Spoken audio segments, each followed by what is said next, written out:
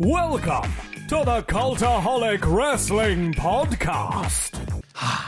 If you like a lot of wrestling on YouTube, join our cult. Hello. That's like hello in German. Oh, Like right. Oh, it's a record. I was thinking how long before he mentions it.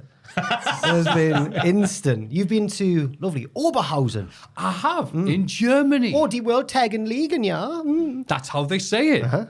In that exact cadence and tone. Oh, God. Are you here to see the Water Tage liegen there?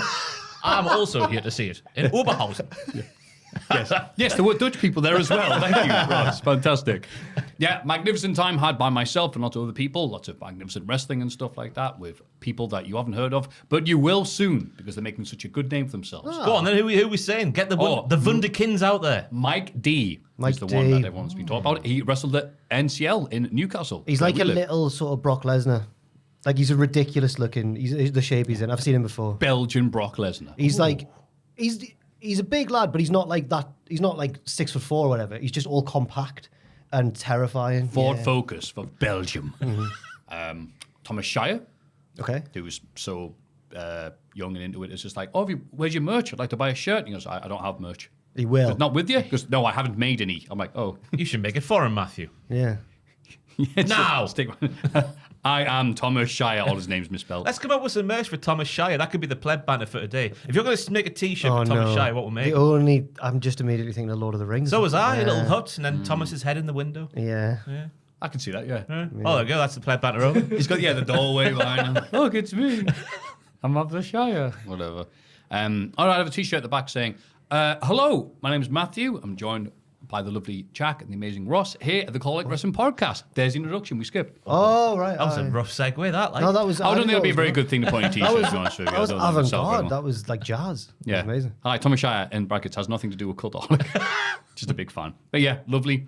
Planes are crap because we're having magnificent weather in Newcastle right now. The wettest 18 months since records began. That's all down to Joel. Sorry, I'm so All sorry. down to I'm Joe. So sorry. Any reason for saying that? Yeah, obviously last week we both missed it. Oh, we did. It was Maffew and Tom, and then Joel had a Joel. Sorry, it was Ross and Tom. I know, we're very similar. Sorry, Ross. And then Joel had a Joel cam. Yeah. A Joel cam. And then on the pictures video this week, Yeah. a lot of the comments were like, "No Joel cam. What's going on?"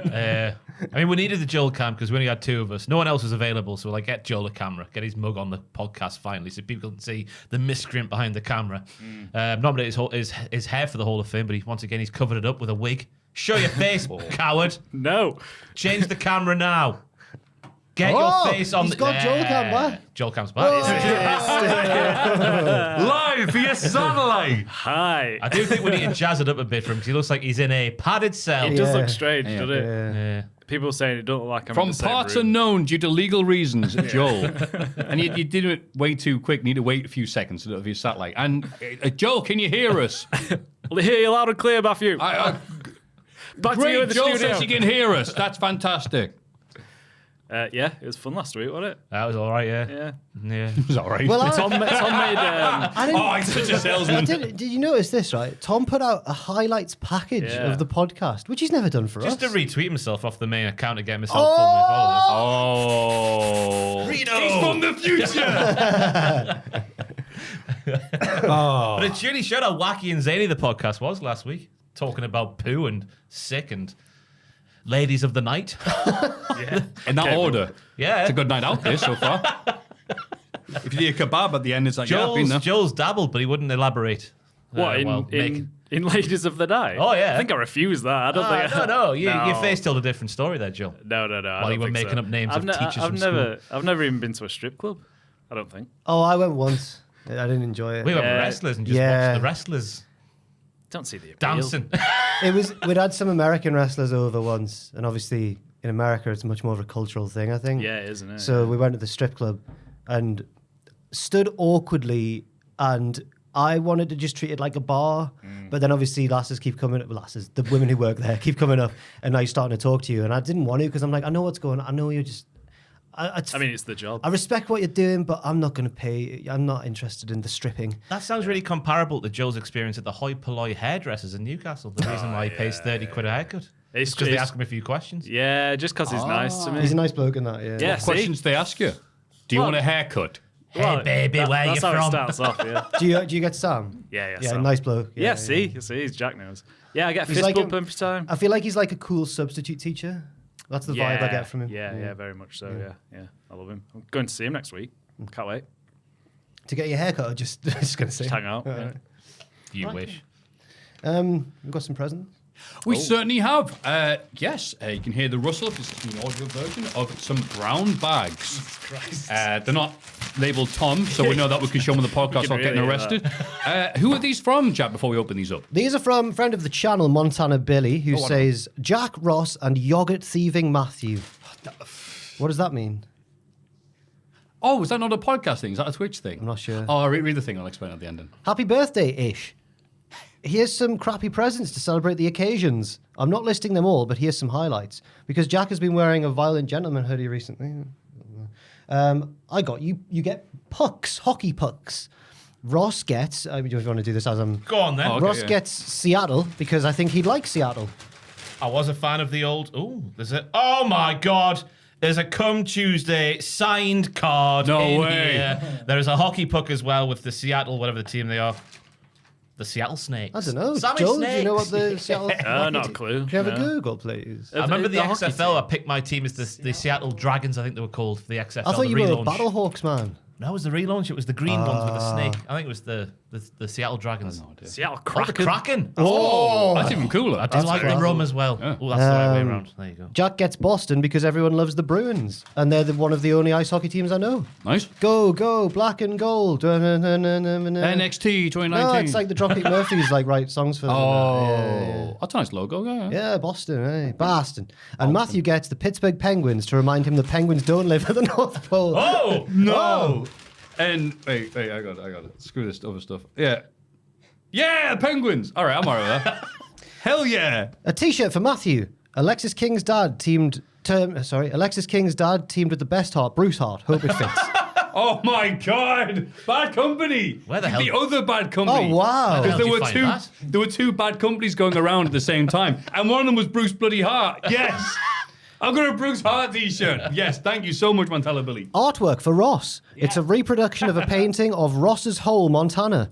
That's Ross's Hole, Montana. There's a battle going on. Yeah! He can place it on his desk and tell all of you to take a good look at Ross's Hole. Iranu. A T-shirt for Jack. Why, it's Podcast Hall of Fame runner-up, Norm MacDonald. Oh, wow, yes. I love that. Your favourite. What's he doing there? What's That the... doesn't look like Norman. That's Is this like a famous sketch or something? Yeah. It's him as Burt Reynolds on Celebrity Jeopardy on Saturday Night Live. Again, Thank you very completely much. wasted on you, but that's a lovely present. Yeah, I'll watch it now. And some other miscellaneous items. And Joel gets something as well. Oh my God. I've got Why- No, I don't like this. I'm alright with me getting stuff. His is a long envelope. Yeah, well, he's just got a sinister He envelope. says before, I thought it was a check. Cash in hand, yeah. What's that? What's that, Joel? Is that Mina Shirakawa? Fantastic. Can you read it? It was very blurry on the camera. I'm not sure Joel. who it is.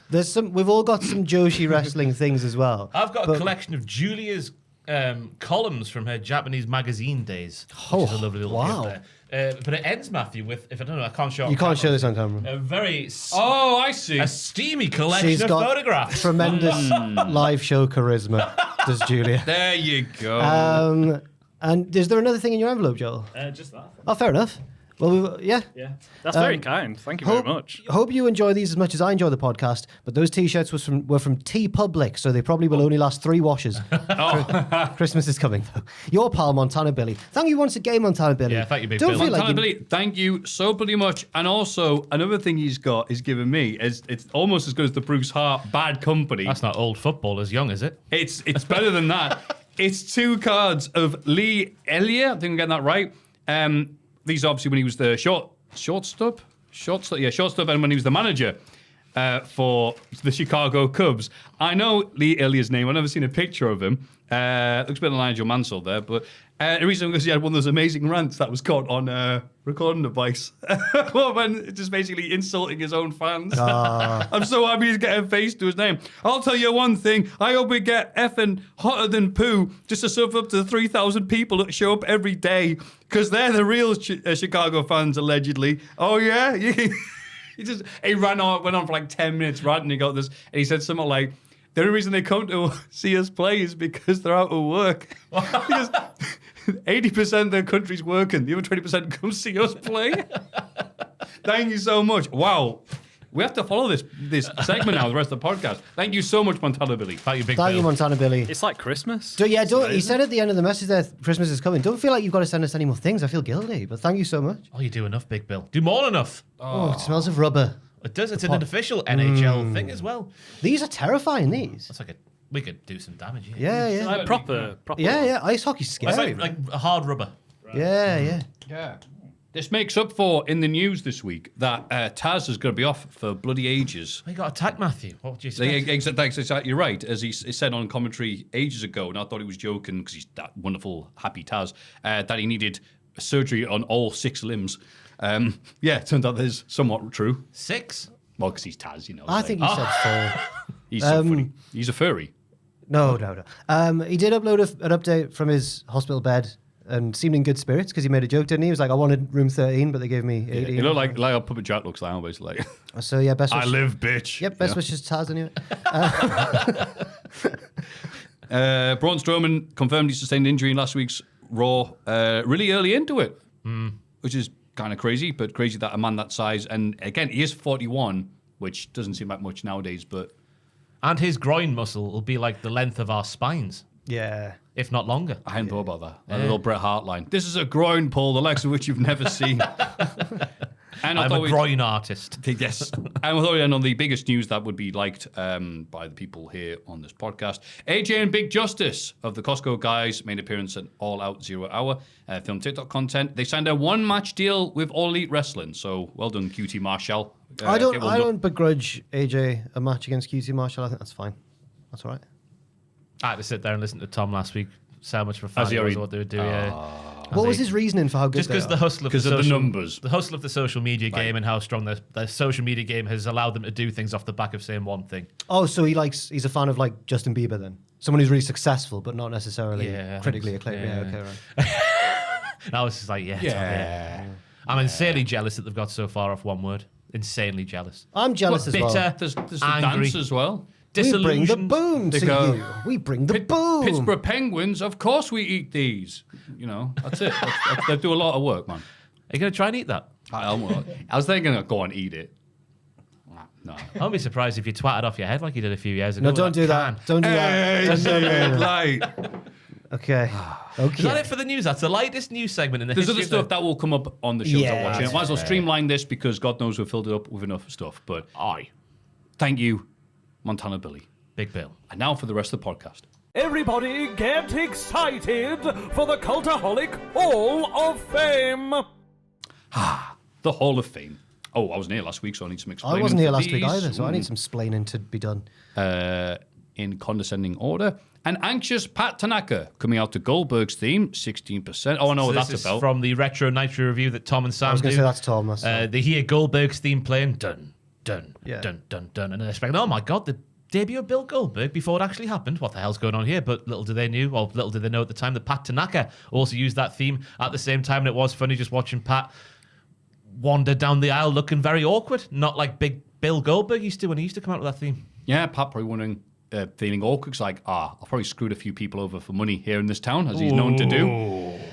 Jar Jar thinks, drinks, and winks. It's an outrage. It's a brilliant game. Second place. It's not a brilliant game. It's Because great. when I was here watching Bad Blood at the weekend, right? Yeah. Owen and Dan spent ages going like, what do you call Jar Jar when he smells bad? Jar Jar stinks. And the joke doesn't have legs. That's the fun of it, though, isn't it? There's so many. There's not so many. There is. No, there's not. Half of Dan's didn't even rhyme. Oh, well, he's played it wrong. He was using too many syllables. Yeah. Yeah, the two syllable thing's a tricky one to tie in there. I think it's credit to Ryan. Ryan got annoyed because I didn't credit him, but it's his joke. He came up with it. So that's just So you false. stole his thunder. So I was like, what? Hey, you stole mine. Whoa. No, I did not. for I was the your first one to say Hall of whatever I Fame. said after the break that time. Yeah. No. You stole my Hall of Fame for your Hall of Fame. You know what I mean? Who won? Go on, read. You mean read that out picture I asked you to make and then you made it because you're better at Photoshop than me? Yeah. I'm just angry Sounds like because stealing to me. I'm angry because Jar Jar didn't win. What was your favourite Jar Jar joke? There's so many. Someone tweeted me saying when Jar Jar goes to Egypt, Jar Jar Sphinx. Jar Jar Sphinx. It's good stuff. And yesterday I said, what do you call a Jedi who's really good at opening a bottle of wine? Right.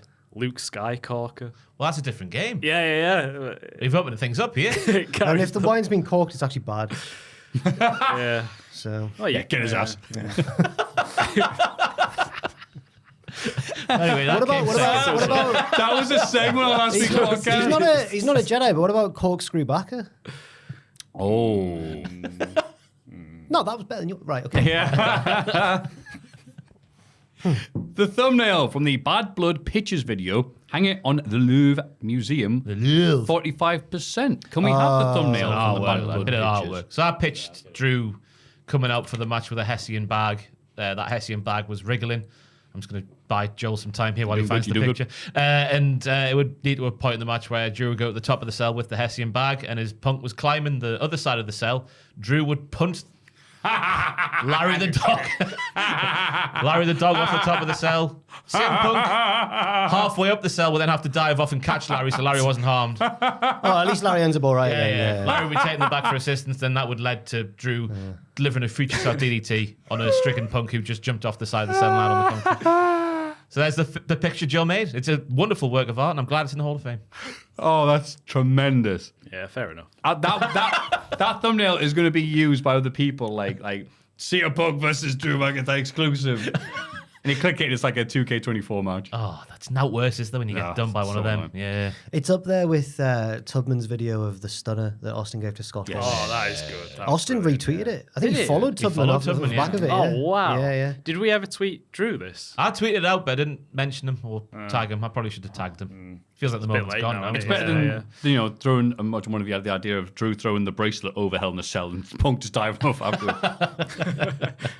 Oh, fantastic. Great work there. So who won? That would be me. Fantastic, Ross. What have you got for us this week? I'm going for a little clip that's done the rounds from the Figure 4 Online podcast. Yeah. Dave Meltzer, he's got his flaws, but my God, when he's on fire, like he is in this little clip here, there's no finer podcaster in the world, as we'll see right now.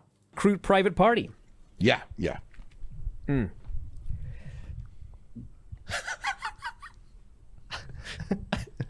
Alvarez is sneezing. Oh, and again. So he's away from the mic, and Dave is doing nothing. Thanks for covering there. All right, crude private party. So Alvarez is very sarcastic. Says, thanks for covering that. As Dave just said nothing, just let him sneeze and stare at him. Absolutely Stared at him fantastic scenes. What would a Brian Alvarez sneeze sound like, Maffew? He mutes the mic, I think, so you can't hear it even. Yeah. Achoo! Have you seen the other the best? That's good. That's a close second to Dave falling asleep. Really? Mid podcast, and they go, "Okay, Dave, UFC," and he's just there, like head all the way. He's actually asleep. Joel, would you mind having a quick little Google? When's Just that Meltzer from? asleep on Twitter. I Meltzer guess, asleep, and yeah. on Twitter. It's happened more than once. in the I've last fallen month. asleep on a live stream before. Twice, I think. Twice! Yeah. live streams? Once at What Culture, when we did like live reactions to the draft or whatever. Oh, it was God, when Mojo Rawley got drafted to like the main roster and Pacitti screamed so loudly that it woke me up. And there's a video of me like jumping awake as he screams. And one was on like Meltzer sleeping, maybe. one was on like a New Japan stream with Sam because it was at like 6 a.m. I think I might have gone out Oh, the night bless before you, and mate. thought, I'll just power through. That's understandable There's not- through the night. But when Dave records this, I assume it's not through the night over there, is it? I'm He's a amazed nothing's hard-working coming up for man. that. I'm sorry, I wasn't expecting that. Do you know when it was Meltzer videos from? prepared. Was it Only ages like the last ago? month. Oh, like, okay. He's trying to sabotage your Hall of Fame, but he's robbing it of momentum Yeah, here. what a bastard. He's just it's funny because if you know what's coming, you can see him like, wait, he's on the ropes. He's on the rope. Oh, there he goes. It's trying to sabotage. This is like come Keep down with talking, me levels. Matthew. You'll look at it in the This is background. come down with me levels. No, of, I'm like, going to not say sabotage. anything like Meltzer. Alvarez is. They want to apologise for report. Please stop searching. I can't believe it's Sorry, not I showing up straight away. Google's gone to hell in terms of the searchability. It's that bloody Elon Musk, isn't it? Yes, the man who runs Google. Yeah, probably. Elon Musk. But that's a good pick. Yeah. Thank you very much, Matthew. Jar Jar thinks Drinks and Winks was ye, Joel. But So you're that's back where my- you. Big Jack. So Yeah. there's a baseball player called Nick Castellanos, right? Okay. And It's a bad time to nominate him this week because it's the baseball playoffs at the minute, the MLB playoffs. But his team just got eliminated. He's just tuned out. It's just rude. I feel like there's going to be a combustible little Sorry, scene I in know. a second if you don't stop, Maffew. I'm listening. Winding this man up. Sorry. Sorry.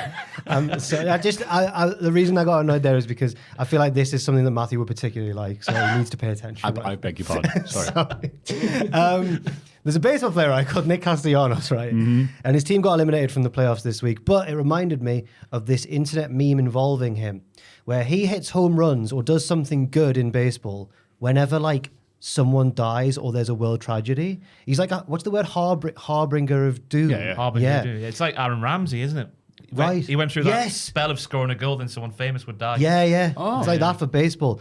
But this started to come to attention, I think, when one time, I'll read some of the earlier ones first, because there's a section on his Wikipedia page of this.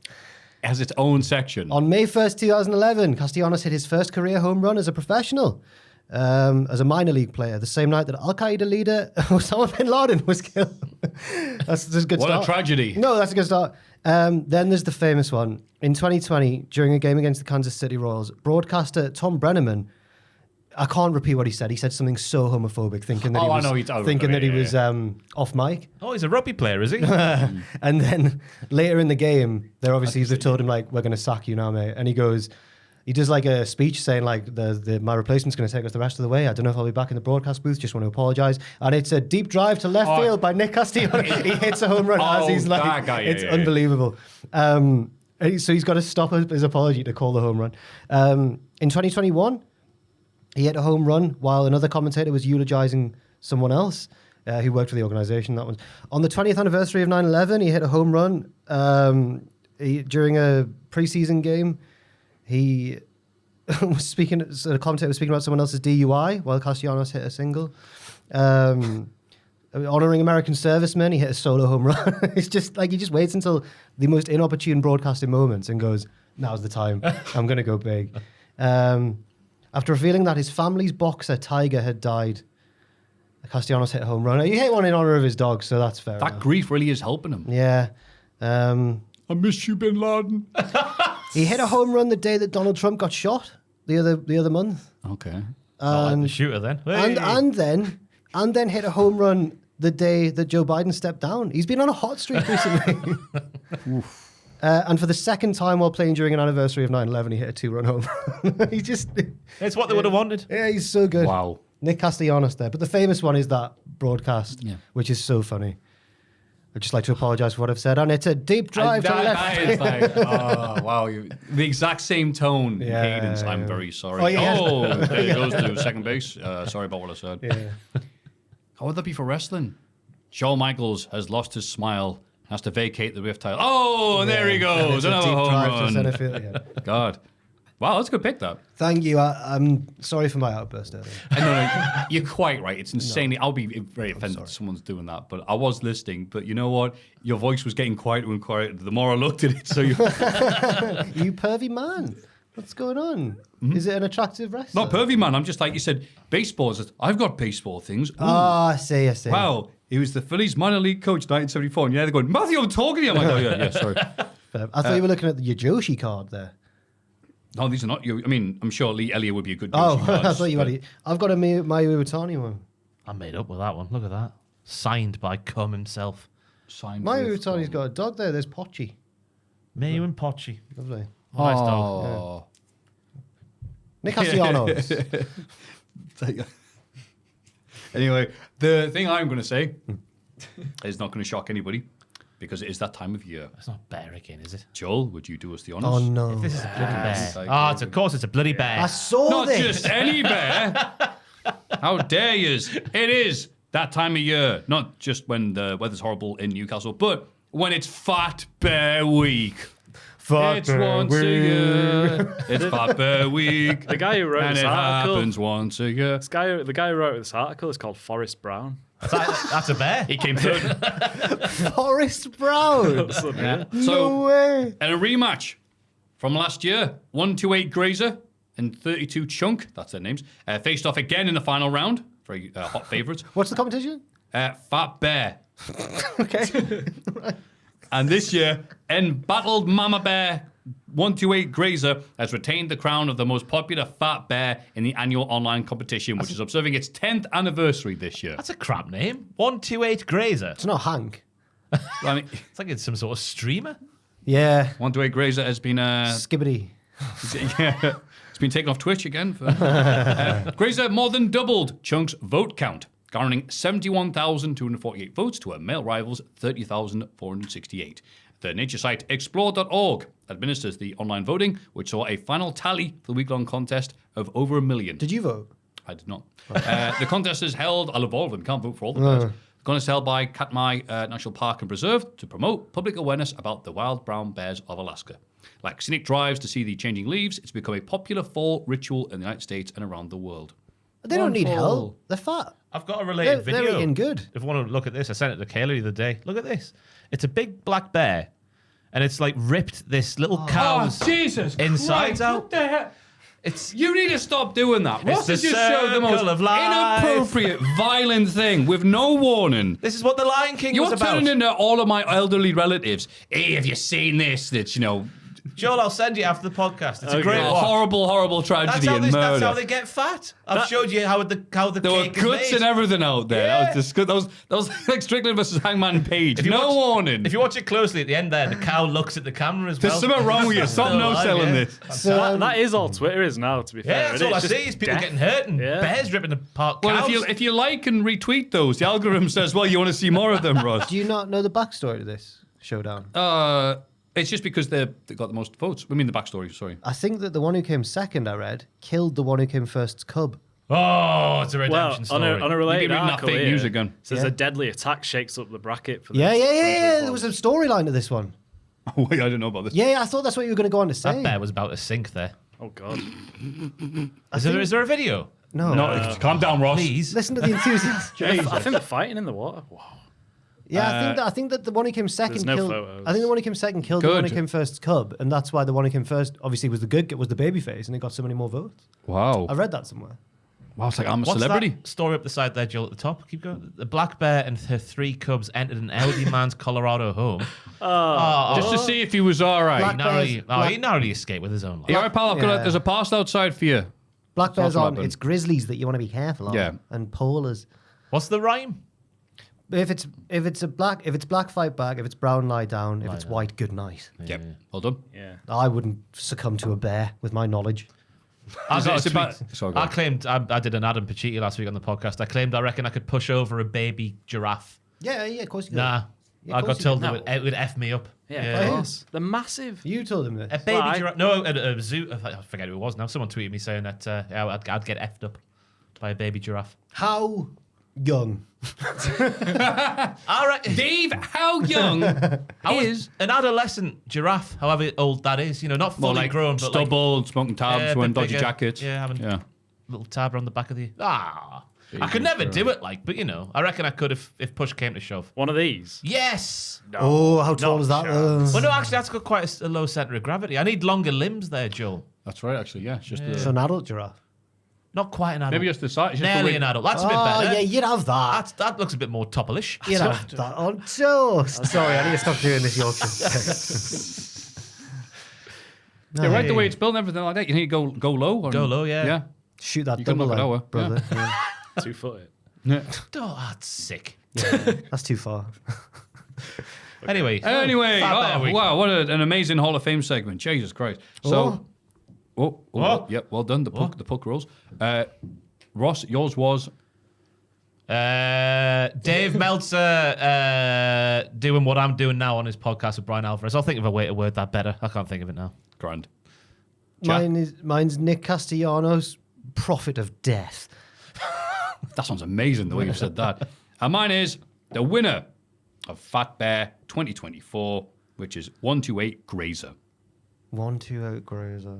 Yeah.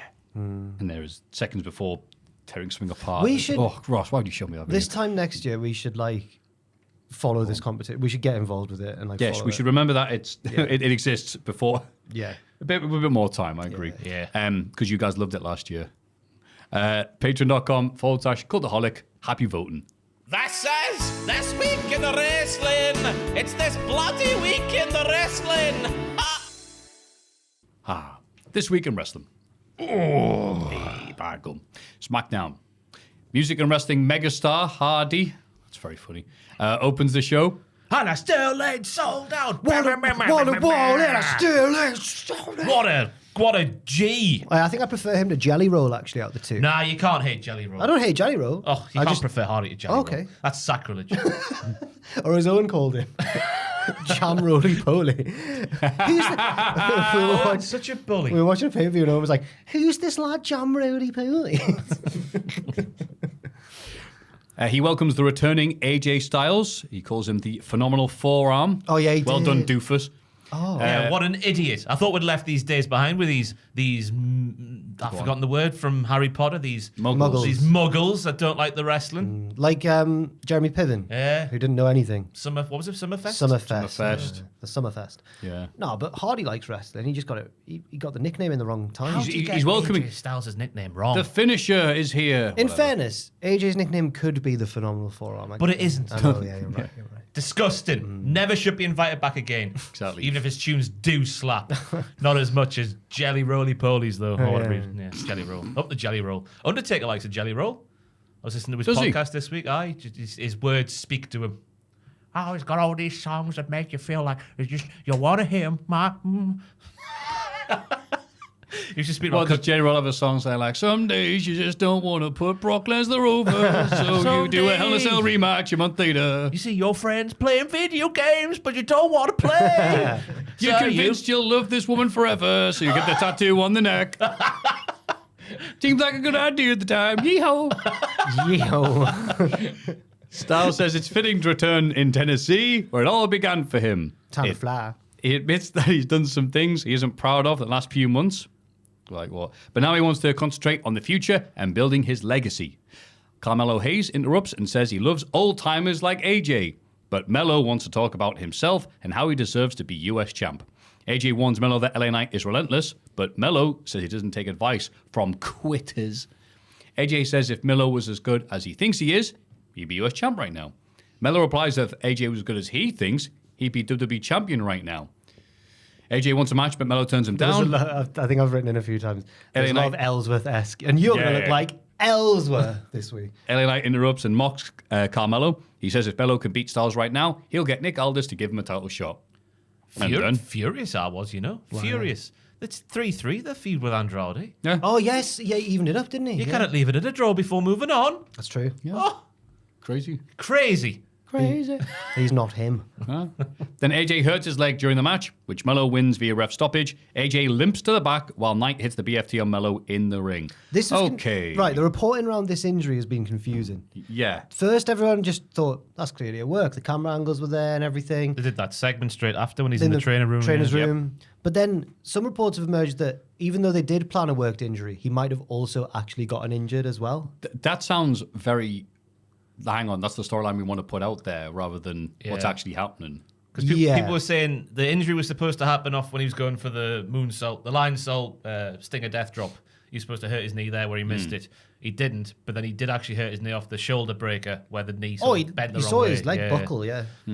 So I looks like we were saying the other day, he's worked himself into a shoot. Do you not think it's real then? Well, I'm skeptical about a lot of wrestling news at the minute, so I'll see what happens. Okay. Because I'm sure, that hurt, but, it's a wrestler. Just get some stem cells. Yeah, right?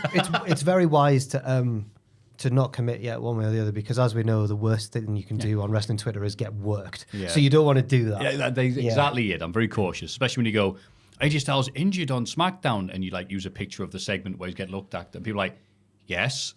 Also, there was an Irish whip on the show. But I thought him sorry, Paul. walking out was a bit abrupt though, as if that was real. But I don't know. Yeah, and the way LA Knight got involved at the end to sort of send the crowd home. Sounded like a house show. exactly. Yeah, it was like a house show. Yeah. Exactly, and also I thought, well, his speech was about I'm getting on a bit, Obviously, I'm a good guy now, so it was just like, wow, of all the things to happen as soon as you've said all that. But I'll tell you what, though, at least it took attention from how bloody awful Hayes sounded. He sounded like a big wet loser out there saying those crap lines to him. I know. I never know whether to. I think from what we've seen of Hayes on NXT when he was good, I think I'm going to put more of the blame on the booking and the writing of him than him himself. But he does sound kind of nervous when he's talking and like insecure. But how can you sound all confident when what you've been given to say is like, I'm the best one? If you were good, you'd be champ. I know. I don't think it's a very good character. Yeah, it's not a very good character. That is the main roster. Because remember when he was like chatting up the ladies backstage and the ladies were like having none of it, but he thought they were. Yeah. They'd laugh at him now, those ladies. He needs to go back to Orlando, doesn't he? Get his barbershop back. Get his Riz back. He does need to get his skibbity Riz back, Ohio. And his razors. Any of that just said means. But it's interesting that Styles just came back as a face. Yeah. Yeah, just came back. AJ Styles. I'm a happy guy now. I haven't seen you in a while. How you doing, pal? You murderer. He turned face by being in the South and saying, I'm not proud to pretend to retire, but here I am. I've written down here, is only if it was that easy for the likes of Jeffrey Dahmer and people just... Oh, what? You mentioned Bundy the other day as well. I've been watching, after the Menendez thing on Netflix, I've been watching not court dramas, just footage of the courts from big things like Ted Bundy and Jeffrey Dahmer. Is your girlfriend a fan of the last that my girlfriend's a fan of on YouTube who does the murder mystery makeup? Probably. Oh, yeah. Murder mystery makeup mixer. I forgot what her name is. Brown hair. Bailey Sarian. Bailey Sarian. Mm-hmm. What's murder mystery? She does a thing every Monday on YouTube where she like just does a full face of makeup while talking about a murder from the past. Oh, yeah, fair play to her. She's massive, bigger than us by far. Oh yeah. Oh, 100%. You gotta watch out though, lads, because apparently watching that sort of thing late at night to unwind is a red flag. So I'm probably gonna kill you. Because I do that. I'll watch the Menendez documentaries and Dharma documentaries and all sorts just before I go to bed. That's not a red flag. Yeah, apparently there was a study. Showed us footage of guts being ripped out. I've no warning. That's a red flag. I'll be used Hey, you want to see Mr. Pooh? No, I never want to see that again, Ross. You mean Naked Man? Oh yeah, sorry. Tomato. Where were we? Yeah, we've said everything, I think. Yeah. We have. And then we get a vignette of a car driving rather fast. A shot of Detroit. I left this out, sorry, yeah. Clearly means Dave Toner making his debut soon. I think it's Rhino. If I was there's shots of Detroit, Rhino's from Detroit. There was 4 limbs shown. That's right. Rhino's got 4 limbs. That is right. And then coming soon. And I equated that to when Rhino used to get all orgasmic about Cheese Whiz. Remember that gimmick? I do remember that. He was a Heath Slater. So put all that together, and these are all about Rhino. I think it's Kevin Nash. Detroit, 4 limbs. And he did that thing where he sat backwards on the toilet as well. Yeah. Oh, yeah. Forgot about that. Bloody hell. Hey, great times. Oh, it's the Motor City Machine Guns. Yeah. And I thought they were a shoe-in to take those NXT belts off Fraxium, but no. They've skipped NXT. And you know what? At this stage of their career, fair. It's like when AJ skipped NXT. If you've done enough already, time to fly, brothers. Rapidly losing faith with Paul Triple H Levesque. Because for the second week on NXT, he was listed as a producer, and for the second week in a row, it hasn't slapped. Booking missteps were made. Yep. And that's as far as I'll go for now. Do you think he was just in for these 2 big ones as they launched the CW? I hope so, Jack, because he's made a right mess. He's barged into Chef Michael's kitchen. I know. He's messed up all the things. Chef's there making a nice souffle, and he's put a steak on top of it. Yeah. Steak and souffle, no one wants that. What, you say that? But... Have you been to that place? Opposite the... Chef Michael's? NX, the new souffle place. Never been. No. Looks lovely, though. Ooh. Check it out, why don't you? That'd be a free press. No, I don't. Sorry, no. I forgot what I was gonna. Sorry. Do I have a funny souffle story? No, I don't. I thought I had something to say about Triple H. Oh, it was the car park promo with Cody for Bad Blood. Oh, we'll get to that exciting stuff. Ugh. Piper Niven interferes in the smelly dumpster match between Michin and Chelsea Green. Michin is still able to get the win. Chelsea emerges from the dumpster. Oh, she's so smelly. She's stinky. Smelly. More like Stinky. Chelsea Brown.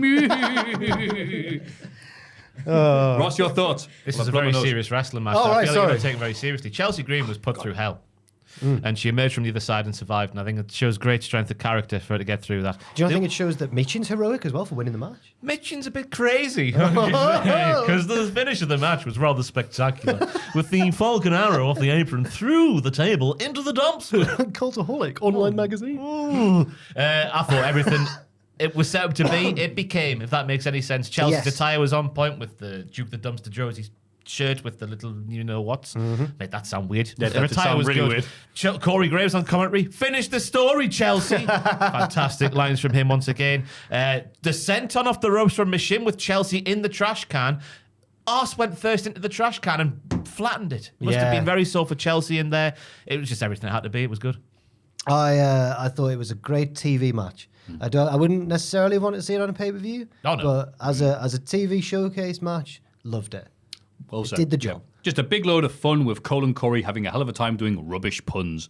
Highlight was Piper Niven in disguise. Yeah. Who's that? Oh, it's Piper Niven. Okay.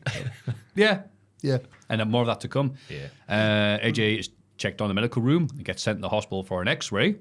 I'll tell you that they're all there to do that.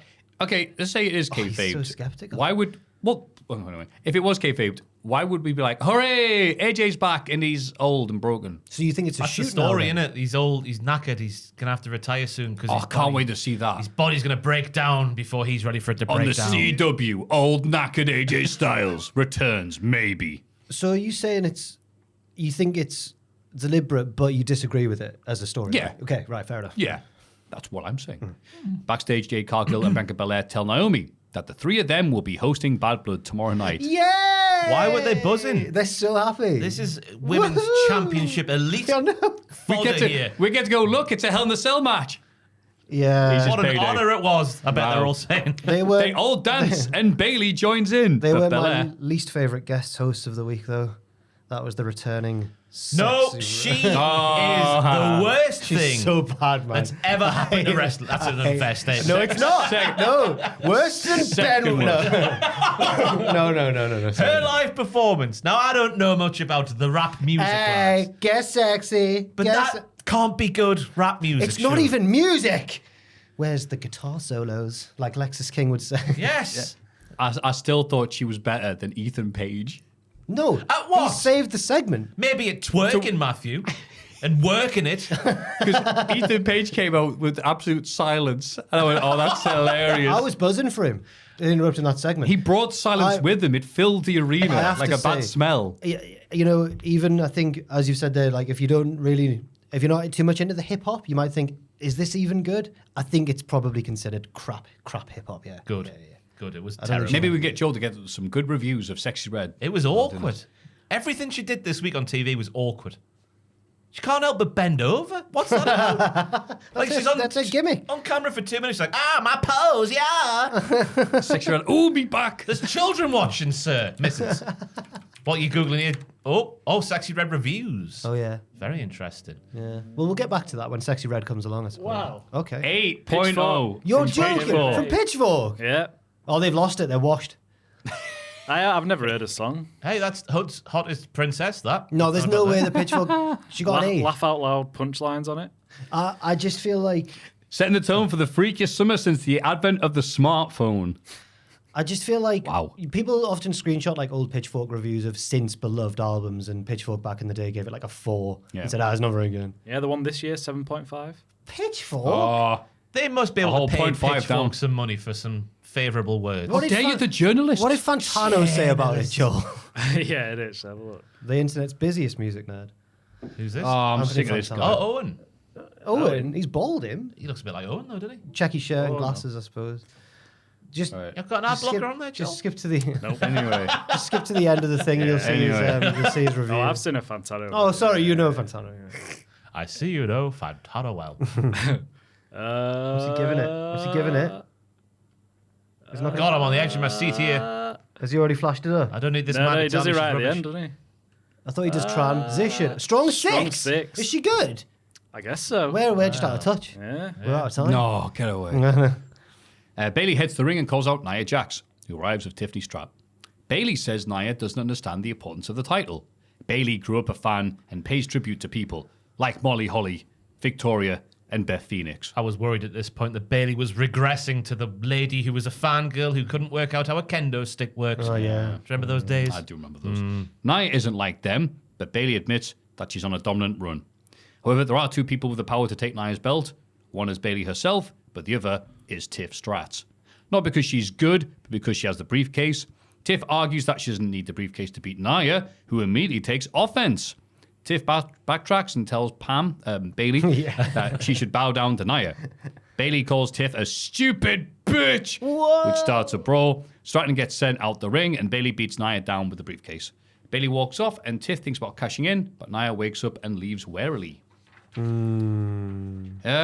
of a bad start to the segment, as I said there, but the mind games from Pam. Big Pam. It brought it round in the end for me because she played them both like fiddles off each other. Fantastic scenes from all concerned. And I know you said you were worried about her regressing to the old fangirl thing, but I like the reminder that that was what she once was. She's still got that bit of that in her. I think That that's fine. markiness. Yeah, continuity. I mean, nice continuity and noise there, but I'm just there's nothing between Nia and Bailey. Well, There's no heat. the story's There's no Nia. beef. It's just tiff. Yeah. I never thought Nia's in danger of losing this one. It's a Nia danger. No. I like Tiff's going just Pam Bailey. It was like, Listen, Pam. is it because you're like trying to like you're stressed? Because if it was Bailey didn't react, so I don't know what that. I know. No, just I feel think like she's she made a slipped the mistake. tongue, yeah. People thought that Jill said her name wrong. Well, Yeah, it must be hard when you know someone by Pam and then you've got to talk to them as Bailey. I was How stuck with actors do it? They went Triple H was, Bret Hart would go, Bill Goldberg. Oh, he just doesn't respect him enough to use his wrestling name. There are certain wrestlers who do go by the kayfabe all the time, aren't there? We learned that Punk. back in the day, didn't we? Didn't Punk get people to call him Punk? What a loser. Don't call him Phil. or Pam, which is not his name.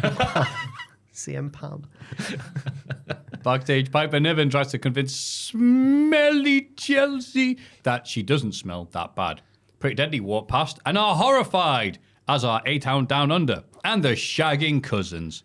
Nick Aldis makes some smelly puns and Chelsea storms off. It's a good episode of Zap, this. When I Mello stops by and asks Aldis when he'll get his title shot. Nick scolds Mello for considering his victory a victory, which is stupid. That's absolute bollocks from Nick Aldis there. He's dropped a bit in my power rankings of the GMs. It can't have fallen as far as Ava. No, not this. No, she's. I'm she not might- on the clock. She's gone below Adam Pearce in my. Joel, on my power rankings, which we've still not done. No. It's Aldis, Pearce, Ava. Ava's bottom at the minute. Okay. Yeah. You don't have to do it. When I wrote this, I was banking on you delivering the smelly lines exactly as you have. So thank you very much for that. Thanks. A wonderful performance. I give you a strong 7. I enjoyed it, mate. Ooh, Ellie, what is that smelly? It bloody Yes. rhymes, eh? Pretty Bars. deadly, fantastic. And then Austin Theory, right? He had a cake for no reason. And he thought the cake was smelling like Chelsea. Yeah, The Yeah, hang on. cake. hang on. The typically smelly, strong smell of cake. So I'm going to Google. Not big cheese. I'm telling you, this alleged Paul Triple Not- H Levesque fella has fallen off. What I- the food smells like. I totally forgot about the cake because I thought we'd come back to that. But we didn't, did we? Yeah, why did he have a cake? I've just Googled his I've just birthday. made a cake. It's It August the smells 2nd. bad. It's not. Oh, yeah, he's shares one with Chelsea. me, aye. Great man born on the 2nd of But August. it's not. But it's so why did he have one? It's so Is crazy. it a Tennessee thing? Yeah. So crazy. Was it for Hardy? I don't know. The phenomenal cake. Yeah. Just buy it. Maybe it's the subtext of his arse, Maffew. He has got a dump truck. Oh, he's got one of those things. Man, you got a big fat ass. Stinks though, Austin. Jesus. Well, it must do. The more arse there is, surely that means the more. When's I mean, Wallace? I mean, to get that, we have to sweat a lot. When's That's one of Wallace? those hypotheticals. Got a In dump March, truck. I just looked. Grayson's. No, so in it wasn't March, Waller's birthday either? No. That's one of the things like, dump truck ass. Because, it's big, but it smells like a dump truck. Aye. I hadn't thought about that. And it wasn't like a massive prop wrestling cake. I reckon they just had a cake backstage Yeah. and they were like, we'll use this. They in the-" smell. I like the Kavorka of Mello going, I'm ready for Bad Blood or WrestleMania for a match with LA Knight. I like that as a heel. I know it's a bit stupid, and it's not what he was in NXT, but we've got to let that Mello go. He's dead. Oh, no, bring him He's back. dead. We need the old Mello.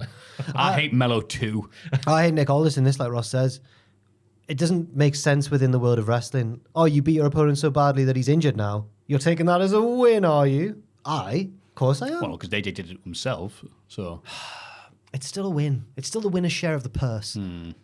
Okay. Or is it when there's an injury? That's a good point. Where does yeah. it go? Yeah. Well, he's won the match. They're trying to hurt each other. Yeah. I don't know. Well, they're trying to pin each other. Nami wins a singles What match. is against- wrestling? Oh, yeah, I was about to go, what? Everywhere there's a moment go, yeah, what is wrestling? Nami wins a singles match against Tiffy Stratz, beating her with a crucifix pin.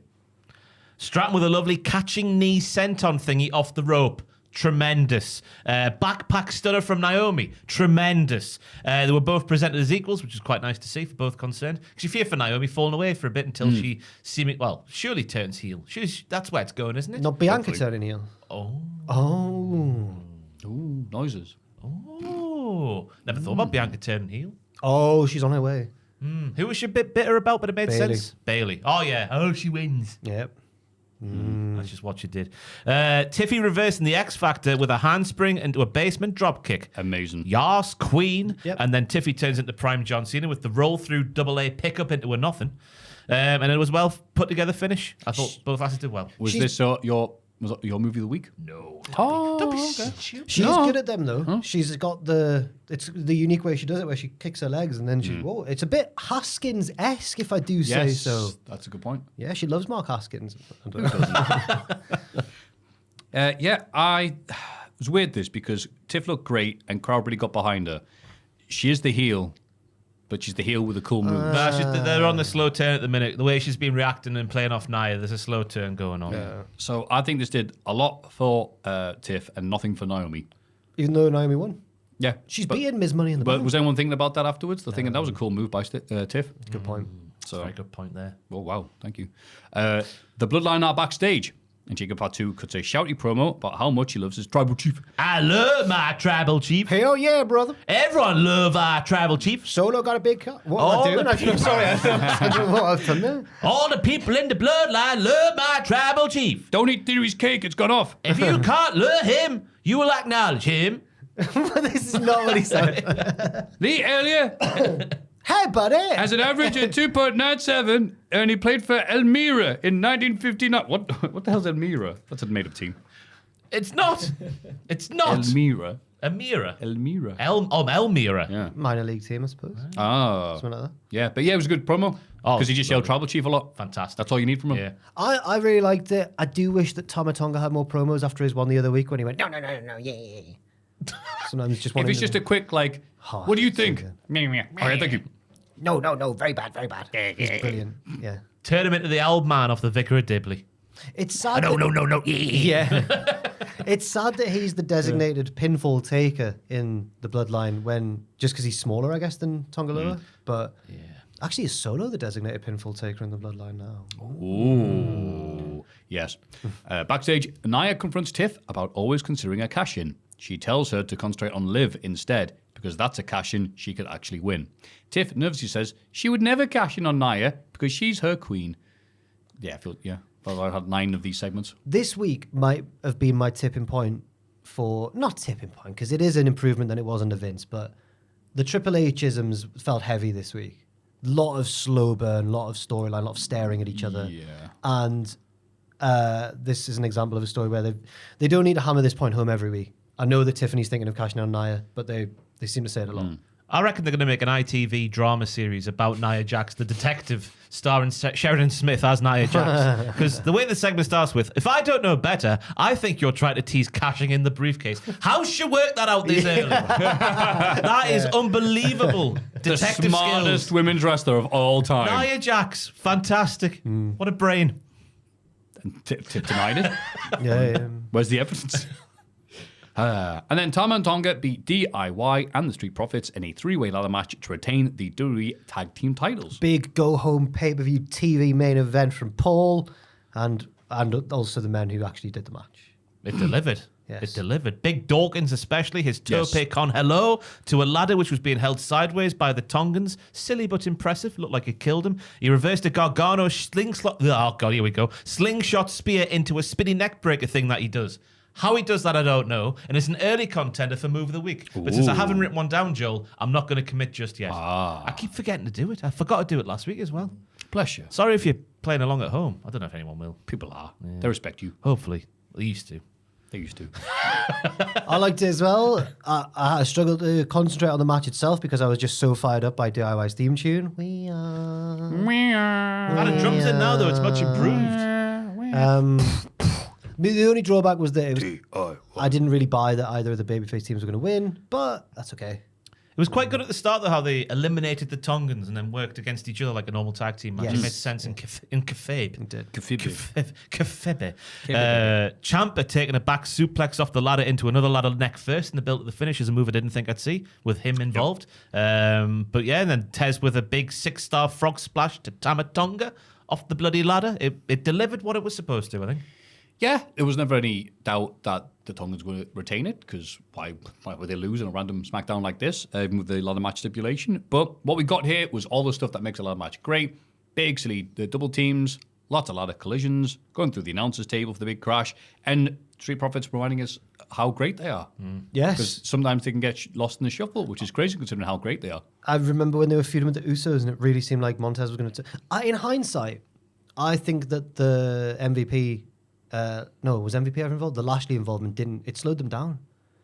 And I remember you two were very positive about it. Oh, they're wearing cool suits now and they're serious. It worked. Yeah, because they're trying to make them heels and they were cheered everywhere they went. I don't want serious Street Profits. I want the swag like nobody can. That was Montez's dance that he does when he gets in the ring, you know? Could you not tell? It's a good point. Yeah. I think. But yeah, nice random ladder match to have. And again, they're doing a really good job at the minute where it's like, yeah, on SmackDown, this big match is happening. On Raw, this is happening. Sheamus and Pete Dunne, for example. The dumpster match, obviously, on SmackDown as well. It's not also this pay-per-view with 5 exciting matches. I'm all right with it. You could argue that some of the pay-per-view matches were less pay-per-view-y than some of the TV matches. I would very much agree with that. Yes. That's what we'll get to Especially this right one. now. And you could argue that the structure of this pay-per-view was arse backwards. I And I think it's down to one man and one man only. Who? Chelsea Green, because she smells. Rock.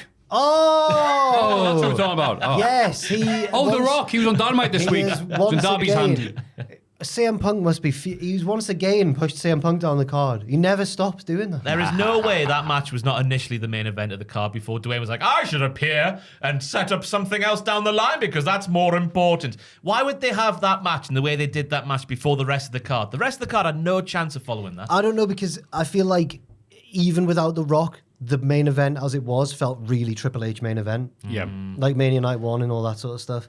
Yeah. But I agree. And I imagine Punk and Drew probably relished, like, let's just ruin the rest of let's just have a class match and ruin the rest of the show. And follow that, bitches. Because you watch that match and you're like, whoa, that was... it far superseded my expectations of what it was going to be. And then you get, like, just 3 matches of, Yeah. yeah, you're trying to They were come back from fine, that, yeah. but, like, not after that match. It was I weird. completely agree. And the match he's talking about is Bad Blood, which is on Saturday. Belair, Cargill, and Naomi open the show. They go, hey, we're at Bad Blood. Yeah. Good for them. Yeah. There Can must you have been defend your someone in belts? the crowd with a gun. You pretend to be happy. Goodness they're in me. America, so I'm sure there's a few. A BB gun. Okay. BB gun. BB gun. Not a real one. Just because why? I don't get why they're so excited to be just the hosts. They're when going to hang it's- out in the VIP suite later on. I guess that you get one hell of a buzz in there as we Yeah. saw all the drinky poos flying around. Do you reckon Hardy was supposed to do it? They went, I can't even do AJ's name right. God. CM Punk wins the Hell in a Cell match against Drew McIntyre. He needs oxygen afterwards, but eventually manages to walk away. Drew cries in the ring. Yeah, what a loser. No, I thought it was really fun, really good. Sometimes it made me actually wince at some of the spots. Oh, any in particular? The deadlift suplex over the ring post onto the thing, when Drew missed the Claymore and hit the bottom of his back into the steppies. I wonder how he does that. Obviously it's a planned spot. How do you do it? I think he Without just actually killing yourself. I think he just Think of the money. Think of the money. yeah, I think he just does it and just thinks, oh God, I'm a wrestler, okay. Because the small of the back is directly onto the sharp edge of the lower part of the steps. Maybe he was meant to land a bit more with his arse or something, I don't know. That dump truck. That dumpy. Bit more padding. Yeah. What else was in the match? Blood. Oh, lots of blood, yeah. Aiden, I was watching it with Aiden, and he popped so big for the blade job, and I think it was me and Dan Heppel, one of our editors here at Cultaholic. Oh, we both went. I've heard of him. We both were like, "Are you all right?" And he was like, "It's blood." And we were like, "Aye." And he went, "In WWE," and we were trying to think there is still blood sometimes. Not both men like that, though. Drew's one was scarier later on. Because it was a shoot, wasn't it? I thought it was fake at first. I honestly looked at it and went, it's rather bright Fake blood, that yeah. just instantly appeared. And I thought, hang on, is that the stuff? That's just the Yeah. stuff you get in little ketchup packets, isn't it? That effect. But then, yeah, Drew had stitches It and was stuff like a like that. And stream of... I I compared did. I saw the stream. Oh, no, there it is. It was compared like- to a horse having a piss. That's how strong the stream was. It was like a Have you ever seen it, cable. Maffew? What a metaphor. No, It's it like was, a power shower. there was like a cable coming out of You it. ever seen a horse pissing? It was higher up on his head, wasn't it? It wasn't like at his hairline. It was It was like You ever seen Saw 3, Matthew? Because Punk goes backwards with a toolbox, which is obviously a Yeah. hard thing to try and execute. And it's a mistake, obviously. Punk will be criticising himself for being unsafe and whatnot, and Ryback's laughing on Twitter. That made me laugh, at least. Oh, God, they mention it. There's a direct jab at me. They went, CM Punk, of course, has wrestled in Hell in a Cell before. He defeated Ryback at Hell in a Cell. I was like, That's going to be the only time they've ever mentioned him since Excuse then. me, Corey. You should have lost that match. That's what I did, Tiger. They have footage of Corey Graves in the Uber this week. Carmella's in the back on the phone, like, my husband will never stop entertaining Uber drivers. And it's just Corey Graves having a conversation with one. Oh, that's nice. Yeah, I thought that's what people What do. was he saying? I don't Entertaining know, him how? having a very... Have you heard my impression of Woody Allen? I Didn't know wrestling wasn't brought up at all. It's just been a weirdo. talk to the Uber driver if they want to talk, but if they're silent when I get in, then I'm cool with that as well. same. Yeah. Unless I've had a drink. I let them lead the way, brother. I think when I get to the airport, the guys always go like, "Oh, so where are you off to?" I was like, "Oh, let me tell you something." Blah blah blah. I work hard for a good rating when I've had a drink. Oh yeah. Yeah, I work really hard. Yeah, I think you were there when we got a lift from yours on the Spewgate night. Oh Christ! I think I was in the different taxi. Oh, I worked really hard. Got a great rating though. Sat at the front, just contemplating this Skoda. It's just such a lovely Skoda. He pulls around the corner. Oh, it's a great speed to go around that corner. So. Oh, I think I was in your. I really work hard. What's your rating? Oh wow, you're really wanting Should we get the ratings That's out? what you Here we do. go. Compare our You got the Uber extra ratings. miles. Joel, get your rating out. The only bit of the match I didn't like was the beads bit. I thought that just reminded you of how stupid that part of the feud was. I was gonna say that, but then the fact I went, You got it. because I thought, here we go. Oh, thumb that they did that, and it wasn't presented like, no, the beads. It was just Punk like that, and Drew grinning. And I went, oh, that's all right. I thought it was then. quite just It's like- you dumb, stupid bracelet. It was like spiteful. It was like yeah, it was a there's real just- spiteful spot. That made it up. The expectation of the thumbtacks, and it's like beads. Yeah, I know that was a bit. Woohoo! But no, if Punk had gone, no, my beads. Yeah, but he just went like 4.86. Oh, you bad boy. no. I can't believe I haven't got like proper 5. 4.92. Oh, Go on. 4.87. Oh, you naughty boy. One bit higher than me. Go on. Yeah. 4.96. You must suck them off. Oh, I do. See, I did, and I still got that. But do a better job, Maffew. Oh, God, everyone's a critic. Speaking of which, this is lovely stuff here. It felt like an old school Hell in a Cell match. It really did. Because it was back to the old formula of like a feud dictates the cell rather than it being June. And the cell match comes in. Normality is returned. Yeah. So Triple H, even though he's He's fallen off. even though he's burning everything in the kitchen, he's this is cooked particularly well. It was, and I'm really relieved that CM Punk is back and was once again the best in the world. But I will say that I think out of the two of them, Drew's performance was. I don't want to say like, oh, this one was better than this one, but Drew was the man of the match for me. But Punk's back. I was worried after his first one because he looked really tired, but now he's back. He's And- left. He's gone. No, He's left. On left. that later on. Yeah. No, he'll be back. Don't worry about Just that. in time for a trip to a certain part of the world. Yeah. But yeah, you're right. This was like Triple H versus HBK at SummerSlam 02 with Drew in the Triple H role. I can't Because you're looking at remember that everything match. Punk's doing, but Drew's the one leading it. Okay. Makes sense. Yes. The Ring General. Yeah. Drew, the ring general. In the VIP suite, Naomi hopes Bayley wins tonight. Belair sarcastically agrees. Makes sense. A lot of history there. Yep. I was on Bianca's side, I think.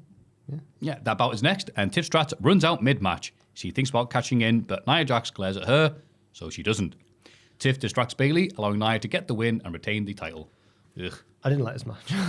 I've remembered my move of the week, Joel. Oh, no. And the Go time on. is now. Oh, baby.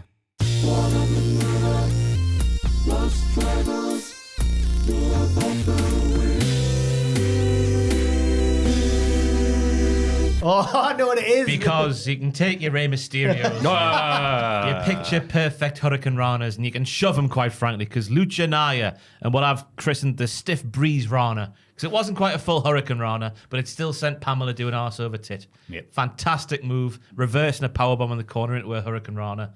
My move of the week there from Nia Jax. She was funny on Twitter. She's very good on Twitter. It's so weird. Like, Nia Jax has had a really good run this year. She's improved so much, and this is a bit where WWE sometimes gets a bit weird, and I was really noticed it when I went to Germany. Nia doesn't get to wrestle like a big person. Like, not many big wrestlers get to be big wrestlers. So instead of booking her like Vader, they had Nia doing spots that she's not built to be doing. The opening of the match, she was just knocking bear Yeah. down, bear hugs and that. Yeah, just taking that. She On her norm- big bear week, yeah. She normally wrestles like a bigger person Yeah. as against it. Yeah. But this, I thought it was more complimenting Bayley for her guns, her arms. Yeah, like, all right, I'll do this. And Corey and bloody Cole were working hard here in this match to go, she went for that move, but obviously she tried to block it and treat it like a big sporting thing.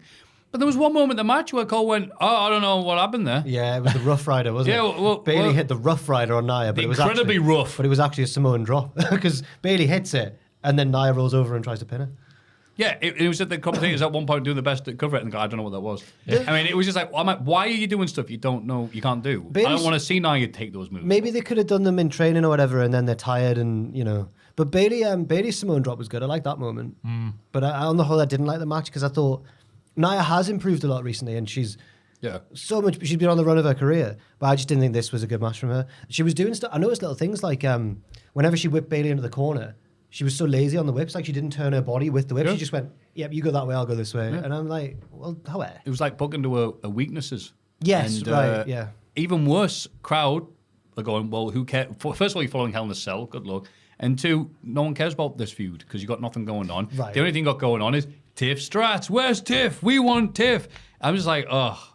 So then she comes out, does the delayed thing that, again, not to sound cynical and old, but I've seen this a billion times. And I'm like, okay. And yeah, crowd only cared about that. And with good reason, because the only thing to care about. Do you think they care about Tiff, or do you think they really want to see her cash in?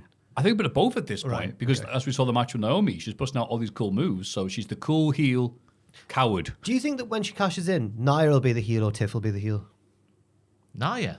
I think Tiff will be the heel, and they'll make Nia like sympathetic. I think they're doing a deliberate slow burn. Just you go back to that segment with the choke where Nia's being all like, I think they're doing the slow turn with Tiff because they can't not ignore the reaction she's getting. Do you not think Tiff will be the heel because she screwed over her friend in Mariah May fashion? I don't think anyone gives a poo about that. Okay, Nia's that unlikable that people want her to be screwed. Yeah, she's been horrible. Yeah. She's in the segments. And just stealing everyone's gimmick. Yeah. Undertaker sit up, Dolph Ziggler, Royal Rumble spot on the apron. Yeah, when she fell on that, she's stealing everyone's shtick. Taking all the good stuff. Aye. And then we got, despite interference from JD and Carlito, Damian Priest beats Finn Balor. Welcome to Monday Night Raw. It was a bit, yeah. It was a competitive TV match. Felt a bit like a Raw semi-main event to me before the JD came out. Seen it 100 times that I'm almost numb to it now. It leaves you wondering why the Hell in a Cell went on first, because that's surely a match like this is going to go on before the Hell in a Cell.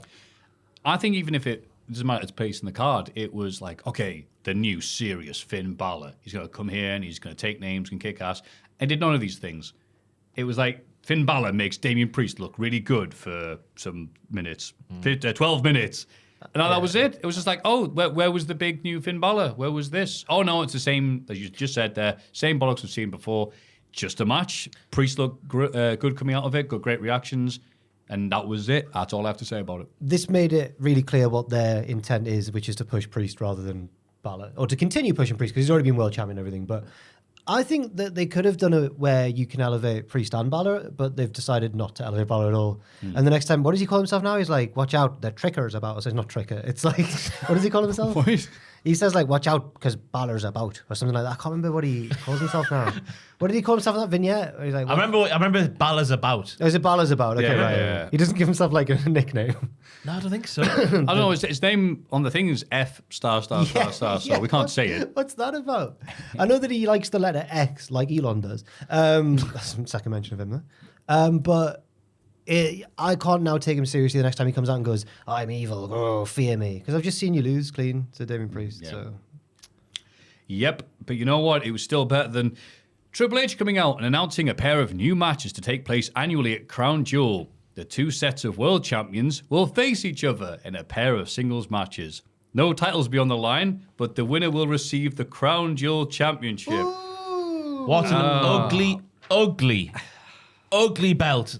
Disgusting belt. The One of worst belt. belts I've ever seen. Too much green. And if that wasn't dumb enough, Gunther interrupts and says he can't wait to win the belt once he's taken care of Sami Zayn on Raw. He mocks Bill Goldberg in the front row, so Bill Goldberg jumps the Bill barricade, but Bill's security hold Bill back. Sami Zayn takes advantage of the distraction and attacks Gunther. They brought up the ramp and are separated by security. Triple H raises Bill Goldberg's hand in the ring. You should have done that at SummerSlam 2003. Yeah, piece of, yeah. Well, this is a big pile of wank. Well, first and foremost, Triple H's ego needs to be quelled. He doesn't have an ego. The shoehorning, anytime he can get himself in front of camera, he does now. He's even got the Triple H cam, like we've got the Joel cam here, but Joel's earned it. by doing good things. Triple H has given himself a camera where he pretends to write and pretends to work while sat in Gorilla, just to get himself on the show. Anytime there's a big announcement, he has to have the big entrance where he's doing that same wistful look of like, oh, I used to be a wrestler and I do miss this, so. Oh, piss off, man. I've seen enough of you, Paul. We know who you are. We don't need to see it every single show. The podcast has gone back to AEW. I know. We're AEW fans again. Oh, yeah. AEW. But it's just like watching NXT last week, he's getting himself out there. Watching this show, there's so much Triple H. No, he's humble. He didn't want to come out of I know, WrestleMania when but Cody tried to bring him to the ring. That's the narrative, like, oh, he's so bashful, all people have to force him out there. Do they? He has to choke people out to get his camera on there. He has to go through a gauntlet of men to get to the ring. And he tells us he's humble. We know he's humble because he tells us 5 times a week how humble he is. WWE's been on a great, amazing run this year. They have. But this is where it was like the highlights package of all the stuff you don't like about WWE. And this was one of them. Saudi Arabia, guys. You're like, oh, yeah, that. Goldberg's back. Hey, really? Sorry, Bill Goldberg's back. Now, I thought that was good for 2 reasons. First and foremost, I'd like to see Goldberg and Gunter hit each other hard for a few minutes until Gunter wins. I think that's fine. That's the key bit. Yeah, Until Gunter wins. That's the key bit. That's the There's no scary guarantee part. of that, yeah. And I like the fact they did it here because obviously when Sammy comes out, you're putting bits together in your head. And I was like, surely like Gunter versus Goldberg can only happen at a crown jewel. So I'm thinking maybe Sammy could win on Monday. I thought I'd put a little bit more doubt into the match at Monday. What a disrespectful podcaster. What's he doing? I know. Why? Podcasts are about having debate, Maffew. I'm debating by stretching. So you don't want to see Goldberg at all? No. Fair enough. I thought you liked him. What? When? What? Huh? What? No. I thought you liked WCW, like the legend of Goldberg. Of course, yeah. But that doesn't mean I want to see him every year come out and go. You've not seen him for ages. His son's grown up now. That's how long it's been. All right, Gunther taking his kid out. Absolutely. His son's now a strapping young jock. Yeah. I know he is. Gunther going, you're stupid, stupid boy, whatever. Can't even think of anything to say. Are you trying to act ambivalent because you're secretly scared that Goldberg will smash your boy? No. He will. I really want to go to the toilet, Oh, right. and I'm waiting for an opportune moment to go. Oh, you just ask, you know. Go to the toilet. I know. In my head, I'm like, no, do it perfectly, Matthew. Wait till we finish our point. I'm like, no, we'll be talking about this for 15 minutes otherwise. Well, hit pause. Thank you. I'm back. And better than ever. Got a nap. Did the Goldberg I'll tell you, that appearance- toilet smells like Chelsea Green. The Austin Theory's cake. Yeah, his fat, dumpy ass was there. And you know what? I'd rather see that combination of those two wrestlers go at it. That's the cake and the ass. Then Goldberg versus anything at this point. Oh, I reckon as long as Gunter wins, it's got the makings of a fantastic 3-minute match. As long as Gunther wins. As long as Gunter wins. But I thought that it made the match on Raw a little bit, there was a little more jeopardy in it for me. Because you're thinking that only can happen at Saudi Arabia. That's coming up soon. Obviously, Gunter, they won't do double duty for Gunter, so could Sami Zayn win? It made me think that at least, but maybe I was about to say I'm a glass half full guy. That's not true at all. So, yeah. Yeah, that's what we're just lying to ourselves here. Yes. How could Gunther possibly work double duty when one of those duties is Goldberg? You get flat. So it's a quick 2-minute match. He's a hybrid. I learned that this week. He wanted to call himself the hybrid when he debuted, but they said no because of merchandising. And he's like, wow, it's a great name. I'm a hybrid of everything. American football, martial arts, hurting people. What martial arts is Goldberg doing in his matches? He wore those shorts. Yeah, I thought he just cartwheels and kicks and More whatnot. gloves to do. Oh, yeah, the that jiu-jitsu arm bar thing. cartwheel. That's Yeah. right, aye. Aye. Saudi Arabia. But Gunter's promo as well was very nice, I thought. I've got 3 minutes for you, Goldberg. You one trick pony? Yas, Gunter, I was saying at home. I'm hoping that when whoever wins the belt, it's like the two-egg trophy. Like it just quickly gets forgotten about, and they don't have to carry the belt around. Oh, we'll see it for the night, and then we'll Yeah. see it the show before next year's Crown Jewel, and that'll be it. Do you remember when they broke the two-egg trophy, and or whatever trophy it was, and pretended it was an accident? Uh-oh. We can't use the Heartbreaking. trophy anymore. Oh, no. That was so funny. It wasn't. Sorry, it was the Greatest Royal Rumble trophy. I wasn't knew it? you meant. Yes. It did just feel like this was like an announcement where the new boos were coming, and then we'll try and distract them. Yeah. With Gunter and Yeah. Goldberg. Yeah. And in the VIP suite, an interview with the host and Metro Boomin is interrupted by smelly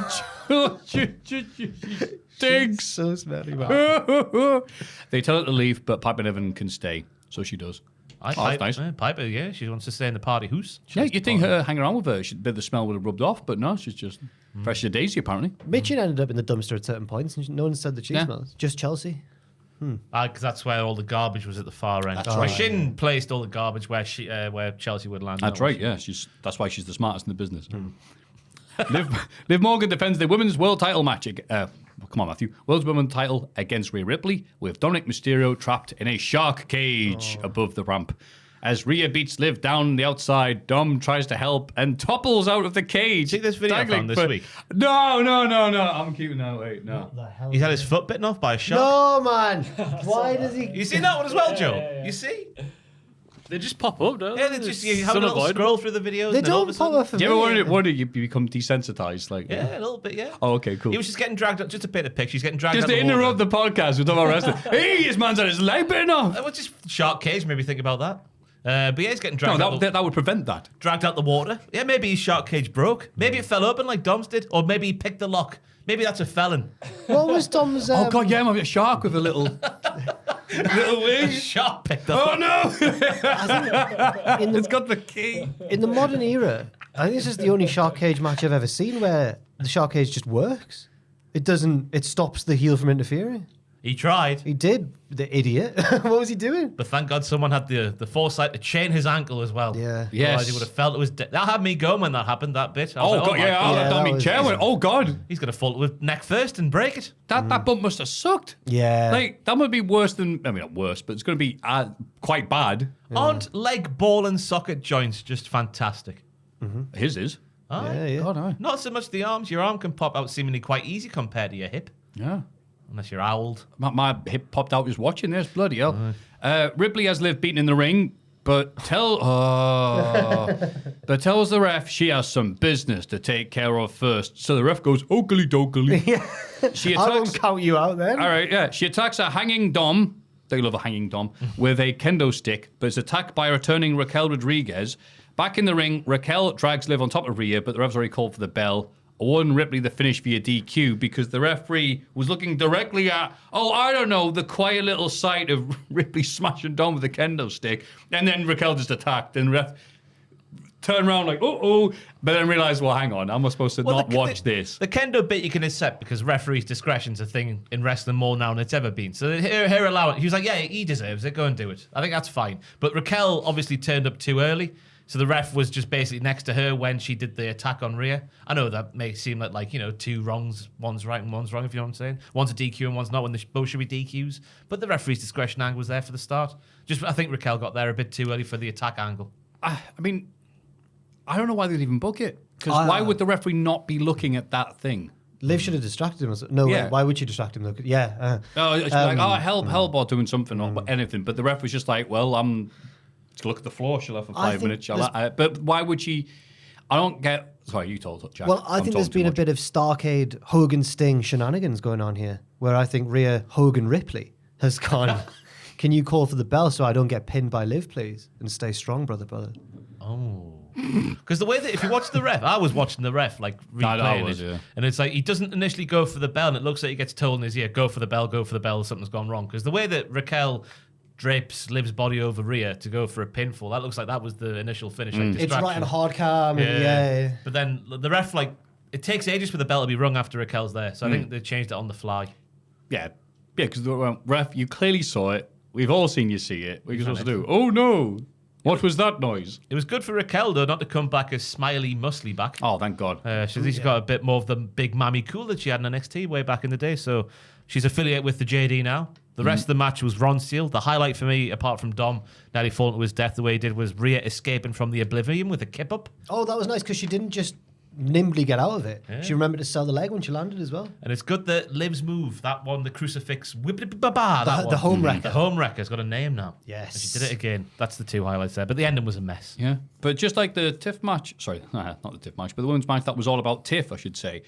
This was more focused on Dom in a cage, not doing anything for the first half, even though the gimmick was he's in a cage, not doing anything. Once the crowd realised Dom was actually stuck, they concentrated on the action, which was way better than the SummerSlam match, thankfully, with Ripley prepared to take a sunset flip in the barricade, and also that sweet-ass code breaker from Liv. And after Razor's Edge and the crowd were popping, Dom opened the cage door and undid all the hard work the women had been doing, because then everyone just went, oh, Dom. And then, Ripley decided to be a dum-dum and going, I'm going to attack Dom rather than beat Liv. Okay. She's been waiting for that moment for months, Maffew. She couldn't have waited 3 seconds. A hanging pinata. Yeah. I just don't get why they did that and all this hard work in Ripley and give her that finish and makes her look like a dum-dum. I tell you why, because they're going to do it again. And they had to find a way to get to another match. Yeah. And this was the way to get to a match. It does feel like Priest and Ripley. I know it's only been since SummerSlam, but it feels like they've been feuding with the Judgment Day now for a long time. Yeah. And I wouldn't have been against them just having Rhea get the win. Liv title run's been a good heel run, you know. But now Rhea's the champion again. Also, we need Becky Lynch back, lads. Because women's wrestling in WWE on the main roster is regressing. Look at Raw when we get to it, for example. And also... Why was Raquel dressing like... Not the wrestlers themselves, the booking of the women's wrestling. And also, why was Raquel dressing like Rhea Ripley? Like, No, she wears black. She's in the JD. She's always dressed in black. She's cool. She wears leather. Has she always? Yes. No. She used to have colourful attires when a baby face. When she was Big Mammy Cool, yeah. When she was with Dakota, she was like how she is now. Yeah. Yeah. Fair enough. And then, in the main event, Cody Rhodes and Roman Reigns take on Solo and Jacob. Tanga and Tonga trying to Tangaloa now I think is Tongaloa. I think they've changed his name slightly. Is Tangaloa? It's still Tangaloa. I thought it was now. It was Tonga, now it's Tanga. It used to be Tangaloa. Now it's Tonga. And I think now it's... It used to be Tango, but they realised that was a drink in the 90s. Anyway, Just call him a king, that's what he is. The Tongan lads, yeah. King of the ring. Them lot. But a mysterious man in a hoodie saves the day. It's Jimmy Uso. He's not dead. Rikishi can shut up. What a pop.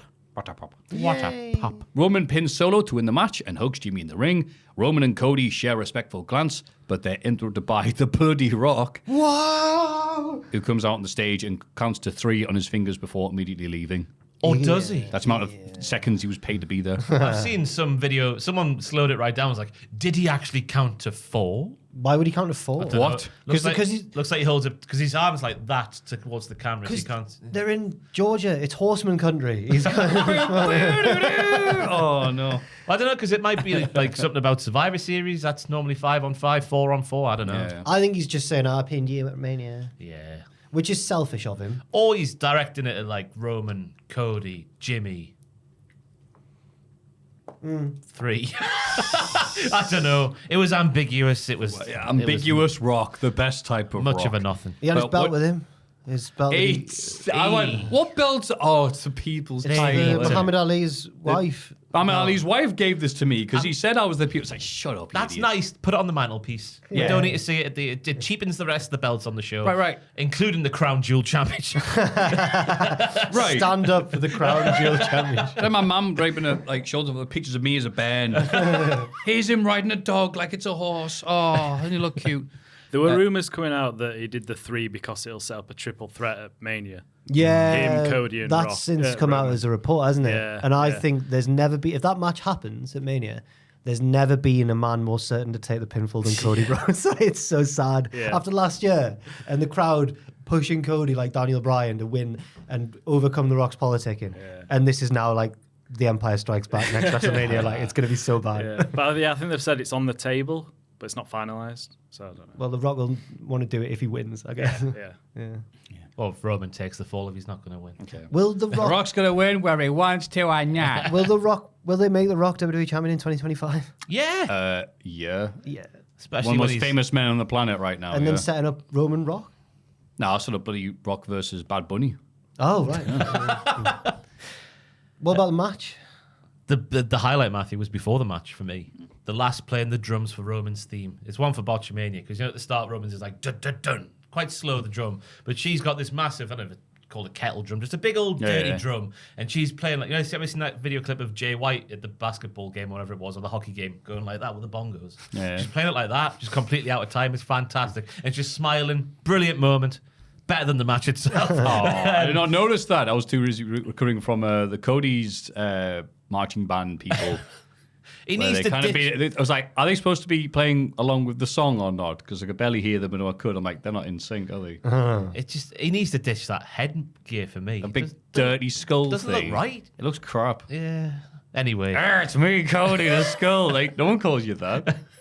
The match itself was pretty run-sealed, though. The all 4 lads had their moments. Cody get his arse handed to him for a while. Then it leads to a Roman hot tag. Fatu doing good things once again, taking 17 crossroads on the floor before being put through the announce table by Cody. Oh, off the jumping ring off post. the top. That was good. Saluting Roman as he takes flight. Kevin Owens backstage is like, no. What else was there? Yeah, it was pretty much as you would expect. And then until Jimmy came back, I think we'd guessed he was coming back soon just because of Survivor Series, but the way they did it did get a nice big pop, which was nice to see. Cole with the blood thicker than water line doesn't work when Jimmy's going against his brother to align with his cousin. Yeah. So true. Cole needs to go back to the drawing board on that one, guys. And yeah, just the Rock at the end there.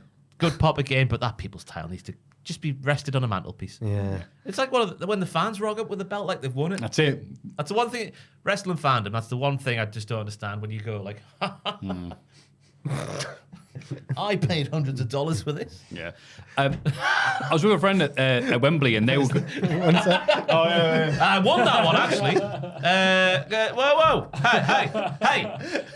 We contest this every single month. Hey, I won this with my wrestling brain. Everybody. I didn't pay Who did you beat? Sam. You were there, Maffew? That was that night? Oh. See, this is what kept. That's why it's down there, because it kept doing that. Couldn't get it stand up. That's hard earned. That's years of graft in the game. That's working hard on the indies before coming here. On the indie YouTube Yeah, channel. on the small, That's right. the small time YouTube channels. What were we going to talk about? Any other thoughts on the? I finished the story, lads. That's what You I've did. done. You did. Well done, man. Well done. We're proud of you. Do you remember the cardboard one?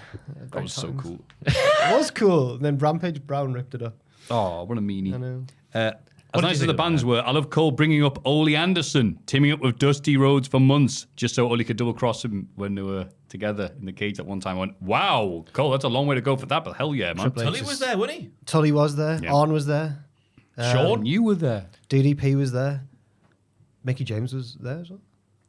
Oh yeah. Yeah, there was lots of. There was a, But half the horsemen were there. No wonder he did the four fingers. Bloody hell. to be fair, of all the pay-per-views, I say it every time, I think, but I'm just.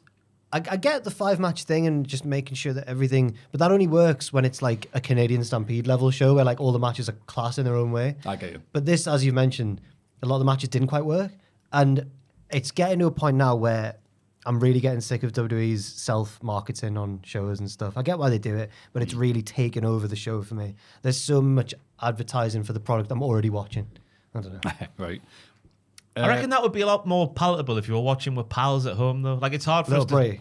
Yeah, just nice, go to the kitchen. Oh, there's an advert coming up. Oh, not in danger of missing anything important. We'll go to the kitchen, get a beer. Have a I mean, that's doobie. true. They're going to buy those shirts. So, I mean, hey, we're going to Saudi Arabia next month. Oh, that's free. Yeah.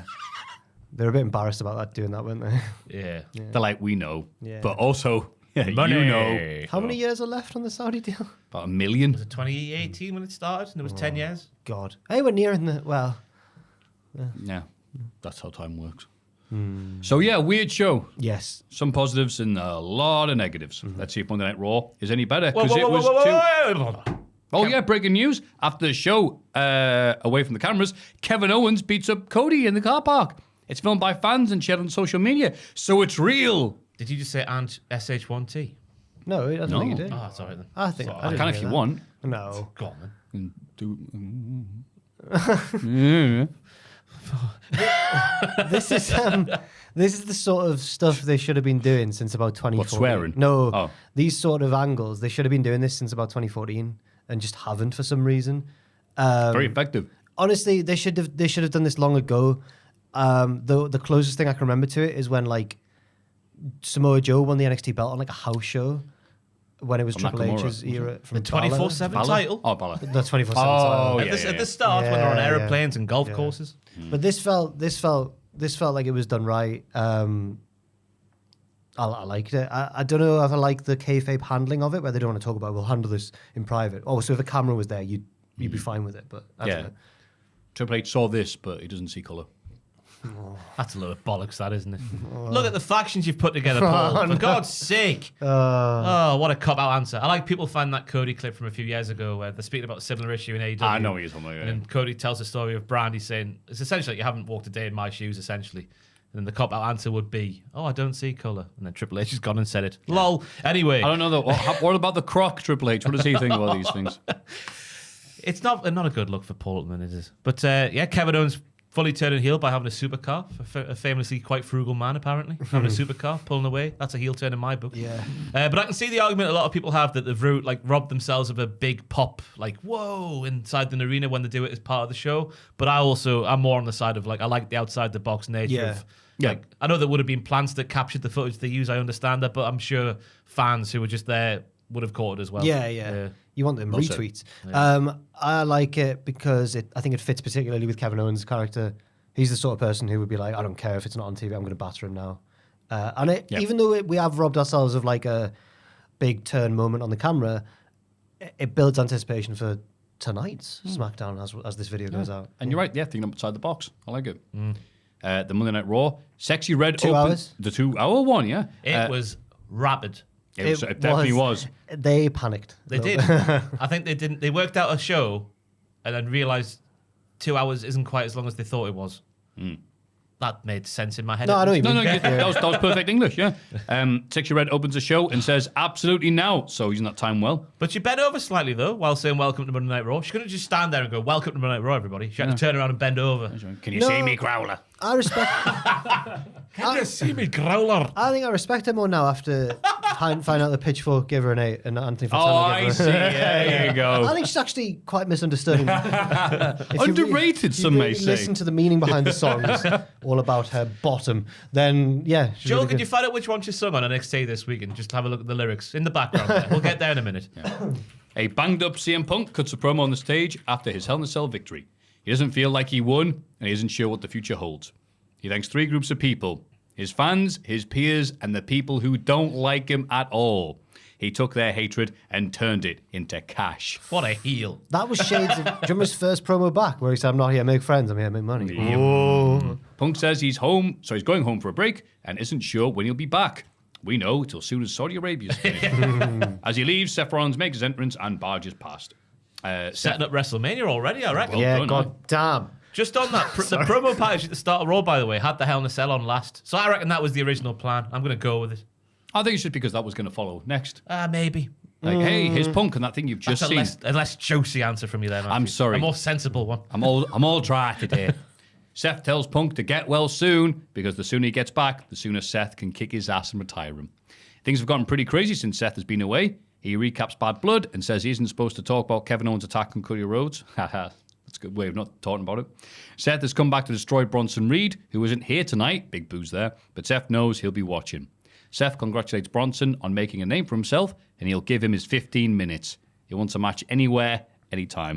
And he's cut off by the entrance of Jey Uso, and they have a little stare down before Seth leaves. Yeah, it looked like they set up something with Jey and Rollins, the way that Rollins sort of lingered around him, didn't look too pleased at being interrupted by Jey. Not his fault that the schedule of the show went a bit over, I guess. Right. Fantastic line from Rollins to Bronson saying, "You want to be famous, big boy?" It really made me laugh. He's going to give him his 15 minutes of fame. Yeah, and then I think they've set up WrestleMania there with the I can retire ass for good when you're back, CM Punk. So, if he beats CM Punk.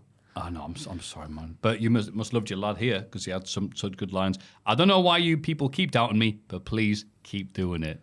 Oh. I mean, there's been a couple of reasons here and there, but he was very good at Hell in a Cell. He brought it back round. Once again, he's good again. Can't believe it. Like the Young Bucks apologise, we're still the best. No, you're not. I won't. Felt like a retirement speech when he got going, though, the way he was thanking 3 groups of people. He was getting a little bit Triple H wistful in the eye. I'm rattled by Triple H at the minute. That was good. Jey Uso successfully defends the IC title against Xavier Woods. Kofi shakes Jey's hand after the bell, but Woods refuses a handshake and argues with Kofi up the ramp. In the ring, Jey gets ambushed by Bron Breakker and laid out with a spear. Woods tries to stop Kofi from saving Jey, but he tries to anyway and gets speared too. Woods drags Kofi out the ring and also gets speared on the outside. Bron hits Jey with a final spear and raises the IC title. So turn him heel again, straight away. Oh, it was a fakie last week, wasn't it? Right. Oh, I'm here, Jey. You're a champion. Me. Yeah. I liked it, though. Yeah, fair enough. Still waiting to pull the plug on that Xavier turn then. Match was mostly... that's got a way to go. Yeah, match was mostly adverts and Kofi's wonderful flower outfit, with Xavier not even coming close to winning. Well, Jey's levels above. No, this was an upset, this match. They've had 2 singles matches before Mondays. One in 2017 and one in 2021, and Woods has won the pair of them. That was when Woods was hot. That's when he was king of the ring. It was a weird match, though, because Woods was on in quite a heelish way on top, just doing like holds and whatnot and strikes and whatnot. Then literally one strike exchange with the fists and whatnot and the forearms, a super kick and a splash, and it was over. Are you saying it's the classic Triple H? It is the classic Triple H one, yeah. And also, I think maybe it was curtailed a bit. I was going to say, absolutely. I think we could do a lot more with the story here, but we got very little because of the 2 hours. So, Well, I could have done without the 5-woman tag if it meant more of this match and more of a story. For example. Yeah, but they needed we've got no women's match. Shut them all in. But yeah, then they did the stuff at the end, and it's like, oh, yeah, okay, we'll just run through a lot of stuff quickly then. Didn't really mean much. I was just still being a bad boy by not shaking Jay's hand at the end there. We have to help him. No, we don't. As Cross continues to worm his way into the mind and the moral compass of Xavier Woods. Good evening. We get a Rhea Ripley video package. She should have known that Liv Morgan would weasel her way out of bad blood with the title. It's your own fault, man. Don't be blaming anybody else. But Liv still can't beat Ripley in a fair fight. Now all she's done is guarantee another beating. Liv needs Raquel Rodriguez, but Rhea is ready to go through both of them. Again, you did have a fair fight and you lost. Oh, you're turning on Rhea Ripley? She did have the chance to win, to be fair. Yeah. And then she went for the pinata instead. Yeah, she did, yeah. Yeah, it's just building towards a Raquel and a Liv match eventually. Fair enough. Do you reckon they'll do a Hell in a Cell again? No. No. Fair enough. No. Did I think Rhea once a year is enough for Hell in a Cell. Was it Raquel who beat Rhea to become... No, she didn't beat her to become NXT champion, but it was... They had a feud in NXT, I think. I They did, remember. yeah. Yeah. Okay. Those later black and gold days, I'm sure they did. Maybe once Raquel had ditched Dakota. Oh, okay, yeah. I don't remember much about Rhea Ripley in NXT, to be honest with you. She had blonde hair. She beat Shayna Baszler. She did. End With of the Reign of Terror. I think with a riptide off the turnbuckles. Oh. Yeah. Vaguely remember that. That was like But yeah. Sting. When Sting beat Hogan at Starrcade 97. But Two NXT Too black and many gold. references to Stargate 97 so far. We get another tease with the Flaming Runes. Yes. My favourite indie band of the this Flaming year. I'll not say who it is because they've recorded next week's Raw already. So that return's already happened. I think we know who it is. Who do you think it is, everybody? Well, I actually don't know, but I would guess because if it's runes, it's the Viking Raiders. I think it's also the Viking Raiders, but I've not seen the reports.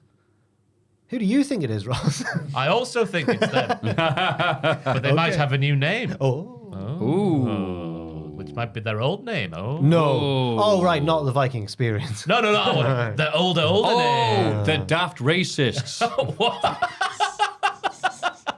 Where's I that can't wait to see that. Oh, them. Well, one of them anyway. I think one of them has said some stuff in the past. Yeah. Not Ivar. No, Eric. No, Thank God for that. Like Ivar. Not cuddly Ivar. He likes his turkey legs, and Oh, he's funny. all the lasses love him. All the Handsome. lasses. Those funny times. I've got their old NXT music back as well. Oh, great. I hope they do some War Games. Sorry, not War Games. War Machine Rules matches because. Yeah. Where, do you know what that means? There are no rules. I think their attires are not Vikingish though, which is quite nice to see because that was holding them back. Ivar was wearing his jeans recently in NXT, wasn't he? When he was doing cartwheels in jeans. The Viking experience, I think I called it. Hey. Jar Jar Viking. Oh, good one. Yeah, Joel, laugh. That was bad. Bron Breakker refuses to answer questions backstage about his change of heart. No wonder, because Jackie Redmond's trying to make Spear City a thing. Yeah. Oh, Spear City, boys. Huh? Leave him alone. I think Jackie's. I might do an interview of Power Ranking as well because she was on it this week. She was trying to investigate all the goings on. Fair play to her. Too over familiar for my liking. I prefer the professional journalist that is Kathy Calais. Okay. I'm with you. Kathy sometimes feels like she doesn't really want to be there. It's very like. Oh, so relatable.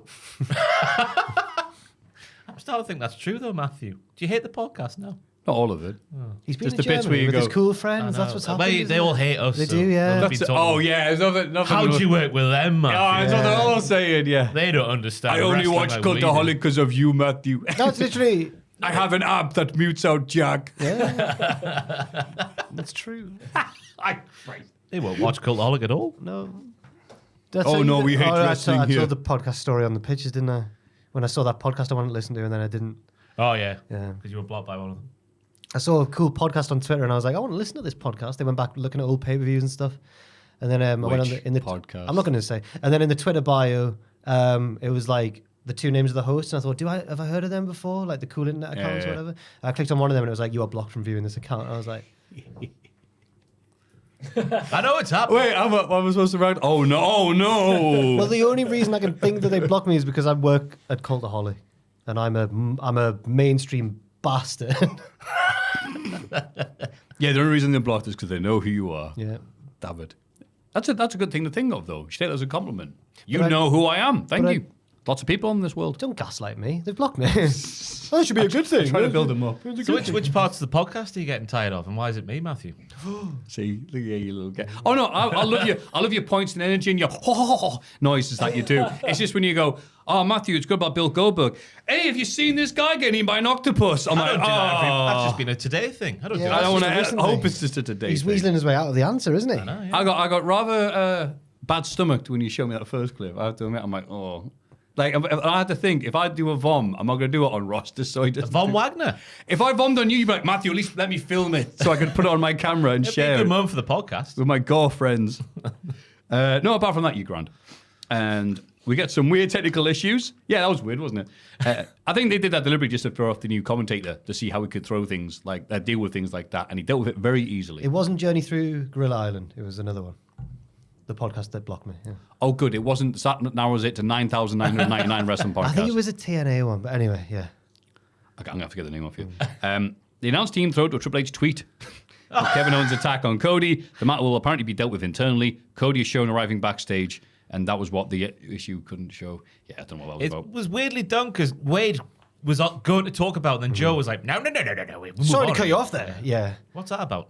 Oh, I the think people in the there back. No, move on. I think there was a genuine mistake. Yeah. Yeah. We get a hype package on the upcoming match between Sheamus and Pete Dunne. Sheamus makes his entrance, but before that, good evening. Good evening. Good evening. Karrion Kross is backstage with The Miz. We get a brief Wyatt's glitch. See, more issues. Miz tells Kross he turned heel for himself, not for the Final Testament. R-Truth comes along and understands that Miz attacked him last week because he was confused. Truth isn't in the JD anymore and accepts Miz's apology. Kross tells Miz that Truth is the reason nobody takes him seriously anymore. He needs to fix it right now. Miz demands a match with R-Truth next week. Mm-hmm. Right now, he said. The Wyatt thing that popped up was saying, there you are, like Uncle Howdy does when Miz was saying, I did that for me, I'm not in the Final Testament. So could that mean the Miz joins the Wyatt 6? Miz just joins every bad stable like it's the new Jeff Jarrett. They're not a bad stable yet, the Wyatt 6, are they? We're not quite There will there. be if Miz joins them. I'm trying to work out who the Wyatts will target here. Because Miz, has he betrayed his family? He betrayed R-Truth, I suppose. Well, unless we could make Bo, the canon of Uncle Howdy being Bo Dallas, the lineage of the B team. Go. Yeah, because he turned on them, didn't he? Oh, they were great. I liked them. Bless you. Curtis and Bo. Miz turned on B Team. Yeah, he kicked them to the curb, didn't he? B team. When was Miz with B Team? They were his They lackeys. were his lackeys, yeah. Weren't they? Oh, were they? Yeah. go. Bunch of losers. Or it could be R-Truth they target for betraying his brethren the Judgment Day. Live, laugh, love. That would be funny. Yeah. But I reckon there's going to be Biz for attacking R-Truth seems a simple way. Okay. Or just go, oh, great, Goth versus Goth. Oh. Like the green in town. Oh God, it will be. It'll be the Final Testament versus the Wyatts. won't it? Yes. There could be only one Goth team. One of you has to go away. Let's have a look. I mean, it's fairly equal. Don't slander Karrion Kross. Me and Tom did that the other day, and people were saying the disrespect was disgusting was the word used. 'Cause But he's- me and Tom The don't like it. disgusting disrespect to say Cross is rubbish. He's not, brother. He's not. I hope they have a. If They have do a, work to his weaknesses, like that Nia Jax match with Bailey. They do work to his weaknesses. If they have a big goth on goth brawl, I hope it's a. You remember the Mimosa Mayhem match? I hope it's that, but like Monster Energy Mayhem. Oh, yes. Yes. Your skin would literally melt, wouldn't it? Fell in a vat of that. I was I was choking him with the skull candy here. Like in The Simpsons when they go to Japan and the volcano erupts and Homer's like, another it's impressive, orangeade. impressive thing I saw on the Instagram Reels, Maffew. Is, Oh, no. This lad just necks things. That's his channel on. I think it might be on TikTok, and he just gets three cans of sugar-free Monster and just sees it off in one. That's so bad for you, man. Incredible. Do you watch anything normal online? No, not at all. It's the algorithm. Let me tell you. I saw one the other day, which was that I accidentally shared in the group when I tried to share the podcast notes. It's just a cat in a tie. And the woman goes, do you like your new tie? And the cat, because it's obviously material the cat likes, just goes, but it's like it's showing up. It's like, look at my new Oh, an tie. actual tie. Yeah, that's I thought it was class. the cat was shoved up there like Lemmy Winks or something. For someone who, this is a really revealing episode. for someone who despises The mask animals has as much as fallen you this do, week. you like dogs though. I love animals. Imagine any of these horrible things happening to a dog. You'd hate that. I see that as well. It's just it's the game you play when you're on Instagram. Oh, Maffew met my cats. Well, one of them. Yes, I did. You met Chutney. Did I meet both? Actually, no, right. I only met one of them. Mango was in the bedroom. She was hiding. Chutney was doing the rounds. Yeah, Chutney was too busy trying to block me on Twitter. Chutney was flirting with everyone. The big tart. What's he like? Oh, Do you see Chutney? Yeah, such a yeah. Aye. that was a lovely party, by the way. Thank you. Did we say that? Yeah, 'cause it was last week, so I didn't get yeah. Been to Edinburgh since then. I've lived 1,000 lives. Oh, bless you. I Yeah. know, yeah. I went Who down. cares, Maffew? Went down Princess Street. Lost Whoa. for life. Da-na-na-na-na-na. Oh, well done, man. Train spotting. I don't hate animals, by the way. Oh, Just to make that clear. sorry, I shouldn't have said that you hate animals. No, but on the I just evidence, hate it when they're alive and not wounded. I just got reminded of your love for dogs, because I was getting Montana Billy's presents before, and I saw your Rottweiler calendar on the. It's a Staffordshire Bull Terrier. Sorry, calendar. Staffy calendar. thought it was Rottweilers. The other fish's dog type. Sorry, I apologise. Oh no, I think if you train them well, It's yeah. about the owners, Maffew. Yeah. Come on now. Yeah. I think Rottweilers are meant to be lovely if you train them right. Oh, follow Nala course. and Axel on Instagram. All right. Top tip: 2 lovely Rottweilers. Thank you. I will. Great time. Right after we talk about Sheamus beating Pete Dunne in a good old-fashioned Donnybrook match. I feel attacked as an Englishman. This was just the Irish battering the English, wasn't it? And what have we ever done to deserve that? Nothing. No. Nothing at all. I like the use of the cricket bat, especially Saturday today talking about it, because England have done well at the cricket. Wow. 800 runs. Joe Root scored the most runs of any Englishman ever. Bloody hell. I know, He yeah. got 260 odd. That's just taking the piss. Then he got legged before wicket. Oh, LB dub. LB dub. They're still going for the win, though, which I find shocking. Bazball. Yeah, no. They got 500 odd, we got 800 odd, and they're still expecting the win. They got 500 and we got 800. Aye. What's the pitch? I don't know. It's a road. bouncy castle. Yeah. That's like Beefy getting a shout-out. He Where did, is it? Wayne Where are you Barrett. playing? Pakistan, isn't it? Is that famous for having flat I pitches? thought it always favoured the spinners on the I subcontinent. know, me too. Bowling shine. Yeah, Beefy Bowden did get a mention because Dunn looked like him with his cricket bat. A nice timely reference there from Wade. Well done, mate. Not only go for cricket, which no one knows in America, but also an English player from the 70s and 80s. Fantastic. Headingley. Weetabix. Heart health. You should start singing the song. That's a great song. It is a good one, mate. I bet Sheamus got a proper conclusive win here, which I wasn't expecting. I was expecting maybe a Sheamus win, but not coming back from having his hands tied behind his back. He literally beat him with his hands behind his back. To get a bro kick in there for the win. The camera angle they used on the white noise that they did off the barrel through the tables was lovely. It was pretty, I'm going to say it again, it was a Ron Seal matchup. Absolutely, mate. I liked Sheamus flapping like an Irish fish after into the pinfall because he couldn't use his arms, so he went, yeah, good. Yeah, I just remember when Sheamus had an Irish street fight in SmackDown years ago, and they were using actual potatoes as weapons. Oh my God. I remember going, really? Who was that Okay. against? I couldn't remember. Maybe. Is that not the Jet? Cromwell? No, Damien Sandow, I think. Maybe. Don't quote That's a me. long but, time ago. But I remember it's the Irish, it's the good old-fashioned Irish street fight with potatoes. I'm like, this is just racist. I remember the Irish pub ones with Jeff Hardy in lockdown. Oh, yes. A lovely jar of piss. It Jeff, was, you're a druggie. It was Damien Sandows. Well done, well Maffew. remembered, yeah. Yeah, with actual potatoes, you're like, uh-huh. I wouldn't like that. Okay. I wouldn't like to take a potato thrown at me, though. I think, did Pete Dunne get distracted towards the finish by going, don't call me Butch? Potentially, yeah. I thought that was in. That's what- The mind games got to him. Yeah. And then Sheamus beat him up. Again, Sheamus is the most reliable guy in all of WWE right now. 100%. Has been for ages. So happy to have him just beating up people. All Japan's own Sheamus. Where am I at? Look at my own notes. That's not right. Now we're looking at this. Is this what happened? Cody's interviewed in the back and says he'll learn about the events of Bad Blood on SmackDown. We'll learn about Bad Blood. He's on Raw to find out what it takes to become the first ever Crown Jewel champion. Oh, great. This We is why I don't know what remember it this. takes, Cody. Triple H explained this. Bad blood. Cody runs into Sami Zayn, who plans to win the World Heavyweight title and become Cody's opponent at Crown Jewel. He asks if Cody wants to talk about what happened with Owens, but Cody changes the subject. He wishes Sami luck in his title match. Just nothing. Such a politician. He's not here to speculate about the Kevin Owens thing. What do you mean speculate? You were there. Right. It happened to Speculate. you. He'll make a fantastic politician when he retires. I was never beaten up. There were 7 men. Yeah. This is not my kingdom. Wrestling has more than one. Royal family, no. great family. I got my ear tattooed. Loads of adrenaline. So much adrenaline, they say. I have the More adrenaline than any man ever had. Oh God. See, Boris has done a podcast with that bloody Stephen, what's his face, off the Dragon's Den. Oh, him, the It's Stevie- Bartlett. or You've You've something. already Steve lost me Bartlett, at Boris Johnson did a I know. podcast. The guy, Oh my God. it's not the high performance one because that's Jake Humphries, but I know what you mean. the- Similarly wanky. Yeah. But there's like Boris is getting emotional about his parents getting divorced, and I was like, Okay, that I can get behind. Crying clip I saw Boris. this morning. We see Raquel Rodriguez arriving early today with Dom and Liv in tow. Jackie tries to get an interview, and Liv brags about still having the championship. She's the only person in WWE who still wins when she loses. Why say that?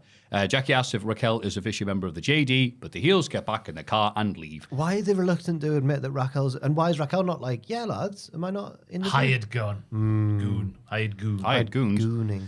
The most interesting thing about this, though, if you go back and look at it, I don't know if Joel might find a screenshot in the background of this promo. Liv and Dom and Raquel car. I guess I'll find it on Google. Liv and Dom's fingers are all red, like they're covered in blood. And I don't know if it's intentional. I did notice that, yeah. Are they? Have they killed someone? What's going on? was that I thought it was supposed like, to is that the JD thing now? They've got red fingers. Yeah. Let me say that's right. That picture there on Instagram, second row, might show you. But either the ends of their fingers, it looks like it's been dipped in blood. Not that one. The next one, He's Joel. got on the long bloody one again. The one with Liv Morgan in and Dom, who we're talking about. Not Oh, that yeah, one. Joel. That's a car. That's not Liv and Dom in. Yeah, man. It's got 2 layers to down, right There. See if you.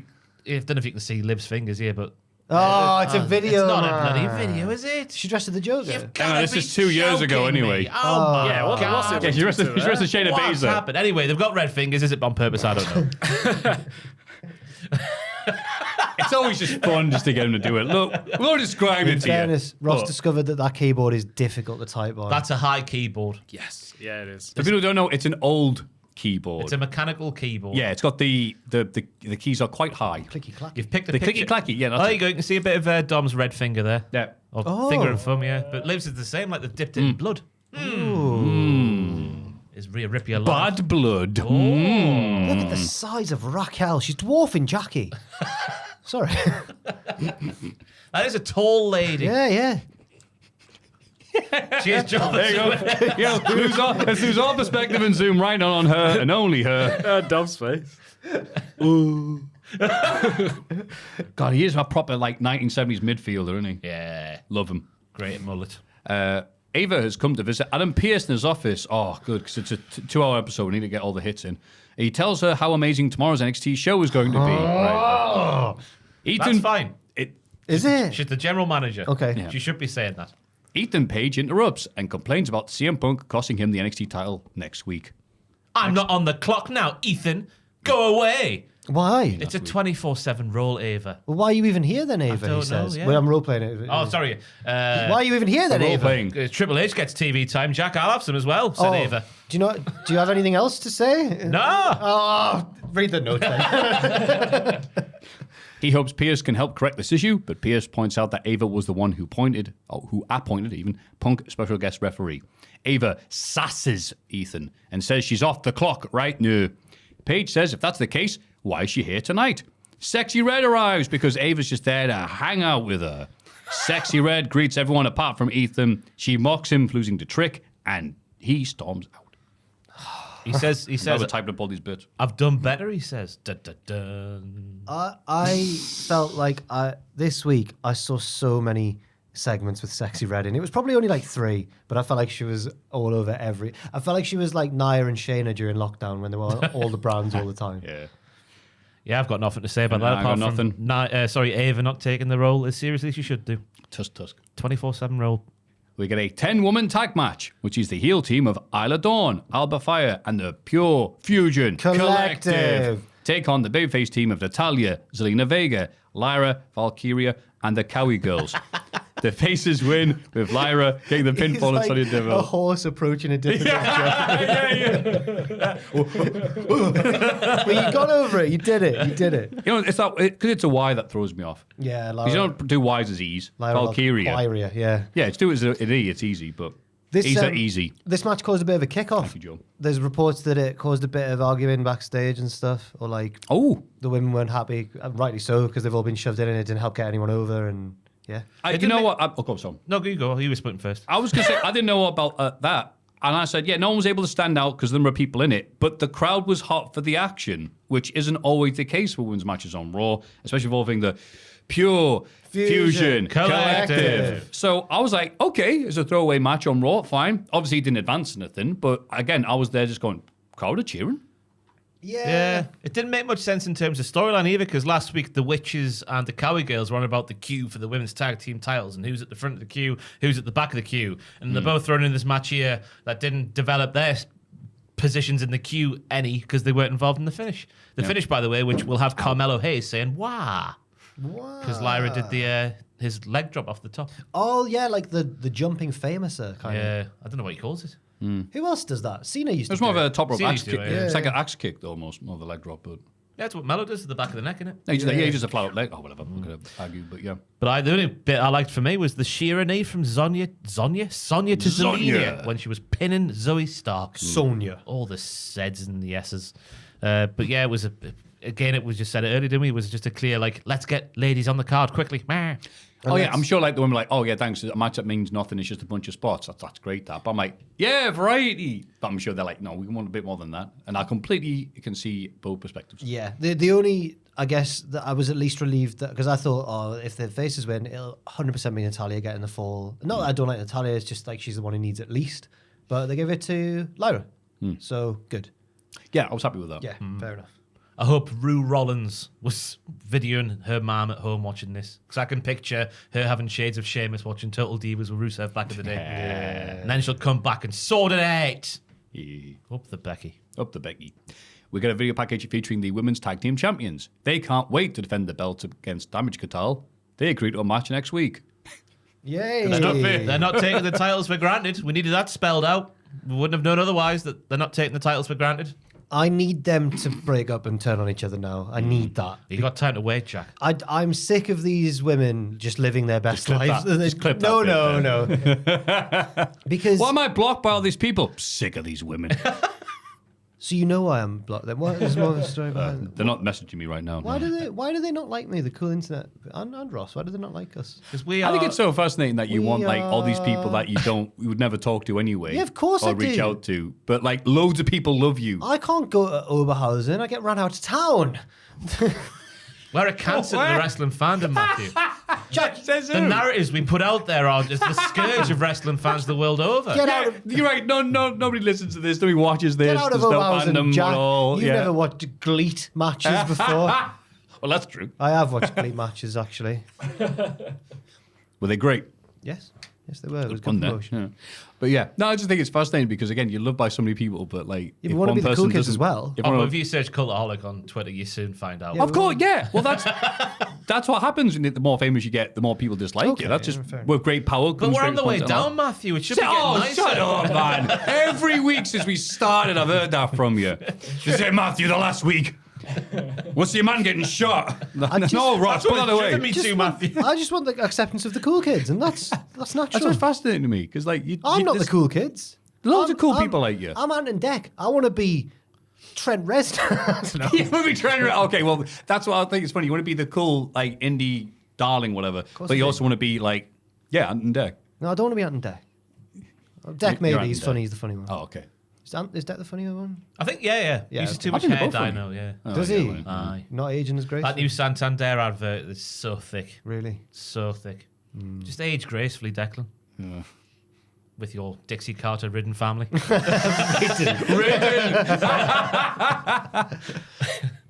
And the main event, Gunther chokes out Sami Zayn with a sleeper hold to retain the World Heavyweight Championship. Were you relieved? Were you a bit Cody. scared? Cody comes up a stare down. No, Yeah, fair.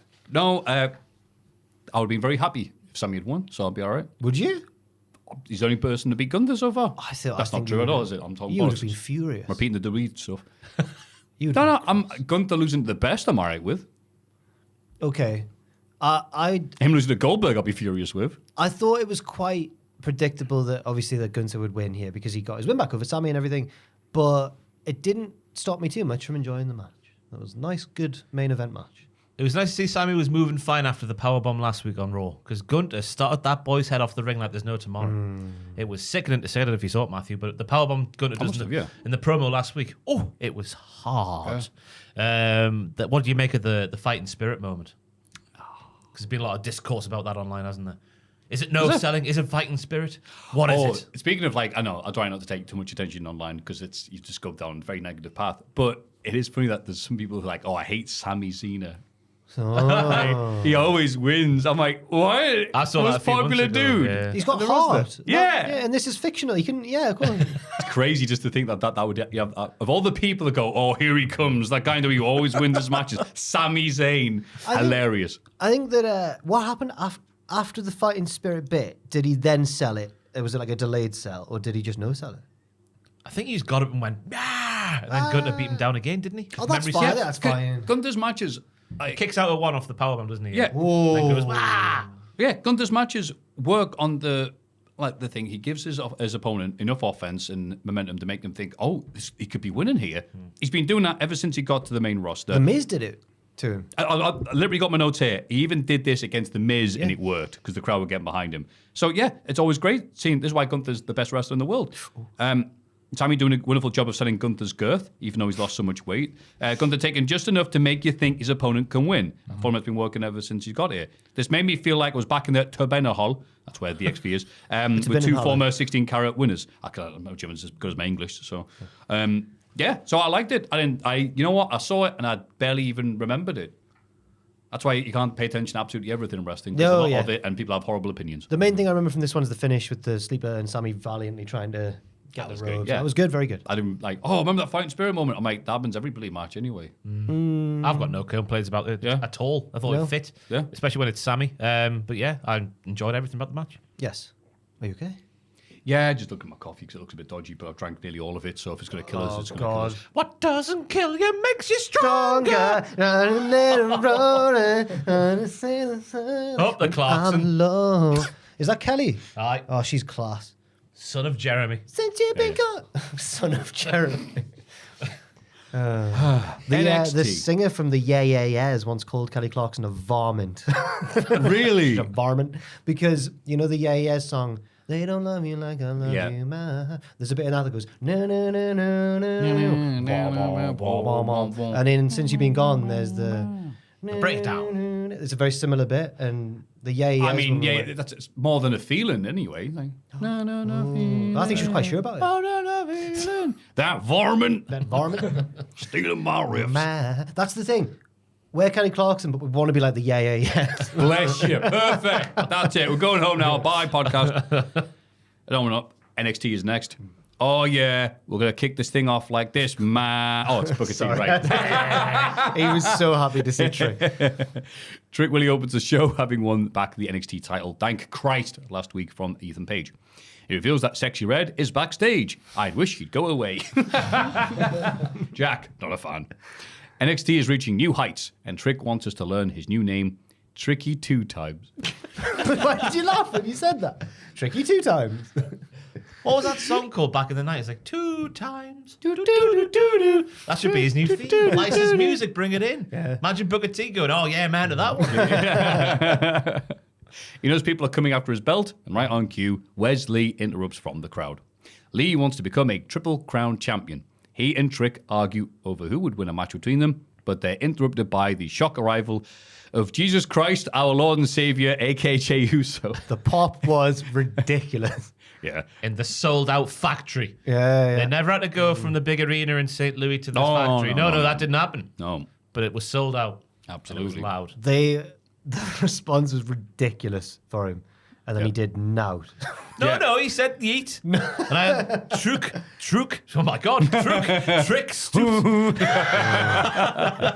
Trick stooped to his level by doing the Whoop that trick. Yeet. Whoop that trick. Yeet. Whoop. These catchphrase get-togethers are like those horrible themes when a tag team would come together. Like Bobby and Ziggler. Yeah. The dirty dog. We'll break the walls down. You know, those type of things. Yeah. Whoop that yeet. No. Get away from me, you sick freak.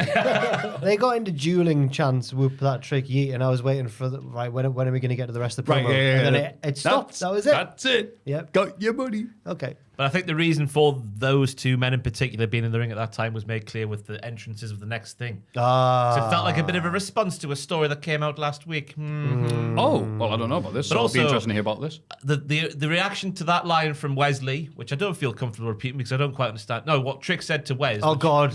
God. No. Yeah, I don't understand what I meant, but everyone was like, whoa! He just laughed though, didn't he? I assume it's good. I don't want to delve into the... We're very qualified here to be talking about that, aren't we? Anyway, Kalani Jordan teams up with Jade Cargill and Bianca Belair to take on Fatal Attraction in a 6-woman tag team match. The Babyfaces team get the win. So at the start of the match, they have the women's tag team champions, Jay and his title, Trick and his title, just all stood there in formation. So I think that was a bit of a... the black wrestlers with their belts, basically. Yeah. Triple H going, see? See? Look at the homework. But this is the developmental brand, Paul. Yeah, this is... Yeah, no one said anything about NXT. We literally tracked it back on the main roster pay-per-view cards to, I forget which one it was now. Was it SummerSlam 23? 22? When a black singles wrestler last won a match on the main roster. Oh, God, when was it? It was ages ago. It was Bobby Lashley versus Brock Lesnar, wasn't it? Yeah. But that was a DQ That was a finish DQ, thing. yeah. And then the one before that involved Theory, I think. Yeah, Theory and Lashley. SummerSlam 22, maybe? Yeah, that's I remember that, 22, yeah. I think, yeah. I can't remember who it was, though. Terrible. What, Bobby Lashley Lashley? again? Well, Lashley, Yeah. But it has been a long time. Main roster thing. 'Cause And NXT, Lashley's no longer here. yeah, NXT can't be leveled at NXT because it's predominantly has been in the title picture, hasn't it? For a while now. Go back to Carmelo Hayes. It's more of a Triple H problem. He's definitely a racist, as Triple H. He's 100% a racist. Quite comfortable in saying that, allegedly. I was going to say, we should clarify. We're not actually saying that. Oh, Do you remember when DX went round? Was it New York oh City? God. Oh, I remember exactly the thing you are referencing, yes. Oh, not the Nation skit. No. DX Oh, no, went there's more round. than just that. They were speaking to street vendors who might not have originated in no. America Oh, no. and using their accent to them. Oh, no. But that was the late 90s. Yeah. It was the late 90s. Everyone was racist. Allegedly again. In wrestling. You are friends with Ms. Ark Henry, though, so, sorry. X-Pac. Oh, right. Right. He plays him Yeah. in the I was like, skit. what podcast is He he plays him. I mean, yeah, you're does right. play it. It's just funny saying it like that. Yeah, and Xbox is full of remorse. Like, oh Is he? God, it's such Okay. a huge mistake. That's like, fair. no, That's fair. if it gets brought up, and it must be brought up a lot of times, and he's like, I'm so sorry. We should never. I've absolutely. Fair play to him. Fair Yeah. play. Yeah. Let's get him a present. Ooh. Sorry, I like X-Pac. I don't know why I'm going in on him. Any other thoughts on this six-woman tag team match? X-Pac's a lovely bloke, and I like his dog. I feel really bad for what I've done. The match, I'm glad that it was Kalani who got the win. Wait a minute, did she? Yes, she did. she did, I'm yeah. glad it was Kalani who got the win. The only NXT person to benefit from this match because the heels got no offense in against the main roster people until Big Jazzy N did a bicycle kick to Bianca Belair, but then Bianca immediately recovered. So it didn't really see who benefited this one. I compared it to Prime WCW. The old heads holding down the young ones. Oh, okay. But- And then No. before giving the win to their friend, Paul White, Kalani Jordan. Paul White, Kalani Jordan. But the fatal influence, all the veterans, as they've told us. So really, Not up against Bianca. no. Because surely you put like Bianca and Jade in NXT to make the other ones up on their level, but that didn't happen at all. Yeah, this is one of these episodes where it's like, oh, good, we need to get these ratings up because of it's the new network and stuff like that. So it's all right, put all the WWE, the big stars on, even though NXT's developmental, blah, blah, blah. And this was just one of these matches that was more for that than it was for anything else. I am going to need Fallon to turn babyface again at some point. I'm getting withdrawal symptoms now from saddle up. She's the leader. She walks in the middle. She does. That's because her coat's too big to be on the side. They'll get caught in the To be hitting ramp. fans. Yeah. Nathan Fraser and Axiom are backstage, getting ready for the tag title defense tonight. Randy Orton is sat right next to them and asks about his opponent, Javon Evans. Axiom says he might be the fastest superstar in NXT. Fraser takes offense before apologizing to Randy for being a hothead. Orton says that isn't necessarily a bad thing. The chef is cooking, everybody. Chef Michaels is making a heel soup. I really Heel soup. Just like Mama used to make. absolutely loved the clash of personalities between Nathan and Randy here. Because Nathan's, if the Viper says it, then it must be a good thing, Axiom, my amigo. And Randy's like, yeah, right, cool.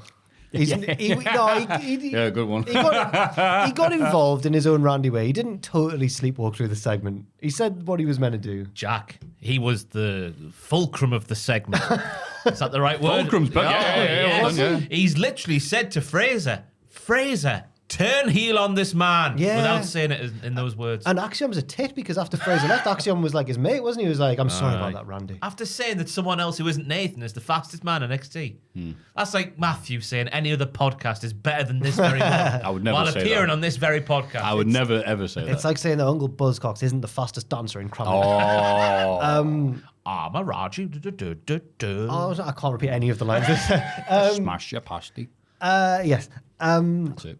It's like when John Cena told Trick Williams to break out of Carmelo Hayes' shadow. Remember when he did that? He did. Yeah. The chef's cooking with this one, my friends. He's not cooking with all of it. Because again, I repeat, Paul Triple H Levesque was listed as a producer. So I can only assume the bad bits are being produced by this hack. Okay. Triple hack. That's it. Hack. There you go. Tour. Hey.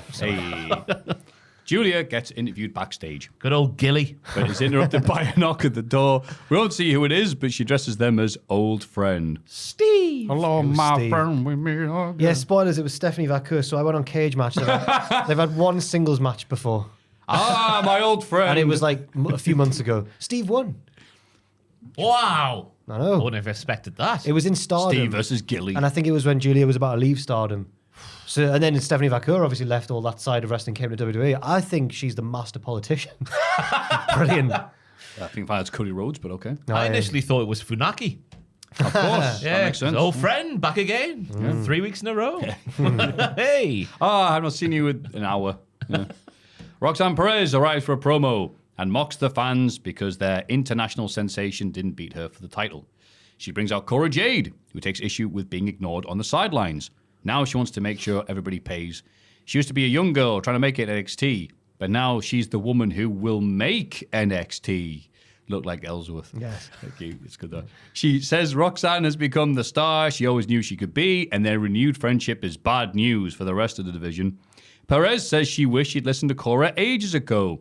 Julia interrupts, and the heels invite her in the ring for a beatdown, but she's joined by Steven Vaquer. The faces clear the ring, and Perez leaves her belt behind. Julia and Vaquer both pick it up at the same time. Ooh, awkward. A good ending to the segment, but I am really struggling with Chef Michaels' meal here. 'Cause Okay. The explanation for the heel turn or the alignment of Cora and Roxanne with all that history is the fact that they're both heels now, and there's been nothing else given. And it was the same last week. I was expecting a little bit more nuance to the story here. What made them both dicks and like each other again, but other than just being heels at the same time? But there wasn't any, and that's a shame from Michaels. Do you not think Shameful booking. They did explain it in a way, sort of. Maybe not as clearly as we'd want. How though? Well, because Cora's like, no way. Go on, say it verbatim. One of them said something. Roxanne was like, I wish I'd listened to you ages ago. Yeah, it's just like, oh, she's heel. Because there was rumors there was going to be a heel tag team before Cora got her injury, I think was the story. And then they shelved it, and then they've just brought it back with, you're a heel now, and I'm back fit again. So I'll be a heel with you. It doesn't quite make sense because Cora hated Roxanne, but now she's fine with being basically her sidekick. Roxanne's got the belt. She helped, Air broke the skateboard on the back. Yeah. And Air didn't do that for nothing. Unless... That's not a wrestler, by the way. That's the thing we breathe in and out. That Air. Unless Cora is going to ultimately do it to get close to Roxanne and then betray her. But, you know. Yeah, there's about as cookie cutter segment as I'll ever see. Whoa. I was Roxanne Perez talking, all right, here we go. And then What? Cora No, she's Jade good talking now. immediately Getting after good saying, though, getting, She's all right now. she's gone She's up a been- big hill on the wrong gear. Drinking the No. tears of our favourites, Maffew. That's how she's been getting off. Sippy. Jesus Christ, I remember that. I remember saying that. But Now she has to drink Malone. She can get off with Cora at the same time. Ooh la la. Oh, Oh, wow, we were. all right, wow, you know what? This promo that you're reading out here sounds way better than I remember. Wow, okay, I'll take it all back. But yeah, just, all right, two people saying the same thing in the same amount of tempo. Yes, you guys all suck, but I'm back now. Aha. Now I want the title. I thought it Aha. was slightly better than you were saying. Chef Michael's cooking cookies. No, I thought It's undercooked. It needs to be proved in the proven draw. Oh, big off his back. Yeah, it is back. Yeah, and then put in the oven for a bit longer. Quite a thin bake you've got there. Quite doughy in the middle there, sir. Yes. Hey, not dare you.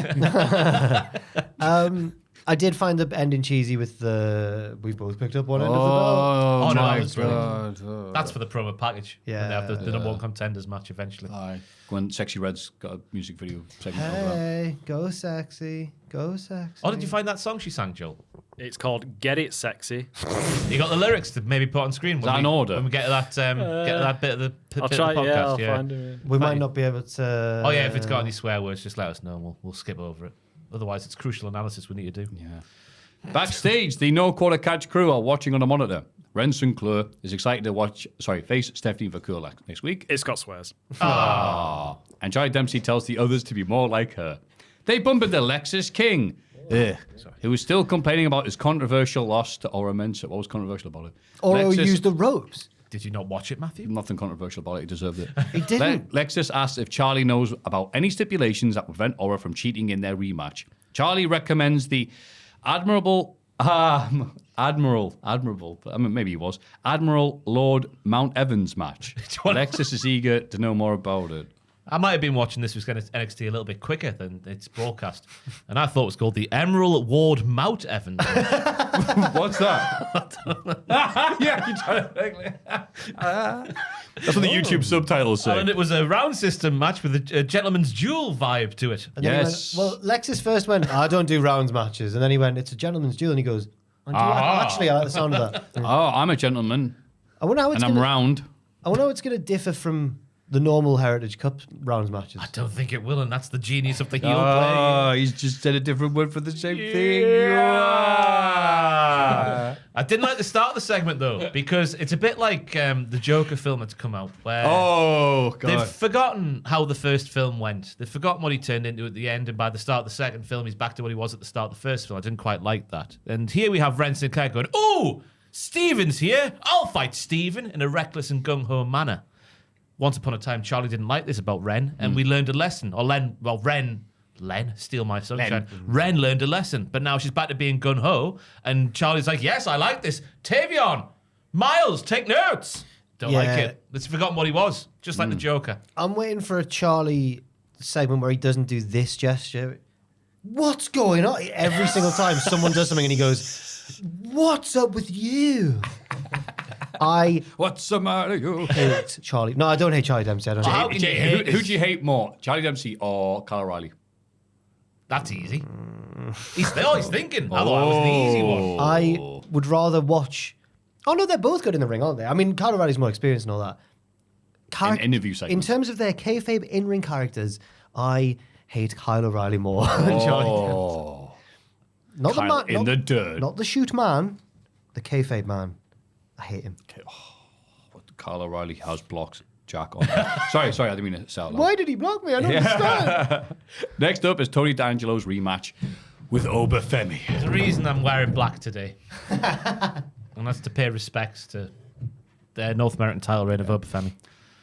Midway through the match, Oba shoves down the family at ringside. This fires Tony up, and he later puts Oba through the announce table. Back in the ring, Oba kicks out the spinebuster, but Tony still gets the win with a sunset flip, making Maffew look like a right prize turkey. You're quite right. I am a right prize turkey. I did not think for a second that, first of all, they do this match and the finish and the pin and the change and everything else like that.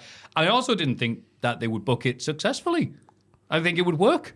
And I was dead wrong. I'm going to guess that because they weren't in the NXT shed, the NXT factory this week, that because of the change, and not all the people going, Obafemi, we love you, and all the new people instead watching it, going, we don't know who this Obafemi is, but he just pushed that last there, shocking that it actually worked. It actually worked.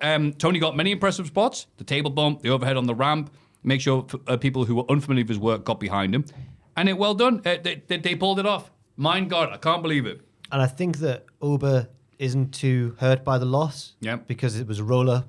And he can hopefully he's going to batter Trick Williams into a fine paste at some point. Hopefully it's bigger and better things let him out. Exactly. We were in danger of kind of losing sight of the fact that Oba was holding a mid-card title, and losing it isn't the end of the world. Like Gunther, it means that you can go on to bigger and better. But at least they've done it after he's broken the record for Longest reign. reign. Yeah. So it's like, he's always got that there. Yeah. So Yeah, I thought it was good. I've been guilty in the past of falling for babyface promises. I will beat this person. And I did it again, but luckily this time it paid off. And I believed in Tony, as you say, the babyface murderer gangster. Yeah. The sympathetic babyface. With a heart. Yeah, blackmailing gangster. Is Tony Soprano not sympathetic in some respects? I've never watched it. Are you meant to root for Tony Soprano? It's funny. No, you're not. But there are some bits of him that he's like, oh, okay, fair enough. He's a guy who does some good things and some bad things. But some people like to skip the bits where he looks bad. He's written like a three-dimensional character. Oh, yeah, that's why. my It's God. amazing. I can't recommend The Sopranos enough for you, but you'll watch it and go, I see what you mean. But Have you seen the new documentary, Maffew? I'll be told it's good. It's about the making good. of, right? Yeah, it's really, really good. Yeah, I recommend No, it. thank you. Thank you for reminding me it exists. I forgot about it. Ross, what do you think? What do you think about The Sopranos, Ross? That's the question. I don't care about The Sopranos. Damn it. Because Tony versus Oba is one of the darkest days in the history of our sport. You can probably count on less than one hand the booking missteps since Chef Michaels took the reins of NXT, but this is most certainly one of them. Yes, Oba is the longest reigning North American champion of all time, but he should never be losing to Tony, despite the fact that Tony, as we know, is a better athlete and harder than an actual Olympian in Tavion Heights. Oba should have been champion until he was bored. Things just quite haven't been the same since he came out as a Shaobanist pig. Shaobanist pig. That's the sort of wordplay that you don't get from a Sexy Red album. No, you don't, Sexy Red. As I Bars. said on the news the other day, I am Sexy Ross. The match was going along fine. We sat through Tony getting supercharged after Oba had some words for the Famalam and a big push and whatnot. Oba got to do his big titty slaps. It was going along fine. But then from the moment the release powerbomb was met with Oba's version of the Ric Flair bump, you know, the whoa! Fishy goings on have been happening. I'm putting it out there that the family have spiked Oba's pre-match meal. poisoned him. And it's happened 3/4 of the way through the match, because when has Oba ever showed fatigue on the levels of a Ric Flair bump after a big release powerbomb? I'd argue never. And with a roll-up, Tony, with the might of Kratos himself, being able to pin Oba's shoulders to the mat for 3 seconds in a shoot fashion is the most unrealistic thing I have ever seen in my 25 years of watching this great sport. I wholeheartedly disagree with this decision, and I think we may never recover as a promotion. I can't believe NXT's number one fan didn't like this.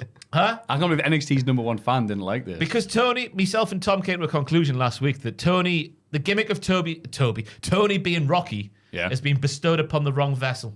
You can't put the Rocky gimmick on a murdering family member from the mob, as we've mentioned there. Yeah, Rocky did work for the mob. Well, Rocky did work for the mob in Rocky 1. Yeah.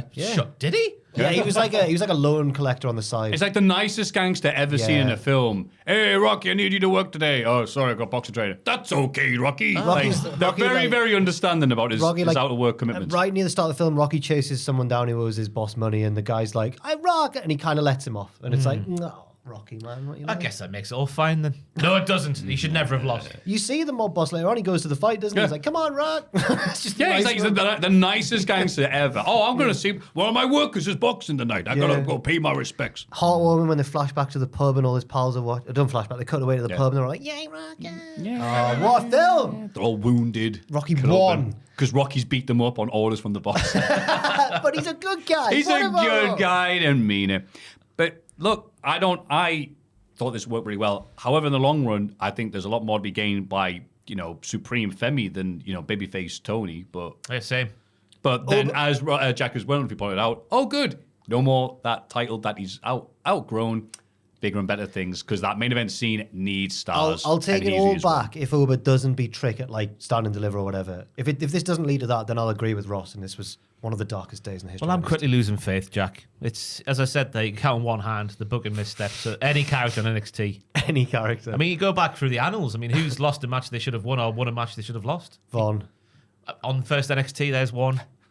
I mean, since then, you're struggling to think of them, aren't you? Vaughn when he lost to like Noam Dar or something. Oh, that was fine. Okay. That made sense in the context of the story. Yeah, because obviously Norm had to work really hard to outsmart come Tuesday. Yeah. Really clever boy. I hope he's all right. The real Carl Bloom. You never hear of him, do you? Can we get in touch with... Some guys just leave, don't they? Yeah. Remember Otis's tag partner? Can we get in touch with... Tucker. Yeah, that's it. Bye. He wrestles still. Does he? Does he? He does the judo as well. Oh, nice. Aye. Oh, he knows his judo well. I saw that he met up with Otis recently. He did, Saw aye. him, yeah. Oh. He's lost a lot of weight. It's Tucker. You would barely recognise him. Oh. We need to get in touch with Bowers to get him to book Von Wagner for North. I know. I'll manage him. Does Come follow you on X? Doubt it. Yeah, Oh, come on. I feel like he wouldn't follow anyone. What have we possibly done to annoy him? We turned him into a joke. Yeah, we did. Very quickly indeed. But he was a brilliant character. He was a great joke. Yeah. The show's not been the same since he It left. hasn't really. If he made a return to NXT, I'd be absolutely buzzing. Crowd, come. Yeah, come. he's so good, man. Yeah. Oh. He really was the heartbeat anyway. We'll move on to the new heartbeat, which is Ava. A much slower heartbeat. Cold steel heart of NXT. We see recap Lola Vice and Jada Parker brawling backstage last week. Lola is in Ava's office and demands a match with Jada. Ava reveals that Jada wants a match too, but she's too busy to set it up right now. Instead, what's she doing? Because she's welcoming a returning Nikita Lyons into the office. Hey, girl, hey. Lola is angry about being interrupted. Nikita tells her to touch grass. That doesn't fit the situation It at all. doesn't fit Lola in the Yeah. slightest. Lola threatens to put her on the shelf again. Ava books a match between the two. Oh, so you can book that match straight away, but not the one that you wanted before. That's what I mean. She needs to start treating this job seriously before it's taken away from her. Because if she was working more than 9 to 5, maybe 9 till half 6, she might have had more time to make this match. Or do the segment better. Whatever we're trying to say here. I did think it was a risk when NXT appointed the woman who was in a spooky cult trying to take over the brand as their GM, but it hasn't gone badly in the way I thought it would. She's not evil. She's just Lazy. a dick. Yeah. It must be hard when your dad is that dad. Yeah. And you see what he does. Oh, if he can do that, I'll do what I want. Yeah. Set a better example, Dwayne, for your daughter. Abide by the rules. Talk to people. Get along with people. Don't just do what you want. Ava Actually look and see what the character Black Adam's supposed to be before you ruin everything. Pierce, right, is constantly flustered and angry and sometimes a bit scared of the heels on his brand. Ava fears nobody in NXT. She's 7 foot taller than the rest of them. She dwarves over Femi, and she never will be scared of him. She just ridicules the heels on her show. How can it be a formula that works? Stephanie McMahon. That didn't work. For years. It was brilliant. Yeah. But I hope that Lola succeeds in putting Nikita back on the shelf. Yeah. In kayfabe. But no, in real life as well. Because I saw a video on the Instagram of her in a restaurant, right? And she's in a booth. The restaurant booth. And she gets up on the seat in the booth and starts twerking. And that's a bit too uncouth for Ross, it is. In the middle of a restaurant. And I hope Lola There wasn't even a dead animal in sight. It's a bit too much for me, that, in the restaurant. Just sitting there eating your pasta and then that's going on over there. Imagine it. Hey? Hang on. I know Jack can't imagine it. Yay. But I hope Lola kicks her hard. Yeah, me Go too. on. Go on, kick her. Yeah, and the touch grass thing made no sense. If she'd said it to Dion Lennox, who's a nerd who reads books. Right. So fit, though, with his glasses. He is. Those glasses are hot. If she said it to one of the nerdy characters, like early days Roxanne Perez, where I played myself on the video game. Yeah. But she said it to the MMA cage fighter lady with 1 million Instagram followers who's successful in multiple fields. Yeah. It didn't make sense. Oh, it didn't make sense. Maybe you should touch grass. See. She's the girl Lexis King. She's got that same... Lexus Queen. She is. He's hit the nail on the head there. The way she came in and drawled all cool. Hey, Ava. Jack Perry could probably fit in their stable a bit as well. Oh, he couldn't. No, okay, right. Oh, he's too much of an insurance broker to do that. Oh, Katsuyori Shibata, you can say a lot of things about him.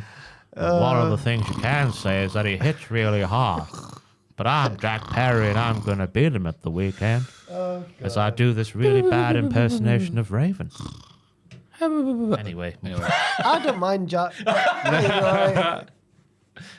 Double L and Double J confront Bella and Cargill Who? backstage. Oh, Lash Legend and Jakara Jackson. That's right. This is the one. They won a title match, and the champs agreed to defend the belts on SmackDown. All right. See, this has got me full of hope because Lash Legend, when she's wrestled, has been very dominant. But then you look at the performance of the match that we had there in this week's NXT, and we've seen that the main roster people are way above and beyond the abilities of any NXT person. So if I see Lash Legend getting thwacked like I saw the Fatal Influence lasses getting thwacked, what are we doing here?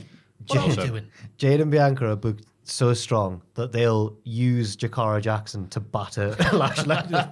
There was another sterling performance from Kalani Jordan, though, at the start of the segment where she says, "Thank you for having my back. I know fatal influence." Oh my God, Kane Lonnie Jordan. If you don't win the match, I will set myself on fire. I feel bad for her because She's not ready to cut promos, but they're Stop still giving keep her- making yeah. It just sounds so robotic as she recites the line she's been given in her head. hide the weaknesses. It's the rule of wrestling. I know fatal influence isn't done with me, but I've got it from here. How have you got it from here? There's still 3 of them and 1 of you. You needed 2 people to get them down. She's confident champion. Idiot. Can't we talk to the humans?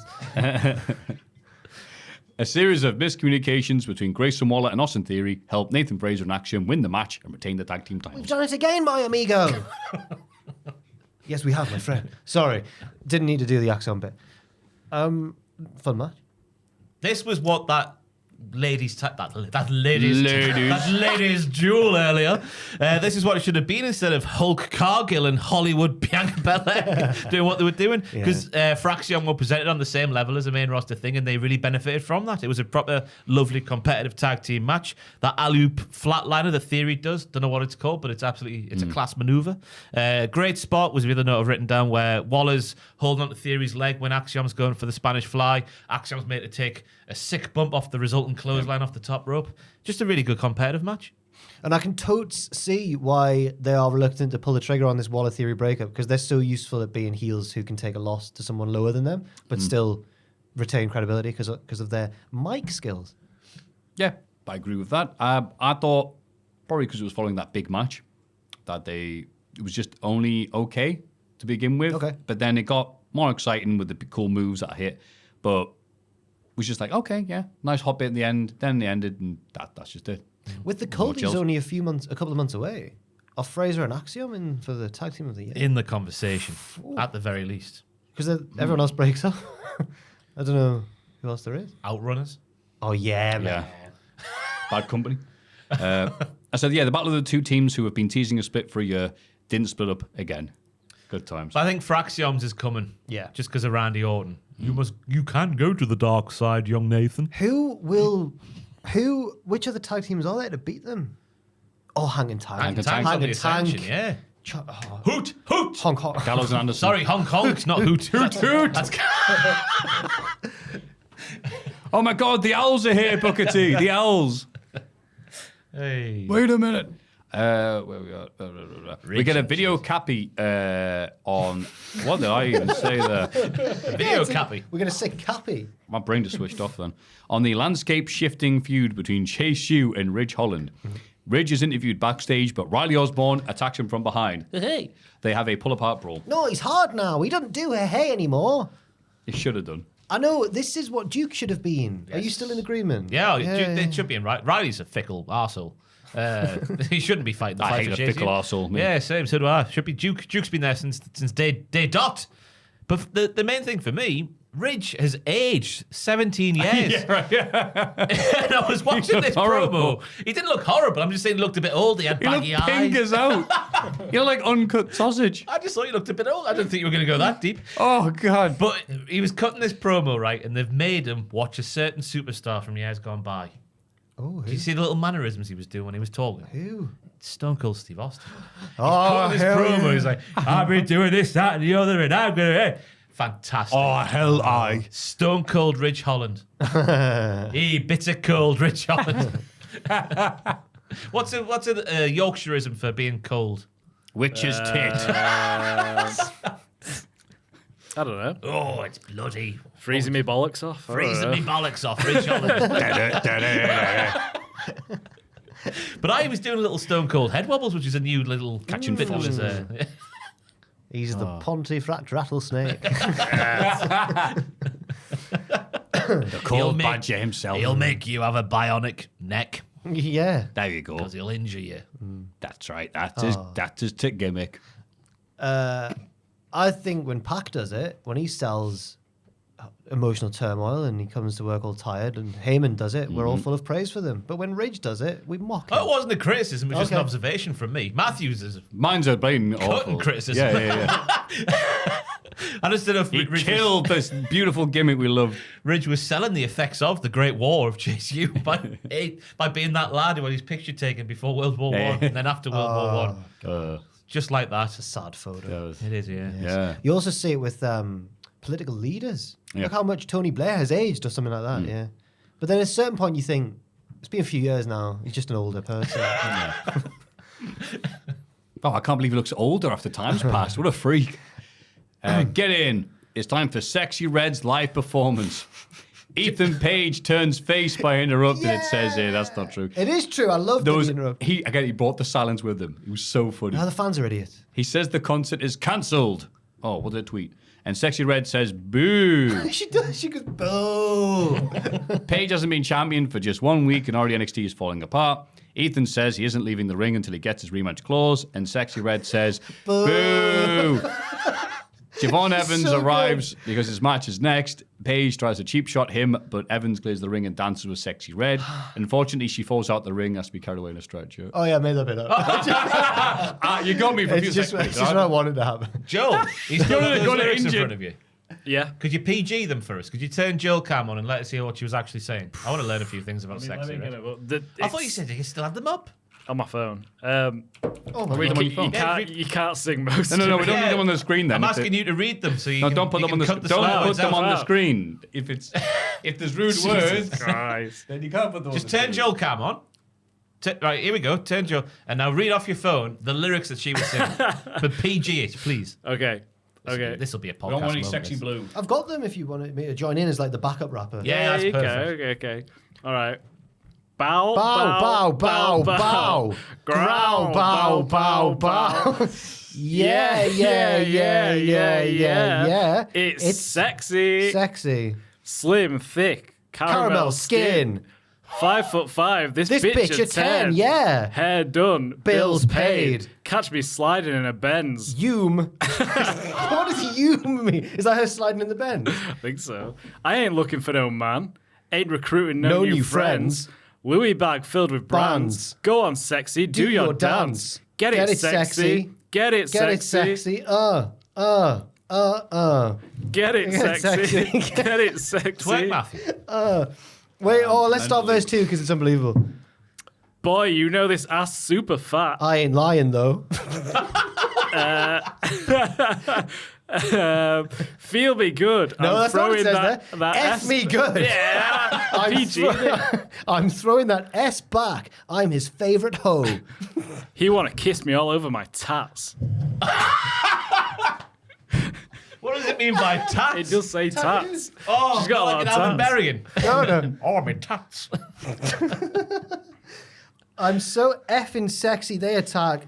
Oh, then the N word comes in. I'm gonna stop there. It gets tricky after that. That was unreal. 8 out of 10 on Pitchfork. So yeah, that was on I think it's the old white guy segment's finished now, but yeah.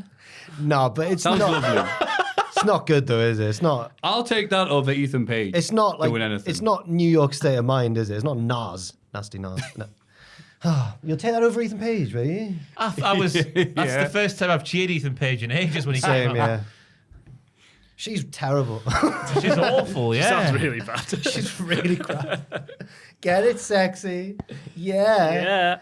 So I'm going to have to take that sexy red LP I bought for bloody Secret Get a refund. I'm his favourite hoe. Glad that Ethan Page isn't going to leave until he gets his rematch clause. That went well for him. Yeah, he lost his sexy red. I'm sliding in my Benz. Hume. Hume. How's they spelled Hume? Y-O-O-M. Wow. I put this is one of the fears of leaving the shed because some of these guys have nothing outside of like trust they've built in over years. And Ethan Page came out and got absolutely nothing from these fans in the factory. And I'm like, oh no. Weighing a lot on them being outside of the greenhouse this week. But do you think that's really? Do you think it had that much of an impact on the show? No. I thought Wes Lee was a brave man at the start, getting into the crowd, because that could have gone two ways. And you see how baggy his trousers were? He could have tripped. Yep. He was wearing baggy trousers. Safety first. Yep. Also, what if we go back to the 80s and fans with weapons and whatnot? What happens there? He deserves it, if anyone, on NXT. because of the actions he's done to Zachary Vance. I think they'd be really happy if somebody attacked a fan and be like, oh, it's still real to them. Look at the heat we're getting, brother. Do you think if a fan attacked Wes, he'd do like a double backflip self? These modern day fans. Yeah. He's amazed when he tries to hit a springboard splash and the fan moves. Damn it, knew the spot was coming. We see a vignette where a mysterious woman beats up several baddies in a post-apocalyptic city. She approaches a tower block with an NXT sign on the roof. It's good to know even in the future when civilization's fallen, NXT will still be around. It's a cockroach. It will, yeah. It'll never die. It's not a cockroach. I think this was Sexy Red. She was wearing red. No, it was Delta, wasn't it? It was Delta, Probably yeah. Delta. Yeah, she had a promo party last week as well where the Halloween Havoc date was on, so she's going to be there, which is apparently being held in a block of flats. Yeah. Oh, hell yeah. I was saying like the raid. Like Money in the Bank. Oh, the film. Oh, that works. So, yeah. Yeah. Because she's called Delta, I was saying last week, though, she might get lost. You know, the wrestlers say their bags get lost on Delta flights. Oh, okay, yeah. Oh, what am I doing here? That's what NXT 2.0 Chef Michaels would do, but he hasn't got the bollocks now because Triple H is holding the man down. Will Delta spell the end of the line for Roxanne Perez's title reign because the Delta is the end of a river? Oh, I didn't know that. That's good, that. Like the Nile Delta is where it goes into the sea, I think. That's right. Bloody hell, well done. Mississippi Delta. Yeah. You're drowning in denial. Watch out for the crocodile. You're in Egypt. We used to sing that in first school. It's good, that. Yeah, when everyone thought you thought someone was lying. Yeah. That's actually quite cruel. The teacher would have everyone sing that at someone they thought was Lying. What would they lie about? I don't know. Stealing someone's milk bottle or something. I don't know. Did you steal the milk? Remember just singing that? No, I didn't. But I'm going to sing at you until you admit it. Like the Spanish Inquisition for kids. But did you do German at school? It was year 9, but I didn't really take part. I wasn't really interested. Did you not get Schnappi, Das kleine Krokodil? Nah, we Über die sang Brücke. that. Is one over the bridge. Ich keine Busbahnhof. I am a bus station. I didn't really pay much attention. Oh, God, but my mum, she went to Paris for the Paralympics, and she says, I'm going to try do some little part-time lessons in French. Now I'm really taken by it. I went, oh, really? So, yeah, you took French at school? I was like, oh, yeah, and recited a few lines that I remembered, like, je m'appelle Mathieu, and all the rest. But then I started going, je habite à la piscine. And I went, no, that's not a real sentence. That means I live in the swimming pool. Yeah. But that's what we would say at school, but I've remembered that to take the piss out of it. I remember that more than actual stuff. So I'm glad you had one there in German. I was more of a Frenchman as well at school. Yeah. I was a Germansman. I never did French. No. Potluck. 2 sets in the year were German, not French, and I was in one of them for some reason. I don't really get why, but yeah. German was easier to learn. I remember that letter someone sent in ages ago when you read it, and people were like, oh, your German was great. I got an A star. Good. Yeah, come on. Get it. I'd love you in Alberhausen. The locals would, not the smarks. The locals. In the main event, Randy Orton beats Javon Evans. They missed the big crazy RKO at the end, but it's a good effort, and I feel bad for them. Orton shows respect to Javon after the bell. He definitely shows respect. Like John's going, I'm sorry. And Randy's going, it's okay. It's not a big deal. It was a really ambitious nice one that went for with the corkscrew thingy off the top into an RKO. It was a shame because that's all everyone was asking all week was like, how is he going to take this RKO at the end of the match? And it's a shame it went wrong, but at least Orton just picked him back up again and did it straight away. Oh, what do we do? I know. Move on. He's grown a lot over the past 10 years because he would have gone stupid. Yeah. He has grown literally as well. I've written down here, Orton weighing 290 pounds now, the fat bastard. 290. It's Fat Bear Month. Vic says Randy looks Is the Orton same. a fat bear? He's not a bear. I was going to say, yeah. He's a fat viper. He had a wife. What's like an evil twink? What would Randy have been back in the day when he was a young pretty boy? But he's not a twink. He's too evil for that. He was a jock. That's what they are. He's a jock, A twonk. A twok. Twonk's the noise you make to hit someone on the head. Yeah. Twonk. Vic says Randy looks the same as he did 20 years ago. And Booker says, yeah, it's called working out, Vic. You should look into it. They hate each other. There was one match in particular where they were going backwards and forwards where there was discussing something in KFM, I can't remember what it was. And Booker was deliberately missing the point and Vic was like, no, it's this. Yeah. It's this, Booker, it's this. I'm not sure how much of Booker doing that is him wanting to annoy Vic and how much of it is genuine senility. But it's just, you can tell no one's watching the show at this point, like the heads up, because they're like, yeah, these guys are great together. You're like, are you kidding? He mentioned DoorDash again this week. What are you doing, Book? DoorDashing again? Yeah, and then people go, oh, okay. All right, yeah. Who's won this match? I don't know. Anything me. I'm thick, aren't I, Vic? It's a new set of restaurants for Booker, though. Being in and out the shed. Oh, he would have been. Yeah, imagine we were on there. The local try the chicken. Was it chicken parm he ordered that time? Something like that. Sort of, isn't it? But Orton gave Javon a lot in the early going, I thought, which was nice to see. Then the announce table stuff starts, and it all just went downhill from there from little Javon. Little Javon. Little Javon, he was a good boy.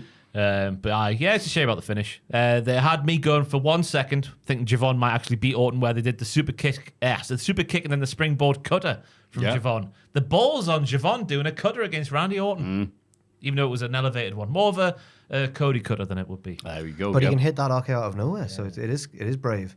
That was a cool near fall, because imagine the piss taken if he'd lost to that. His own move. Sorry, I'm just trying to get involved as well. I like the match. I like the match too. I've got nothing really to add. Right, that was the moment when Randy went, all right, I'm going to mess up your finish. So how dare you hit the RKO on me? I'm joking.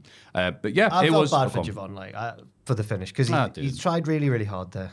He does his best. He does. And Orton shows respect afterwards, and Vic yelled, "What a moment!" I'm like, okay. If you say it's a moment. Yeah, there you go. I'm like, all right, calm down, mate. But yeah, I thought just what it was, and the crowd went wild for Randy. So it's like, oh, the fans have come to see the big WWE stars. St. Louis, Missouri. The hometown boy. Yeah, of course. But it's just like, yeah, okay, what about the NXT guys? And they didn't always all get that big a pop during the show, which is like, okay. Randy keeps getting distracted during the match because Booker keeps trying to ask him where the good restaurants are.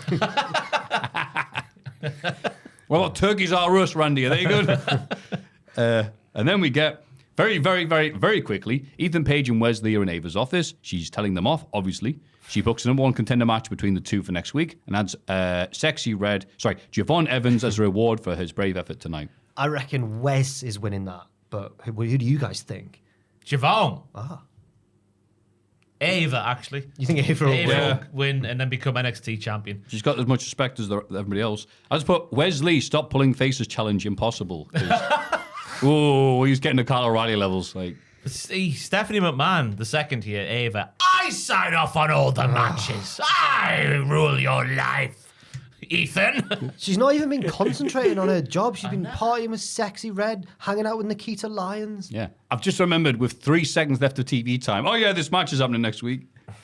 And we end. I feel like this episode may be, when we do the eventual rise and fall of NXT, this may be the tipping point where we go from the rise to the fall. We'll be waiting a long time because it'll never die. It'll never fall. No, it's been a couple of bad weeks, Maffew. Wow. Last week's wasn't a slapper either.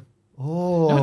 We've had Oba get pinned by a small man. He's not a small man. He's a small man comparatively to Oba Femi. He's a bit of a chunky boy. Oh, no, but he's not Oba though, is he? No, no one's over. No, he's Italian. Unless they rectify it with the I gave him a great booking idea there. So Sean, if you are watching, please use it where they spiked his meal before the match. Okay. You don't deliver a flying powerbomb like that, or at least powerbomb and then fall down. I can't believe you poisoned my tagliatelle. Yes. You promised me beforehand you hadn't put anything in it. That's exactly how Oba will say it. Thank you. Yeah. AEW Dynamite Title Tuesday. Now, ooh. I'm not sure if this is true, but Owen mentioned before to me that there was one title match. Yes, there was. Title Tuesday. But multiple champions were involved. That's right. Okay. So the main event might have not been for the titles, but there was champions involved. That's the same every week. Title Tuesday. Well, they can't call it Title Wednesday. Call it Tumultuous Tuesday or something. They can't, Nout Tuesday. Nout Tuesday. Taboo Tuesday. Taboo. Not taboo. Oh, Tuesday. speaking of taboos, was it the NXT hotel? That was some issues with a fan who would not stop taking photos of the wrestlers' feet. Yeah. Politely asked to stop doing that, and he came back and started doing it again. I was about to say he said yabba dabba doo because Tony Atlas was dressed like Fred Flintstone in the Vince McMahon documentary. But I stopped myself and then said it out loud anyway. That's good. We didn't hear anything. It's good if you say it like that. It's like speaking in parentheses. When they caught him, do you think he accepted defeat? I was there like, oh God. Oh, AEW. The show he opens. loves the heart and soul of NXT. Yeah, oh, he did so. Maybe he just likes it because of all the trainers at the NXT. Yeah. That was all right. Yeah, okay. Or the shoes. Oh, he loves the heels. No. He was disappointed Lacey Evans wasn't there. Lacey. Oh, Lacey, yeah. God. God. Jar Jar. The show opens with a video promo from Jon Moxley. He says Danielson has been trying to kamikaze himself. Nobody has the constitution to do it for him, so it'll have to be Moxley. This will be AEW's wake-up call. nothing lasts forever. Apart from the Young Bucks title reign. Moxie acknowledges that Bryan is dangerous when backed into a corner, but Moxie will be ready for it because he has no choice. There aren't enough people in the state of Washington to stop Moxie on Saturday. He will run into the mouth of war and beyond. One day Bryan will understand why it has to be this way. Big fan of the presentation of these promos. Yes. The unnerving noise beneath his voice, the lighting and whatnot, the little... He shaved those bits of his beard off to make him look harder. Yeah. That was good there. That wasn't the first word, was it? Was make him look more racist. I love the line about Bryan's been trying to kamikaze himself for the last 2 years. Now he's going to put him out of his misery. I've written down, not a person in Washington State who will stop me. I might have got it wrong. I was once again watching the show a bit quicker than it airs. But that made me think that maybe they could date, like, someone could get involved who hasn't been. Yeah. I thought he just said there's not enough people in the whole state who could Jack's stop me. probably more right than me. Yeah. I think he said that. How foolish you look when the entire state of Washington runs in to help them. Like in the Simpsons movie. Yeah. I think that... Darby's from Washington State. Anyway, I think that... Shane McMahon washes. I think that... is washed.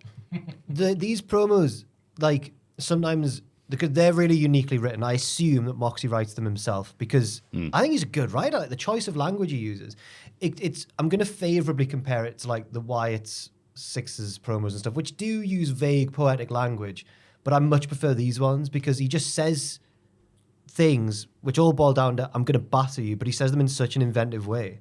I just find them really good. I think he's a good writer. I've not read his autobiography. Oh, it's great. Is it good? Oh, yeah. His writing's very fluid. Yeah. Lucid, that's what I'm looking for. He is the poet laureate of wrestling. Hey.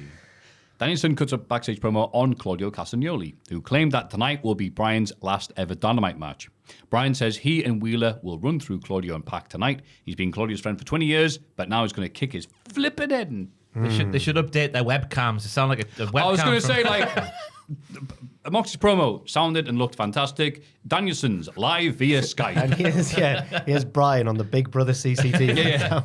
Hey, up the Lily, by the way. You been watching it? Oh, Lily. Great woman. New series of Big Brother is on now. Is it Big Brother or Celeb Big Brother? Yeah, is Big it Brother. Normal people. ITV2, yeah. I just saw one of the guys. It's on ITV? ITV2, yeah. Oh, wow. I just saw one of the contestants' intro packages doing the rounds on Twitter because Is he the butler? he decided to complain about pronouns in his. Oh, yeah. It's like, what are you doing? Oh, so they put him on. It'll be The host, Wizzle Wasn't because he was like, you can now identify as a Big Brother contestant. Get in there. Shoved him away. Yeah, okay. Yeah. The worst gender. I think they've got this former royal butler on, though, who was like... Not the one with Dana. Not Paul Not Burrell. Paul Burrell. not Paul Paul Burrell. Burchill there. That's Paul Burrell would do Big Brother, though. That's the point. Great times on I'm a Celebrity back in the day.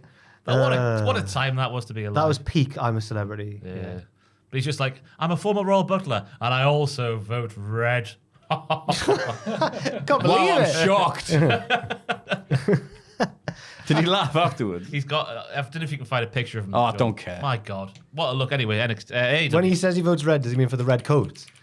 No, Okay, fair enough. the big bloody Tories. No. Did I mean blue? Oh, no, because it would be weird if... On the right, there he is there, the white trousers. Oh, that's him there. That's him. That's the royal butler. That's just pretty deadly. No, he's definitely a champagne socialist. Look at those. Look at that. Yeah. Fake teeth, fake hair. Great stuff. Great nashers. Oh, God, at the airport, I saw a guy with, like, turkey teeth and everything else. And I was the first time I seen him in real life like that. I was like, whoa. It's insane to see in real life. Oh, you mean like Yeah, look like that. Oh, great. teeth from turkey, not just actual turkey teeth?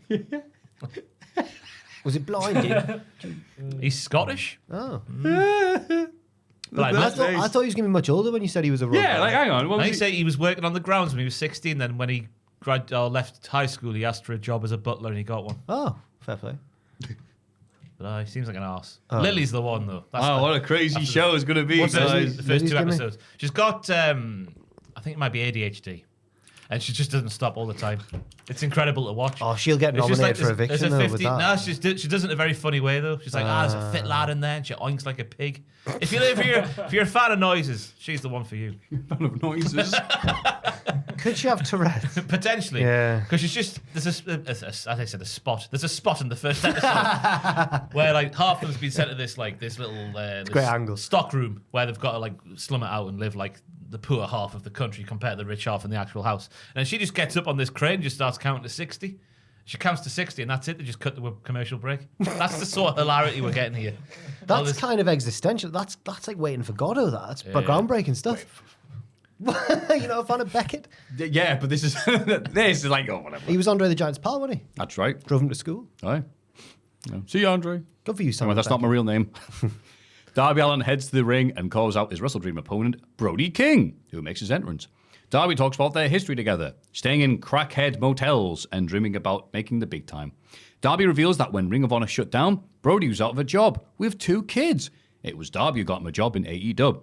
AEW has brought both men security in life, but Brody wants Darby's spot, and he won't take it because Darby is the face of AEW. What? Since when? Brody interrupts the heart and soul. And says he doesn't take this for granted. Darby has a death wish. What happens to his family if he dies on Everest? Darby tries to provoke Brody into attacking him and even slaps him in the face. Brody does attack, but Darby hits him with a rock hid in his pocket. Because he's that weird kid at the playground. You never know. Security rush in the ring and separate them. I have mixed feelings on this. Oh, well, I'll let Ross go first because he's a big Brody boy. I like Brody's part of it, like saying, like, oh, you do just seemingly take stuff for granted because what does happen if you go on Everest and die? It's all about you. You should be thinking about people around you and whatnot, which is quite a nice angle to do when Darby's throwing the family angle at him beforehand, going, oh, you've got 2 kids at home, you had no job. I got you the job here. It wouldn't have happened without me. So I like that part of it. The Darby bit at the start was a bit like the origins, I've heard it all before sort of thing. But yeah, then eventually The Rock comes out. Great pop for The Rock. Counts to 1, 2, 3 again, yeah. Yeah, busts Brody King open. But yeah, I thought the realism of it was quite nice. As I say, a little bit cookie cutter at the start. But yeah, by the end, it was nice.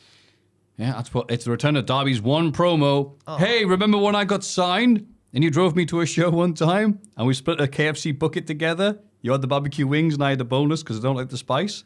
No? Well, here's a rock. That was like Beckett. That was really nice. When you read one play right, that was not like Beckett. I've read Ibsen also. Anyway, sorry. No, what was I going to say? All right. I don't know if I like this. I thought it was fine, and I agree with Ross. I like Brody's bit, but I don't know if I like Darby's bit because I don't know if I want Brody to be humanized. I don't know if I want this monster on the screen that I don't want to know about his 2 kids and how he phoned Darby so excited when he got signed and. No, yeah, what do I care? Yeah, I'd get it more if it was someone like Darby used to team with and now they're feuding and we knew that as part of the storyline. But this is just a bloke who Darby should hate. I don't want to hear about the real life stuff. I do sometimes, like MJF emailing William Regal was effective and all that stuff, but I don't know if it works all the time. I can see what you're saying there. Yeah. It is quite a nice juxtaposition though, like family man, 2 kids. House of Black. Yeah. I don't want to know about him and his family life. The 2 kids, Buddy and Malachi. I thought you meant The Rock. One of them. I've got you a child. You've turned me Ben into a rock.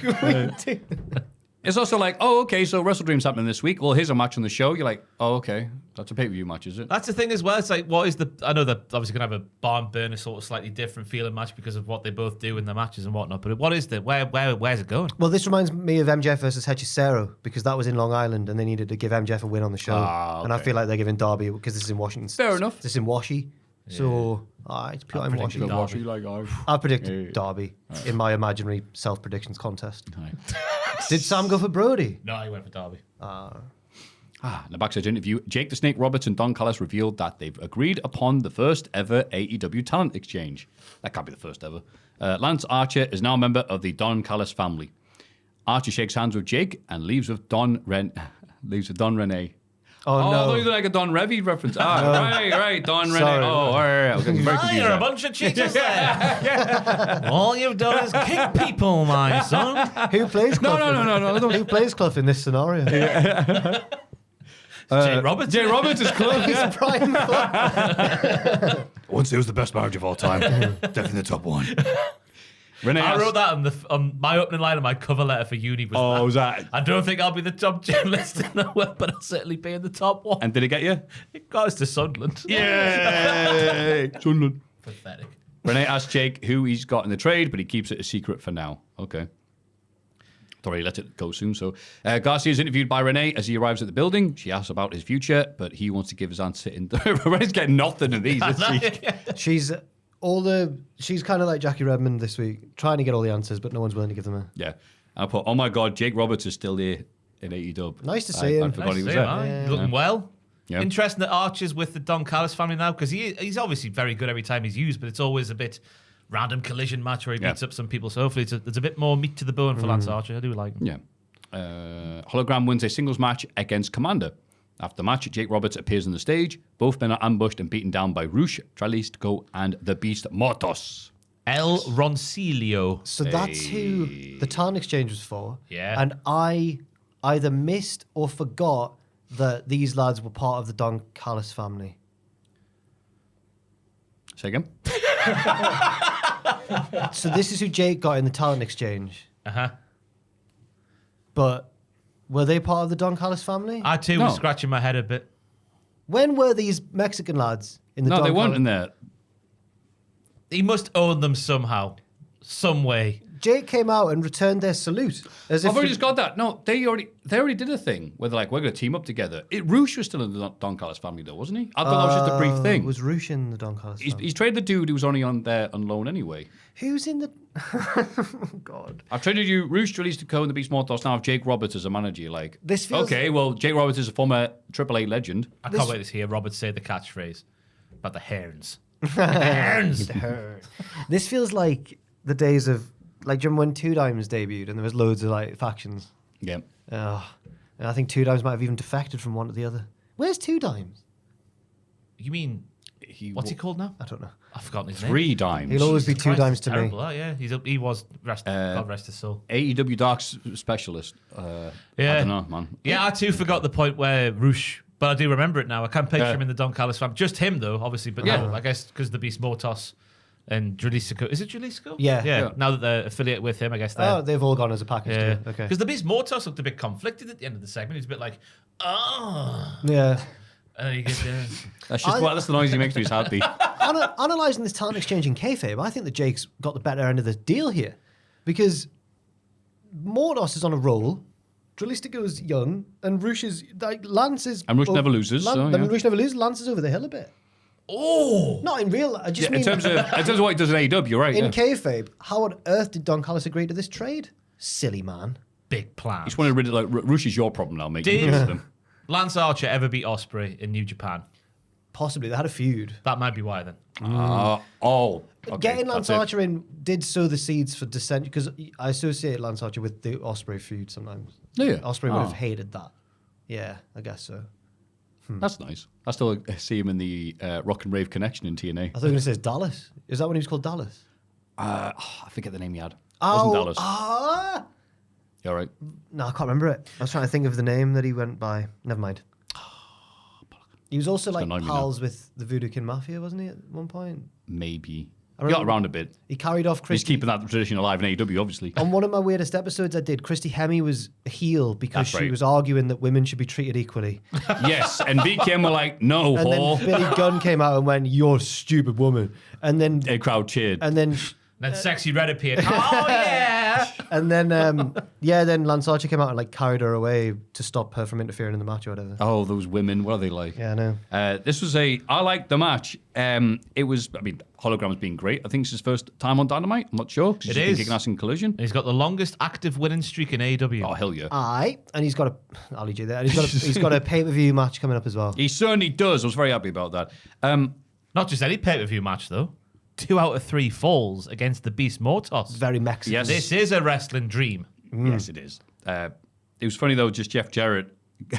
They're doing lucha stuff, right? And Jeff Jarrett, who's throwing a food in the audience there to know, how that stuff works over there.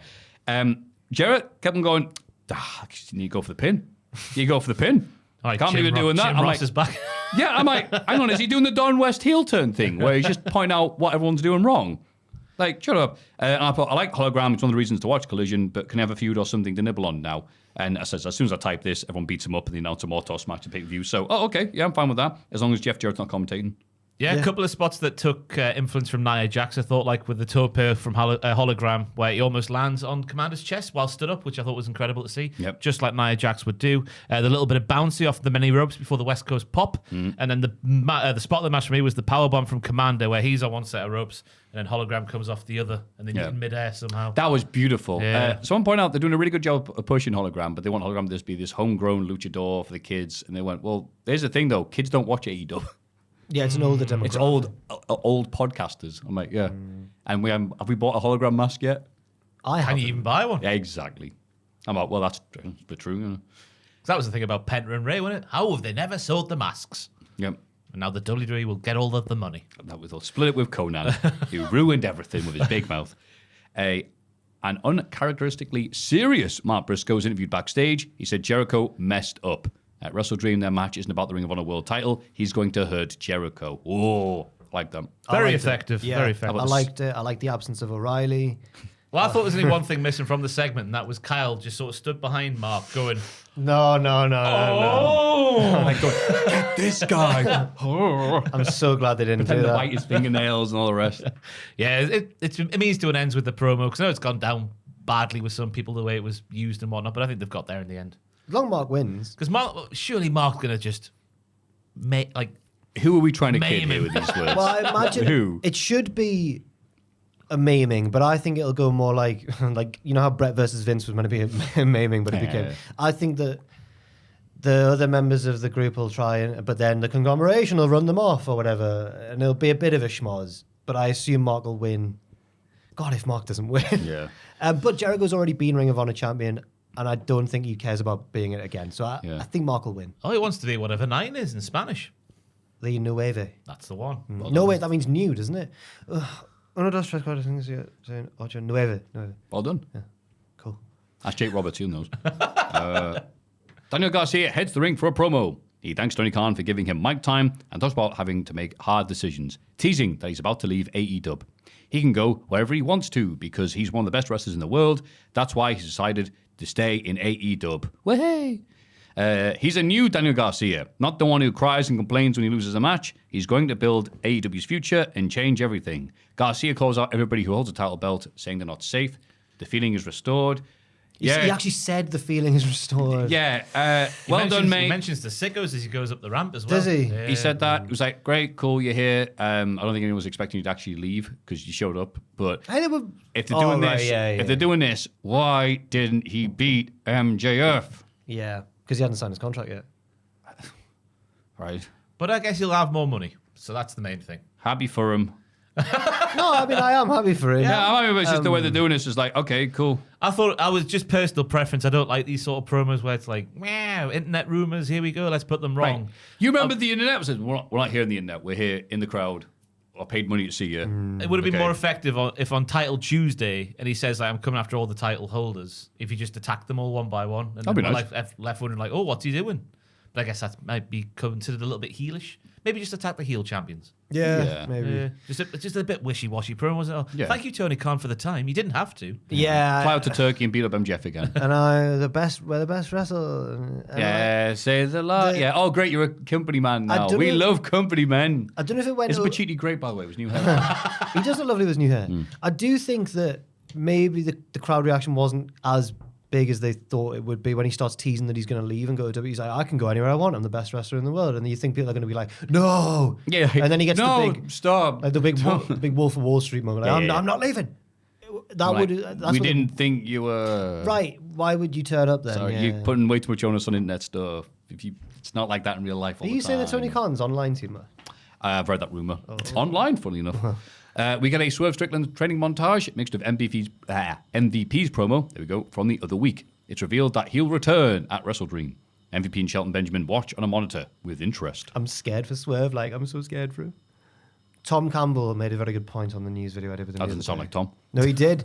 He reckons that MVP's interest in Swerve aren't genuine, and he's going to bring in someone else to batter Swerve. Ooh. Bobby Lashley. Daniel Garcia, he's just re-signed.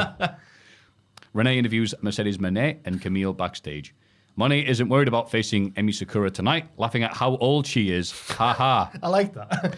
Brilliant performance from Renee as well at the start, trying to be Mercedes, but then Mercedes like, ugh. Look at Dean Renee, you weirdo. This was good, Mercedes promo. And that was it. Oh, that was it. That's all it was. Yeah, that's all it was. The promos have been wank for a while now, but this was a step in the right direction for Mercedes, I thought.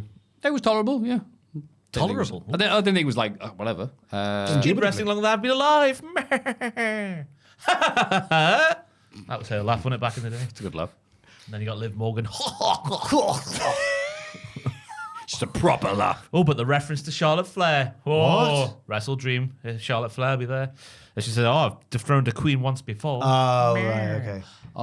Well, it was about Charlotte Flair, wasn't it? Probably, What, yeah. Lizzie? Must have been. Garcia is welcomed back by various babyfaces backstage, but Shibata gets in his face. Through his phone, Shibata says he'll win the TNT title at WrestleDream and then defend it against him, I guess. The pair have an intense high five. Yeah, it was Well, like, I'm glad he's confident. I'll see you there, yeah. I don't think I will be a champ, so I'll kick your head in. I don't think Shibata's winning, lads. Misplaced confidence. I don't think Cocky he's gonna bastard. Win. He's taking on the scapegoat. The man who beat Darby Allin in about 2 minutes at Wembley. Yeah, right. The man who drives his bus to a town way too early, just to make sure. Just where it gets a good parking spot. It's nice to see Colt Cabana's still there. He was in this scene. Cole's dude, you'll see backstage, you go, oh, he's there. I mean, Jim Smallman would be backstage at NXT, like they're walking down the corridor and there's Smallman on his phone.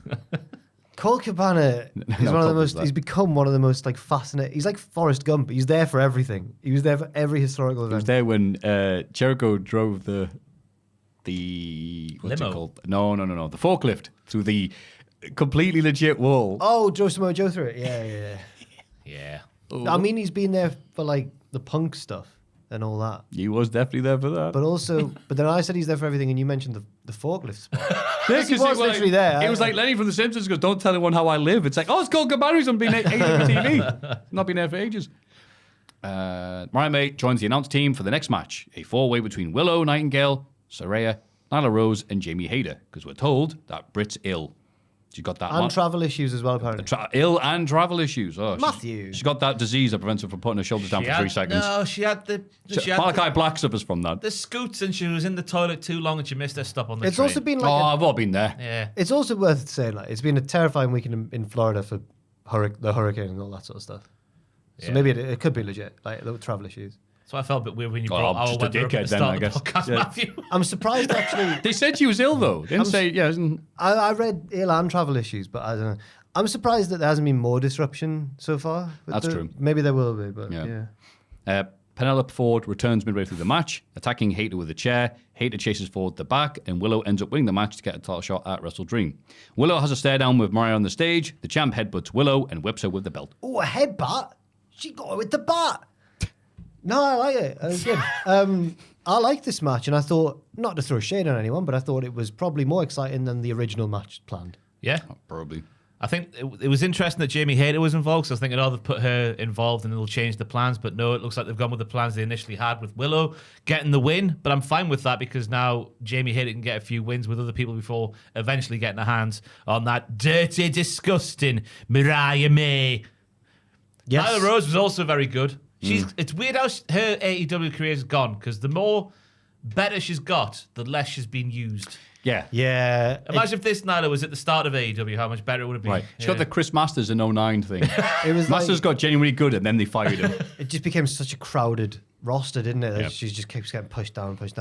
I'm glad Willow won because I always like seeing her have a big pay-per-view match because she's good.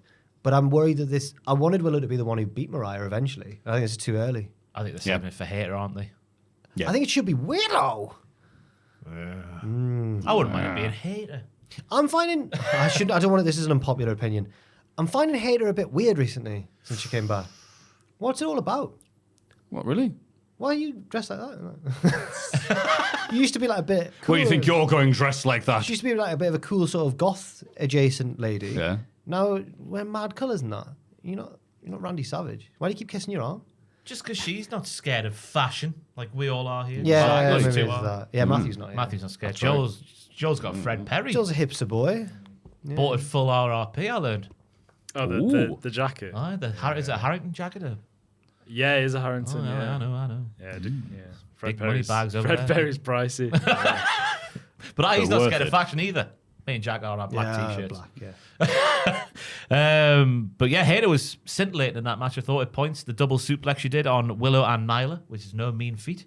That's why she kisses the guns. Cause she's got strong. Yeah. And then big Penelope coming back to attack Jamie, and looks like she's might be aligned with the Outcasts as her role now, with Harley Cameron, who I thought was very valuable in her role in this match. An annoying little gnat. My opinion on Harley has changed since the days of QTV. She is funny. She is very funny. She's great. Yeah, she's funny. Makes Saraya Tolerable. Yeah. I was supposed to say life worth living. That came out wrong. She makes life worth living. I know she's good and everything, but bloody hell.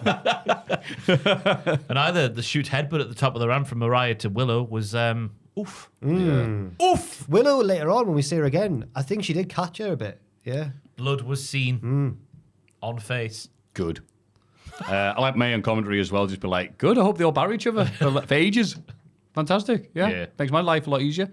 And then that's all I got to say about that. So Jericho and friends find Rocky Romero backstage. He's ready to fight, but Jericho just wants to give him some advice. He suggests that the conglomeration don't respect Rocky and asks if he wants to be a lackey for the rest of his career. Big Bill says when you're in the picture, you can't see the big picture. They leave. And look like Ellsworth. I think that there's obviously to sow the seeds ahead of the Mark Briscoe match and everything. But, oh God, is Jericho going to win? What, because Romero turns on... Yeah. Oh my God. Oh God, because I was thinking, why did he do Rocky this? Romero. Yeah. They brought you in. What do you mean? What? Jericho had a good line, right, though. but why should, in kayfabe, just based off what we've seen on TV, why should anyone give a hoot about Rocky Romero? It's wonderful he has a position in New Japan that he does. Yeah. And but in similar. terms of, wonderful. He's invaluable behind the scenes. Oh, great. But On AEW TV, he's presented as the kid that get picked last. I think we've seen how he gets booked in this segment here because he sat on a crate and they walk past him. Oh, hey, Rocky. Oh, do you want to be in the conglomeration? Oh, do you want to be in the best friends, Rocky? Just that's how he gets booked all the time. Yeah. He wasn't even be Colt Cabana. Surely they're not going to have Rocky do the big turn. No, they can't. Mark has to win after what Jericho said. Maybe Rocky will fake doing it and then actually... Oh, God. They're going to put Rocky in the learning tree, aren't they? Oh, God. I'm so excited. But that doesn't mean that Jericho has to win. But then it can make a joke, like big bills between a rock and a hard. The Rocky tree. The Rocky tree. The Rocky tree. Don't know where I was going with that. I was about to say rock and a hard place. Who's the hard place? Big Bill. Brian Yeah, Keith. Jericho's arteries. Oh, that's a real life ailment he had, Maffew. He got better. Goodness me. It happens to when you get old. I'm feeling it right now. Jay White beats Cody Chun in a quick singles match. Double H. Double That's H. right. Hack. Jay gets on the mic afterwards and says Hangman Page is one of the two men who knocked him off the path to the AEW World title. Now he wants to do the match with Hangman. he is. After he's beaten him, he'll correct a second mistake and go on to win the title. I did research. I learned who the two men are. Go on. Hangman beat him in the Owen Hart tournament, and it was Christian Cage who interfered. The Owen Hart tournament? Yeah. When was that? Jay's been out injured. since then. Last year, wasn't it? No. This year. This year's, is it? It led him to Wembley. Of course, because we were scared that Jay was going to win. Yeah. Jay lost to Hangman, but only because of Christian Cage. Yeah. So Hangman and Christian are the two men he wants to beat. Okay. This is the hardest match to predict for me at the pay-per-view. Surely after what they did with Hangman before the last pay-per-view and what he did at the last pay-per-view. That Hangman will win. Surely. Yeah, I'm surprised at this. Surely. Yeah, surely. I think Jay might win. I'm surprised that they're even doing this because it's like Hangman's like red hot right now. I know, Should I'm be the top of the card, and now Jay White's nowhere near that because obviously he's just been injured. So this doesn't benefit Jay. Why- It doesn't benefit Hangman. Why isn't Hangman Oh, it does benefit Jay. in sorry, like the I mean. world title picture again? Yeah. He just won the biggest match of his main his event. career. Maybe the biggest match of his Maybe career. they're saving Hangman to retire Danielson eventually. At I think- World's End. Oh no, Johnny Moxley. I've gone for Brian, me, this weekend. It's too soon. There's still matches to do. No. Yeah. Doesn't make any bloody sense. I don't know if Moxley will lose this soon into his heel run. Yeah, it's racist run. That's what they want you to think. He's have to get more racist as the. Shave a little bit Did more. Sam, did Sam go for? I think we both went Brian. But I think Sam was a tactical vote from him. I think Moxley's. Well, we'll talk about that in a bit, but I just think it's too soon. And it's interesting timing though, because Jay White has just had like a sort of character rebirth as a more piss-takey baby face alongside Juice Robinson. So Yep. I'm glad he is though, because it's a lot better for the promos, even if he did repeat himself a bit too much here. I'll beat ya. Meh. I'm gonna beat you. Hook is looking for the mystery man or men who attacked Taz. Kip Sabian bumps into Hook as he rushes past and pleads his innocence. Hook lets Kip go. He was pushed, Maffew. Don't let me fool you. He really was. He was just like, sorry, I'm just walking around flailing like this. He poisoned him as he walked past. Yes. He encounters the patriarchy. Christian asks if Hook has seen Kip around, but Hook denies it. He's not grass. Okay. Christian talks about losing Killswitch to a serious medical situation, which is real, so he sympathizes with the attack on Taz. They walk off and Hook is oblivious, even though Christian blatantly beat up his dad. Yeah. You don't know, well. Well, last week they had the segment of Christian appear just after Hooks. Dun, dun, dun. Have you heard a coincidence? Yes. I wonder who beat up my dad. Was it the goth boy? Was it the guy who drives the bus? Was it the guy who hates all dads? I don't know. Who could it possibly be? Who could it be? It was such a funny line from a funny man, where Christian was like, we're both family men, and we've been having a tough week. I've lost kill switching. I've lost my dinosaur. You've lost your dad.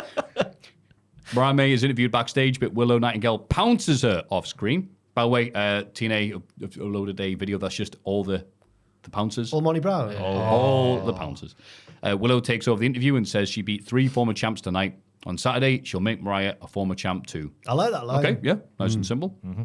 With help from Camille on the outside, Mercedes Moné beats Emil Sakura to retain both the TBS and New Japan Strong Women's titles. Are you saying Emil Sakura, like the GCW ring announcer Emil J? Because I've misread it. Oh, right. So, My brain has auto-corrected it to say Emil, like Emil J. Is that from why? Because of GCW. Emil J, yeah. It's not often I see an Emmy. Mercedes and Camille try to beat Emmy down after the bell, but Chris Statlander runs out to make the save and yelled, Maffew, don't say Emil, it's Emmy. Oh, thank you, Statlander. That's why you're face now. I appreciate that. are you friends with Emil J? Not after that. He seems like your type of dude. He's a friend of Maffew. Yeah. There you go. But not continue. But yeah, I think we're friendly. I remember when he was just a fan at CZW, and now he's like at every He's the GCW ring event. announcer. Yeah. He's the guy who does he made the MDK ring announcement the thing. Like Yeah. All day. All bloody day, he says when they come over to England. I was pleasantly surprised at this. I thought Moné looked really good here. She looked probably the best, apart from a certain luchadores? Crap. Luchadores? When she wrestled Steven. Bollocks. Did you just call luchadors female luchadors? I don't know what you call them. Yeah. Bollocks. I don't know. No, what Sexy Red would call them. What? Lucha whores. It's not it's definitely not luchadoras, is it?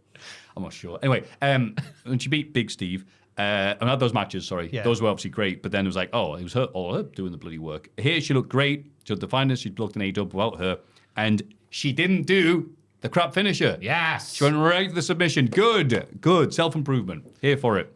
I was fearing for the worst when the entrances happened because Emil Heskey comes out and gets no pop. And then Mercedes Money's there. And there's also no pop. The no pop for Mercedes was shockingly quiet. But then when the match gets going, I liked the bit where Sakura was on the outside of the ring, where she's got Mercedes upside down, which forces... I mean, Mercedes kicked her legs out, so it looked like she was meaning to kick Camille in the face, but that was a good little spot. And then the awkward bounces off the barricade were quite nice. But yeah, as you say there, it was Mercedes' best match for a little while. Good. Yeah. Yes, I've got nothing. Yeah, it's now the statement maker. Dun, dun, dun. Not the bank statement. Don't you dare say that. No, I'm sorry. Yeah. I don't know if you even did. Just saying as a general comment. I was about to, but I'm too scared to say it now. Backstage, Stokely Hathaway tries to convince Private Party to let him be their manager. They refuse, accusing Stokely of jumping on the bandwagon now they're number one contenders. Stokely leaves, and Isaiah Cassidy cuts an intense promo about winning at WrestleDream. Once they've beaten the Bucks to become tag team champions, that'll be a party everyone is invited to. That's not the line of a team that's about to win the tag team title. When all of Washington runs in to defeat Moxie, they can all stay behind. And when you got to invite everyone to a party, what does that say about you? Oh, that's actually a good point, mate. Yeah. Desperate men. Everyone can come to a party. What did I miss last week? Because why? So Statlander's a face now, as we'll see, and she's not with Stokely anymore. Well, Jack, they did a little thing where they were like, well, we've beat Willow now, so we're going to go our separate ways. Or Chris even just said that in a promo by herself without Stokely being there. Yeah.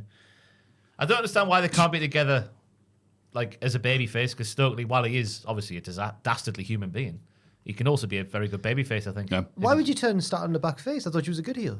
She's facing Mercedes Moné.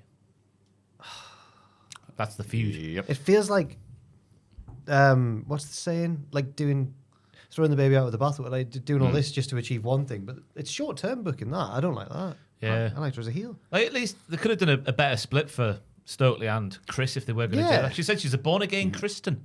That was the takeaway line from the segment. She looked so cool after winning the Samoa Joe versus Necro Butcher match against Willow. And now, what's happened? Yeah. Do you think with maybe Britt being off, they don't know how long to have like someone else in their position for a bit? I guess so. Yeah. I did like Stokely trying to hop on the bandwagon here and then boys being like, no, we're going to do it on our own now. Because I was starting to think, they're going to do it. Then I remember they're facing the Bucks, so they won't win. Yeah. This is something I had to maybe pause and go, is this really happening? Because I thought maybe, they're just teasing it, they're going to do something else. Oh, wait, no, they're going to have a private party, have a match against the Young Bucks, and reference the fact that they beat them 5 years ago and accomplished nothing since, which is doing them absolutely no favours. But now they're doing it on their own, Maffew. Yeah, but, right. But then they've also were used to be the guys that Blackpool Combat Club beat up for 2 weeks straight. Yeah. And I'm like, well, if they're going to be doing that, why have them be... why not have any of the 10,000 tag teams they've got signed? The Outrunners. Yeah, Mark Sterling, the athlete... Literally just the Outrunners. It needs to be. Because I said it on the pictures... Oh, you mean the tag teams getting the shot? You mean, I said it on the pictures video and Ross agreed, thankfully. It was a tense pictures video. Oh, good. They're the best. You should have heard what Andrew was under saying. pressure. He was really saying what was on the I heard you all. Andrew's incapable of saying anything negative about anything. Ross did a pitch that Andrew blatantly didn't like. And then he went like, I like the Hobbs bit. There was a Hobbs bit, like a tiny bit. Go on, Andrew, tell us I can take it. He couldn't do it. Couldn't do it. Couldn't bring himself to it. He was like, criticise you. It was good. Oh. Yeah. He tried to get me to go first. He was like, you go first. Blatantly murdered someone in his past, hasn't he? And then he said yes. Overcompensating. He said yes to his pitch, even though he didn't like it. I don't like it, but Ross I like you. Begging him, like Raven on his knees, take me out. And he couldn't do it. Sacrifice me, Andrew. Yeah. No, and one of my pitches was that the private party can't do the match. Oh no, who's going to... Outrunners. Because do you think if they appeared, they would actually be over? Like, people actually know them? Off internet. The last month, the number one best-selling shirts in the merch sales in the company. Now that the third, people are buying their stuff. Literally have them beat the Young Bucks, I think. Yeah, the Young Bucks are doing nothing in this bloody endless title reign. Doing nothing. Everybody who's gone there has just disappeared afterwards. Where's FDR? Where's That was the Outrunners. Where's the Acclaimed? Yeah, they've all just disappeared. Because I was saying, like, if Private Party don't win here, which I don't think they are going to, because it's a bit soon into their rebirth. I've used that word again after Jay White. Who is going to beat them? Yeah. Who's primed to beat the Young Bucks? No one. Grizzled Young Vets on. Yeah, the Outrunners. It's only the Outrunners have momentum right now. GYV are just another tag team already. Instantly. Yeah. Crazy. They turned up, had a stare down with the Bucks at Wembley, and then turned around and beat up the downed FTR. Yeah. And then lost to the downed FTR. Yeah. To put over the Outrunners. I can't think of another tag team who... No. House of Black aren't? No. No. We've got maybe Claudio and... Pac. And Yuta were the Pac ones who now. got the shot last Oh, time. right, yeah. And I was like, well, that would have made a lot of sense, given that they look big and stuff. Oh, no, we can't do that. But I guess Right, it can't don't be get 'em. Claudio and Pac because that's two heels taking out the heel. There's no big babyface situation. Oh, dear, oh, dear. Just the endless reign of Young Bucks on top with nothing to help anybody. Yeah, there's not even that like team where you're going, oh, eventually, well, what a moment that'll be when they get the titles. Yeah. Well, the Outrunners. Well, yeah. It really if is they them. actually did it, yeah. It's one of these things that starts off as a joke and goes, no, really, it's the Outrunners. That's kind of how the Acclaim did it. Yeah. I hope that doesn't end up feeling like, remember WrestleMania? Right, this is a big one. WrestleMania 35's kickoff show. Oh, God. Go on. Where Zack Ryder and Kurt Hawkins Beat FTR. FTR. I hope it's not like that with the Outrunners. Oh, God. Zack Ryder was at VXV for one night. Was he? And it was so weird because they had to thank Dankeschön to the editors and the wrestlers and the people. And also, I don't know the guy's name, let's make it up, Frank, who flew out or paid for Zack Ryder to be here. Oh. Now, what was that about? And goes, yeah, Zack Ryder's here because someone paid for him. It's like, aren't all wrestlers like that? No, a fan paid. Oh. I went, what? So we're just fantasy booking it because we've known now we'll put something together. Aye. I'll have Dan the Beast 7, come on. Hey, if you live in like, I don't know, like the Mauritius or somewhere like that and you're watching the podcast, we'll come over if you want to pay for a flight. Yeah. Apparently I was like, oh yeah, it's like, if we knew that, yeah, we can Raj. Yeah. It was so crazy. He showed up, the only move he could take properly was an Irish whip. He's injured, isn't he? Oh, you couldn't tell. Bloody hell. Oh. And everyone was talking about he was charging, people had their feathers rustled because he said it was €40 to get a photo with him. And then people go, that's disgusting that. And he goes, yeah, but people were paying him. People were paying it. Yeah, I guess so. That if people are paying it, it's not too expensive. And he doesn't want to talk to anybody right now. My ex got a picture with him free because she bumped into him at Disneyland. That's a true story. What ride? Like Mr. Toad's or? I have no idea. Oh, okay. She was there with her mum. Oh. And then, yeah. I don't know. That's just, yeah. She got a free one. Just go to Disneyland. He goes there all the time. I bumped into Joe Hart in 2016 at Disneyland Paris, and I was too scared to go up to him. He was with his kids. I was like, I don't want to be that guy. Yeah. Oh, I've just got off This Is Small World. Had a great time on there, and then see Joe Hart there with his family. Give me the ball. I was on the flight back. I was at the same flight and queue and everything else as some of the wrestlers, and I went, I'm just gonna leave them. Like, what good? Hi, guy. I'm like, no, don't be one of those dudes. So I just ignored him. But it was just like, I sat behind them on the plane as well. I was just like, I'm just going to leave it alone. Not going to say anything. And clearly they didn't want to talk to me. I was like, okay, that's fine. Ask them like what their favourite match has been and what their favourite match was when they're growing up. They would have bloody loved it. Was there a lot of imports? What was the match that got you into wrestling? a lot of imports, like leaving Germany. Was a lot of imports even Germany, yeah. Leaving Germany, yeah. Well, that's how they get back, yeah. I just thought that it would have been a lot of German wrestlers, but they got the imports in. Oh, okay, yeah, they do get like a fair amount, yeah. Oh, it's the tag league, and it was right. Yeah, sorry. Solo Sikoa turned face on a plane this week. Did you see that? No. Face on a plane. He helped a woman with her bags, and everyone was like, "Whoa!" He couldn't do that. Jim Cornette would be furious. I should be out of the business. I can't remember what I was going to say. Sorry.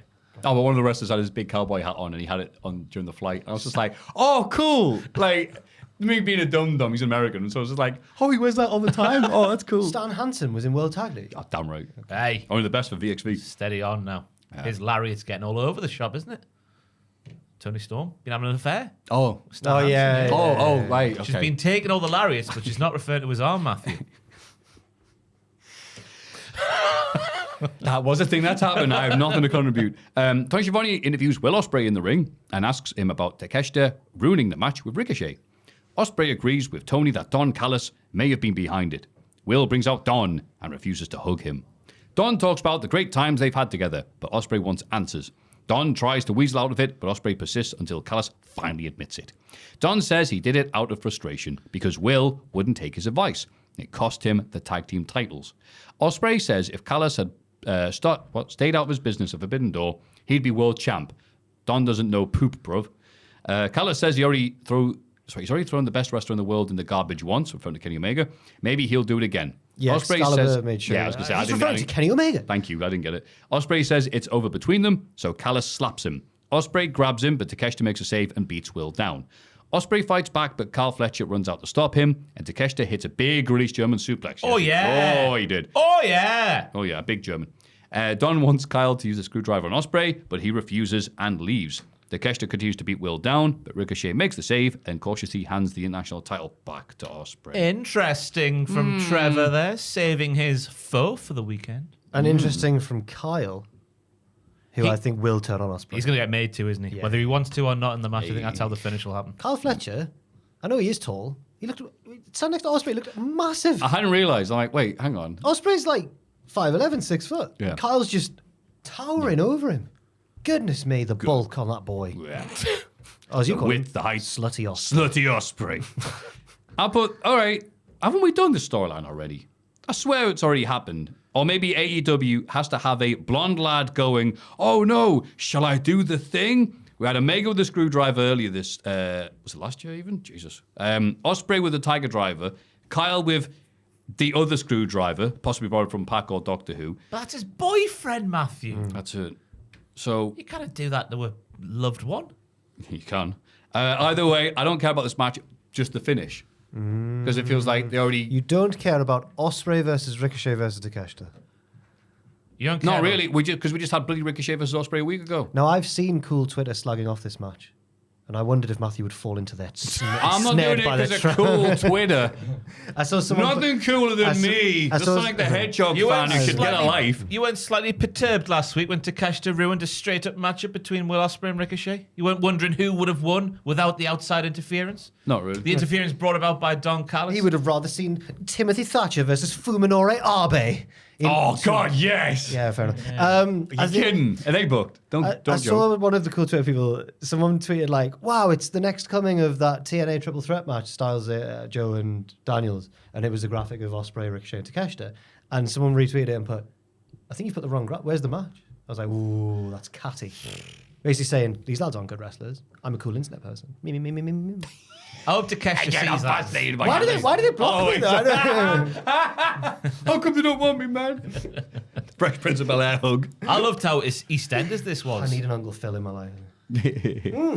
Like Don, I'll Uncle Phil you. Don flapping before you admitting to getting Takeshita out there. Ospreay was so EastEnders in it. You don't know anything. You don't know us, bruv. I would have won the world title without you. You're an utter scumbag. You're not my mother. Yeah.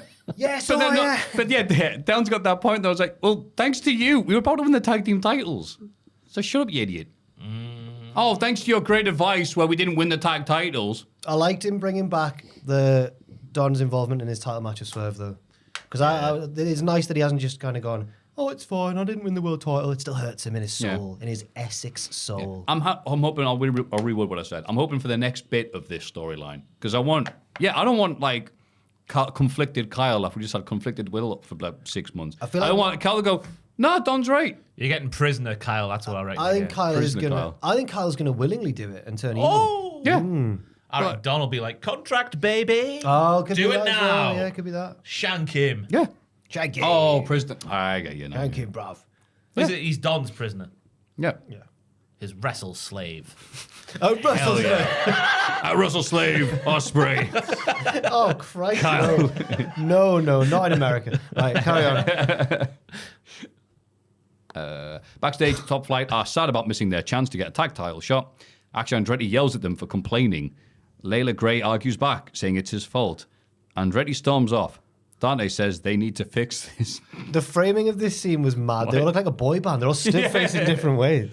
This guy's all go and no think. I reckon Action and Wetty might be buggered. I've written down a He's out. Word, yeah. He's on. Hit the bricks. Just get him out, man. We don't need to tantalise this breakup. I mean, Top Flight haven't been utilised that often on Dynamite, and on Collision they're not that much at the forefront. They should just get him out of there and do something of note. We don't need weeks of this now. Win one match so you can challenge the Young Bucks at Wrestle Slave next month. Go away. If Andretti wins, I know where he's going to end. Sorry, if Andretti turns heel, I know where he's ending up. The learning tree. Yes. Have you already said this? No, it's just we could tell what we were going to say. Yeah. How did you know? He beat Jericho. Because it's wank and it could happen. It's because he beat Jericho. That's what I was thinking. Yeah. You read my mind. Did you know because he beat Jericho? Actually, Andretti beat. Yeah. Yes. Is that why you First knew match, that I was yeah. going to say? Yes. Being the learner? That's right. I thought I'd done We also watch wrestling. I thought I'd done a really clever thing there. I was like, I'm going to look really clever. Oh, dear. Jack Perry is back. Oh, God, look. There was some good stuff on the show, but you look back Sat and in the stairway. God, just sitting on some stairs and drowling. Perry says Shibata lets his phone do the talking these days. If only you would, Jack. But at WrestleDream, he wants the old Shibata. Jack Perry, not ye. I realised how that sounded. No, you mean. Okay. Yeah, whatever. The highlight of this was saying he's got a damn turkey leg in his trunks. Who said that? Jack Perry. Talking about his cock or what? About his dick, yeah. Someone's massive. What? Do you reckon Shibata's got a massive dick? I've not imagined this, have I? Did he say that? He's got a massive turkey leg in his trunks. He did. He surely not. He bloody did. Wow. And he's like at the start, AEW, where the best wrestle. There's a lot to say about Shibata. He does this, he does that. He's got a turkey leg in his trunks. I'm sure. is he You sound like a special, like, there's a snake in my boot. Like, mocking people's opinion of Shibata? Oh, he's so cool. He's got a massive dick. There's a lot I like about Shibata. Fair he's enough. this, he's that. He's got a big dick. Jack Perry also has that, I mean, allegedly. Really? Well, he must do with that. It's a rumour. Oh, no, he's a handsome boy.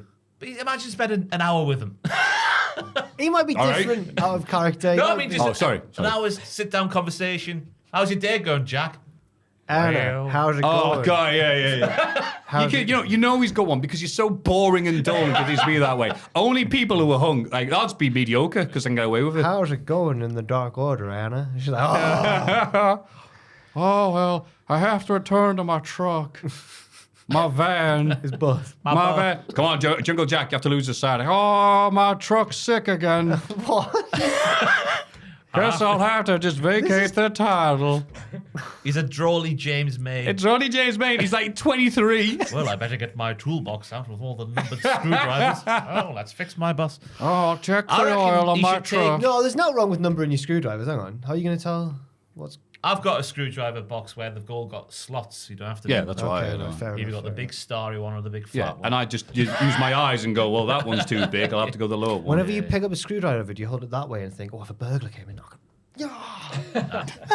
Never once done that. Me neither. Don't know. I'm prepared for this hypothetical though. Like, what do I do if a burglar comes in? And I'm just like, I've got the keep the chain thing there. You got a cricket bat? At uni, I nearly had to use it because there was some fella. I lived in the middle of Sunderland, next to the big bus station, so we used to have a fair Park few. Lane? Yep, used to have a fair few break-ins like every month. And one day, someone got in our inside door and was battering this big oak door that we had on the inside, and he'd snapped the bottom half of it, but couldn't get through the top half. So I was just sat on the stairs in my SpongeBob SquareBob pajamas with me cricket bat waiting for him to get through. Like, if he gets through, I'm gonna get stabbed. Were you? No, did you know you were there, or were you just waiting? I was just waiting silently. Was the SpongeBob thing like a natural? It's like, I'm gonna a conscious when thing. you're a student, you go around Primark and you're like, I've got my student loan. I need some pajamas, and I was like, well, let's get some SpongeBob ones. Were you wearing that because you thought, well, this might distract the burglar for a second? Because it was cowled. Because you were just wearing it naturally, right? Because I've thought many a time, right, if someone comes in, I'm just going to get naked and get that half a second, like, of them going, oh, don't want to be one, a naked crazy dude. Hopefully look crazy. I don't know. You know, do something to get someone out yells. Maybe put the podcast on, I'll get rid of them. I'm glad that... Thanks for building on my screwdriver thing, because I did feel awkward there until you... No, I do have the hypotheticals. Like, if someone came in here, what would I do? Probably panic, to be honest. Well, that's it. That's why I prepared you gotta have a weapon. plan. I have the hypothetical in case it happens. I'm less worried, rather than what might happen if I'm not prepared for it, which is poo myself. Oh, yeah. Trying to jump out the window. You have to face it, don't you? Yeah. That's why you just keep a weapon somewhere. Keep a couple of weapons around the house. Yeah. Around the flat, whatever. Like Home Alone. You've got to keep a weapon or two. Right. Yeah. I'm a bit like Dwight Schrute me when it comes to that. I don't know, that episode of The Office where he's got one hidden under the toilet thing, just in the office, just in case something happens. He's got mace hidden everywhere. That's what my flat's like. Yeah. A booby trap. If you've got a gun hidden behind the toilet, like in The Godfather. The cogs were turning. I was like, in the restaurant. You should take back to Jack Perry. You should take. Oh God, do we have to? You should Let's talk about killing burglars instead. Just take what Shibata does and apply it to himself. Just have Google Translate do all his promos and just let him wrestle. Please. You can put a funny voice on there. Have like Frank Bruno cut his promos. Oh.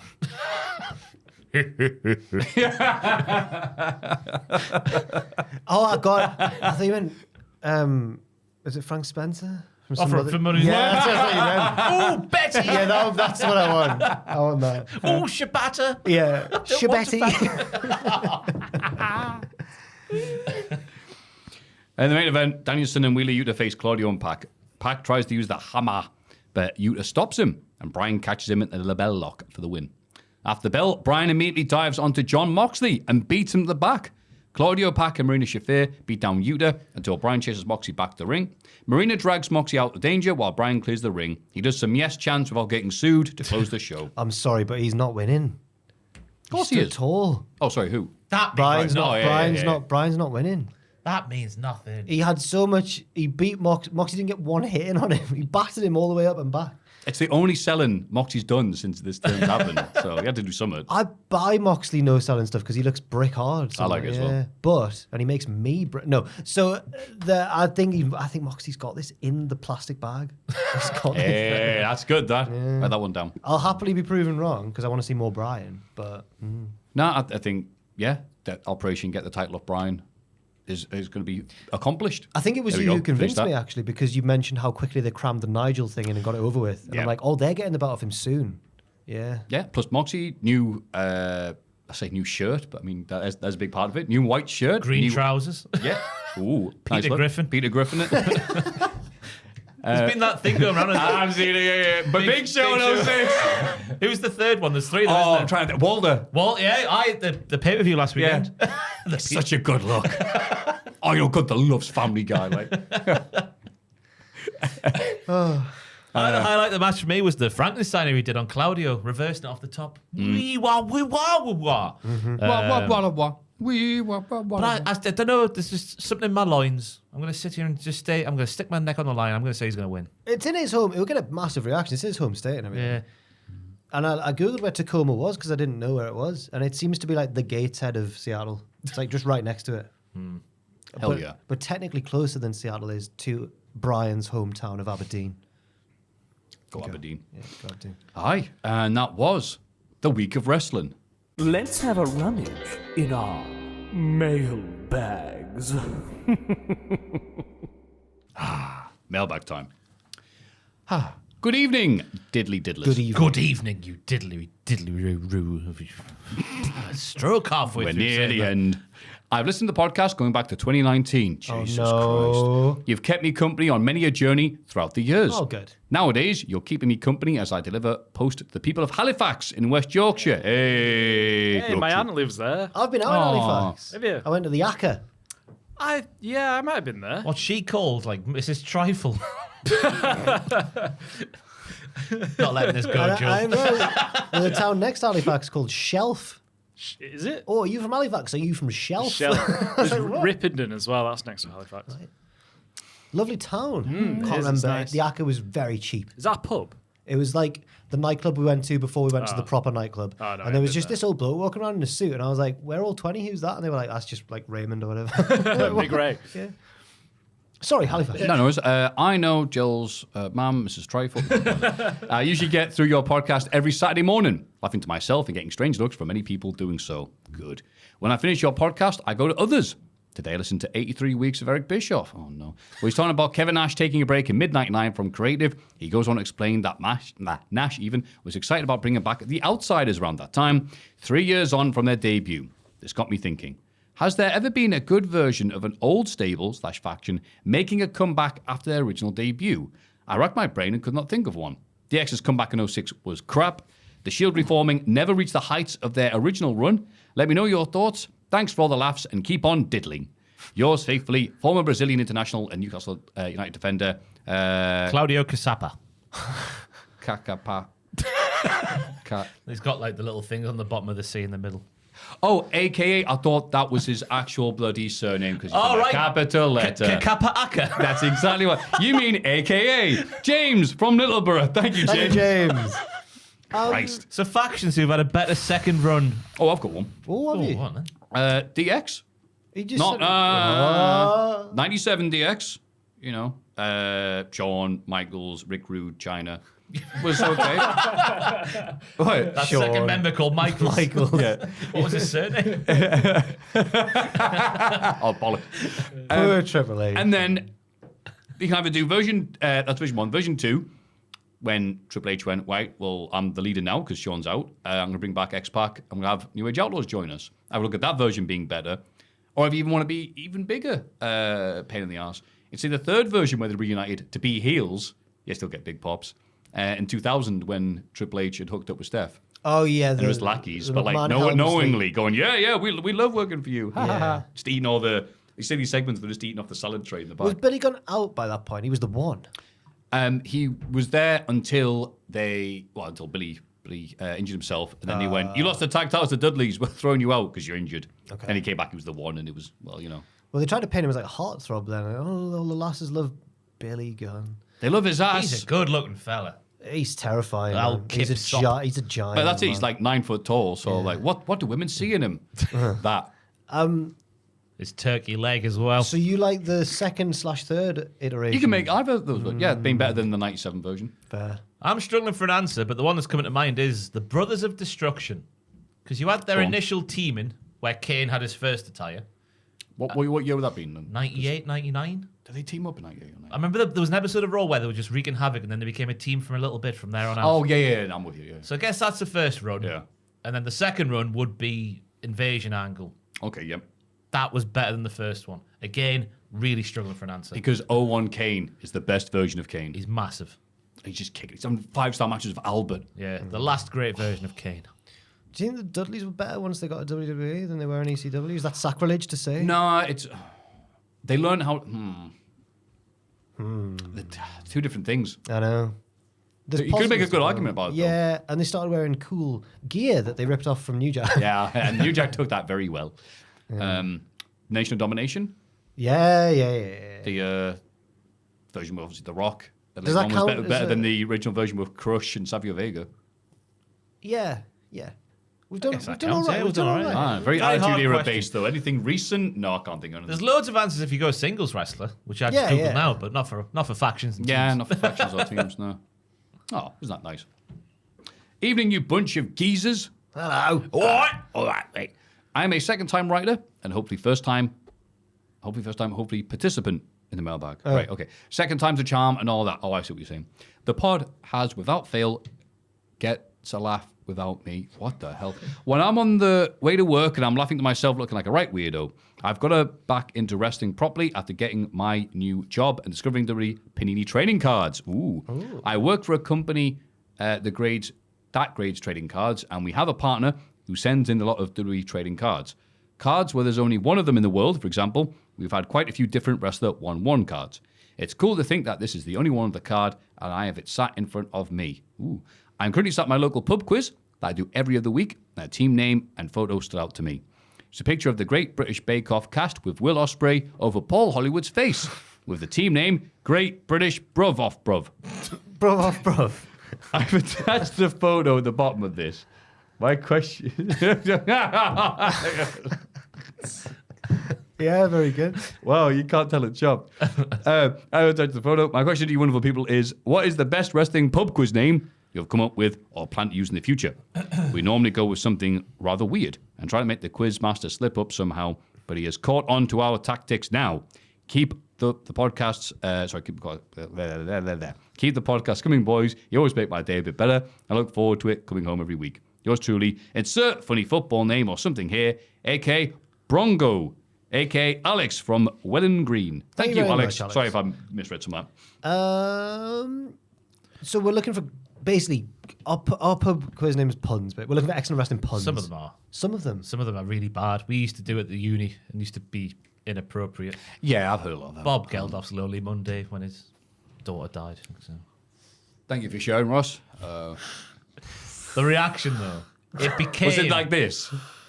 Yeah, imagine, because Rev's quiz at Sunderland, there used to be 25 to 30 teams every week. All right. It was a must-go-to event. And the Until reaction every week was addictive. I can't stop. I need the buzz of the. I love doing inappropriate team names. It turns me on. That noise of like, oh! I'm just picturing like an old hooligan documentary. my soul. Yeah, we knew it was wrong, but we lived for the buzz. One time at Trillions, they used to do Sunday, probably they still do, I don't know, Sunday pub quiz. We went to it, and there was this team name that was, we're going dogging after this. Okay. And so we changed our name between things of going, we're going to go watch them dog. And the guy was drunk, and he tried to choke me afterwards. Why, you little... Yeah, pretty much like, yeah, you thought it was funny, did you? You're just playing along. Yeah, I'm like, it's your joke. Like, he was doing whatever. Calm down, dogging Pachidi. serious business. Yeah, I'm like, we all thought afterwards, like, because I told my mates that, and they all, like, suddenly our team was like 20 members strong, because they want to see me get choked the next week again. We've done this again, Matthew. That's sort of a form of dogging itself, watching a man get shot. It seemed to be, yeah, but Trillionsing. yeah, we didn't win. I would say what I'm the quiz. And I'm the Quarsome. Yeah. Oh, yes. Very good. That was good, that. Oh, thank you. Any others? If it's on a Tuesday, come Tuesday. Yeah. Yeah. Oh, that's good. Any other inappropriate names you can think of? Jar I Jar. never said on the podcast. It was you got to find the line. Like Bob Geldof, that's all right. It's a terrible thing that happened. Raise millions for charity. What a bastard. Oh yeah, he's done plenty of good, and I've done none. And it's a great song as well, I Don't Like Mondays. Oh yeah, Yeah. It's about school shootings, wasn't it? Yeah. It's about Garfield. Oh no, God, it is about. Oh no. It's about. You know what? My brain went too quick. My mouth went quicker than my brain. Then, yeah. I want a shoe. Ooh. Okay, what rhymes with quiz? Oh God. Miz does. Miz does, yeah. Jar Jar Miz. Yeah, Josh. Jar Jar Quiz. It's always, you know, when you go to pub quiz, there's always a Quizzy Rascals. There's always quizzery business or something like Quiz that. in my face. Quiz in my pants, quiz in my face. If you, it depends which We go quiz to you different bars. Yeah, we do. I don't know what else. I once tried to explain to Pachiti the meaning of Hawaii, like the Geordie term. yeah. And I said, well, it's basically you can substitute it whenever you say, like, come on or come on. Like, you mean, Hawaii, let's go to the shop. Or Howie! And he went, Howie my face. I was like, no. Oh, Pachidi. I'm struggling here for a pun. Quiz. Me too. Rounds. The Heritage Cup. The wrestling quizness. My answer to Alex's question is no. I can't think of anything. Yeah, there's answer. No. Sorry, Alex. Enjoy your cards. Chris Benoit's. Doesn't matter. Quiz Benoit. There we go. Quiz Quiz Benoit. Benoit. Well done. You've nailed it. Quiz Jericho. Yeah, Quiz Benoit. Quizdian. Okay, Quiz.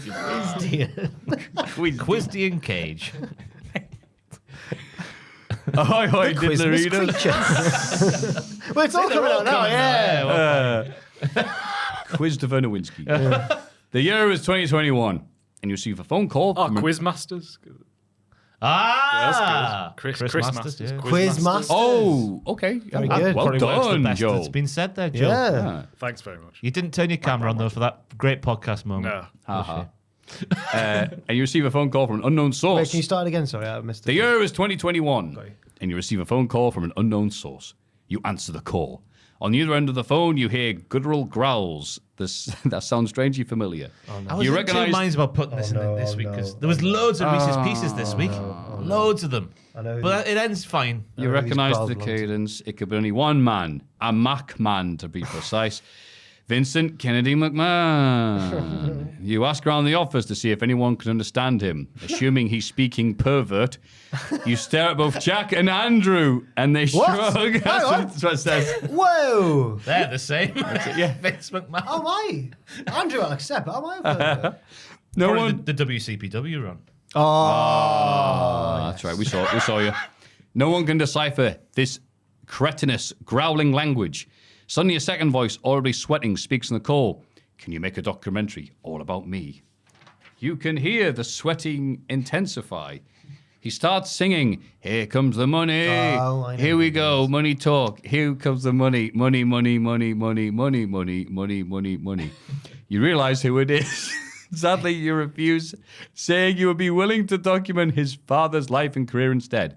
The sweaty man reluctantly accepts, but he wants to be an integral part of it, similarly to his involvement in the future Royal Rumble. You say, okay. The interview day arrives. A strange smell overpowers the room. Is it death? It's Is Chelsea it Green. feces? Is it shame? Yeah. It's all three. You also hear what sounds like an old dog barking at the postman. It's Vince McMahon.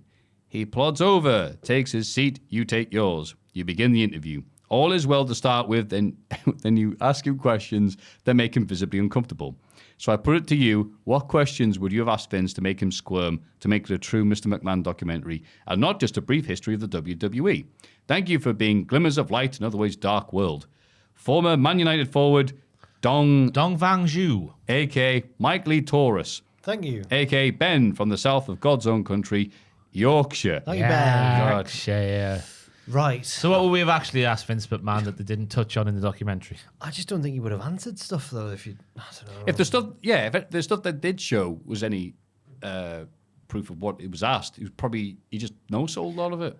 It's not gonna. My answer's not gonna be like one where like I'll get flack for but like not going in hard enough on the actual legal issues and all that sort of stuff. But a question I would have asked him, because I just genuinely would want to know what Vince thought, and I do think it would make him squirm, would be like, do you like wrestling? Do you like professional wrestling? Because he's always seemed ashamed of being a wrestling promoter and wanting to be a sports entertainment promoter and all that. So that'd be mine. I'd ask, do you like pro wrestling? And I'd use the term wrestling because he hates it, to see if what he would do. Would he repeat that? Would he not? I can't think of one question because I think all we got from that was just how closed in he is in himself in reality and everything else like that. So you can ask him whatever, but he's just gonna, someone John Stossel, like, oh, okay, let me just get closer and closer to you. So our noses are almost touching. Yeah, it's you like, can't be scared of Vince now. You could skip away from him comfortably fast. Whoa, chase me. I started laughing reading that because I forgot the headline that came out not long after that said that they had to they couldn't use an entire day's worth of recording because Vince just came in sounding like Kermit the Frog. Yeah. What? They said there's something with his throat. I thought So it's they like, said he so- had a frog in his throat, but you've taken. Oh, one of us is wrong. No, it said distinctly like he sounded like a frog.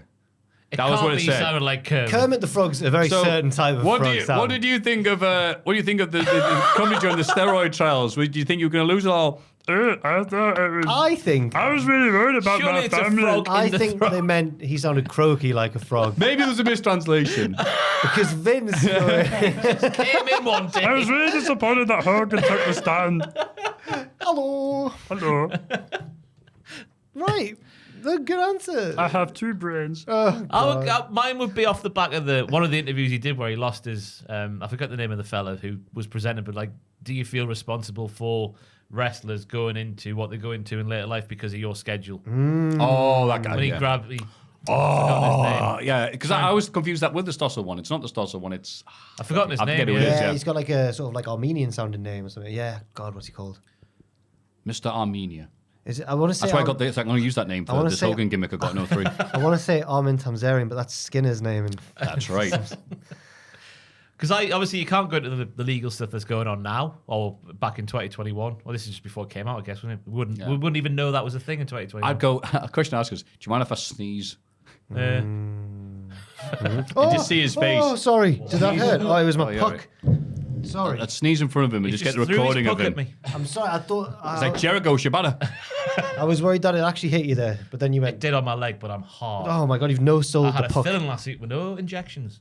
Ooh. Spanish dentist, he goes, Oh, would you like the injections, Ross?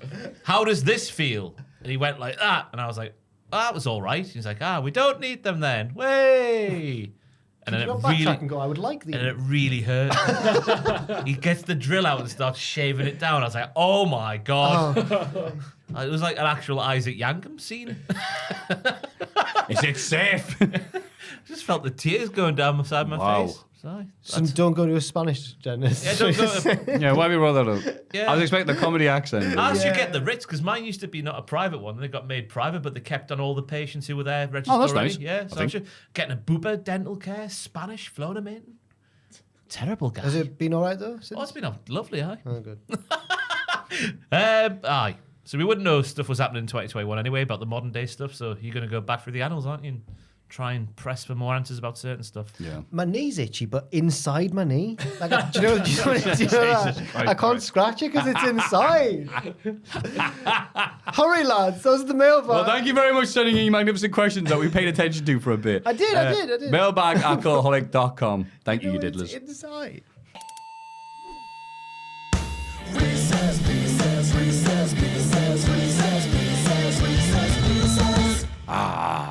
Wrist piss. Oh, yes. All right, diddlers. What? One of the great things about the podcast is the impressions. Oh, Jesus Christ. It is. Good and bad. Performed by our regular 3 lovable podcast hosts, Maffew, Ross, and Jack.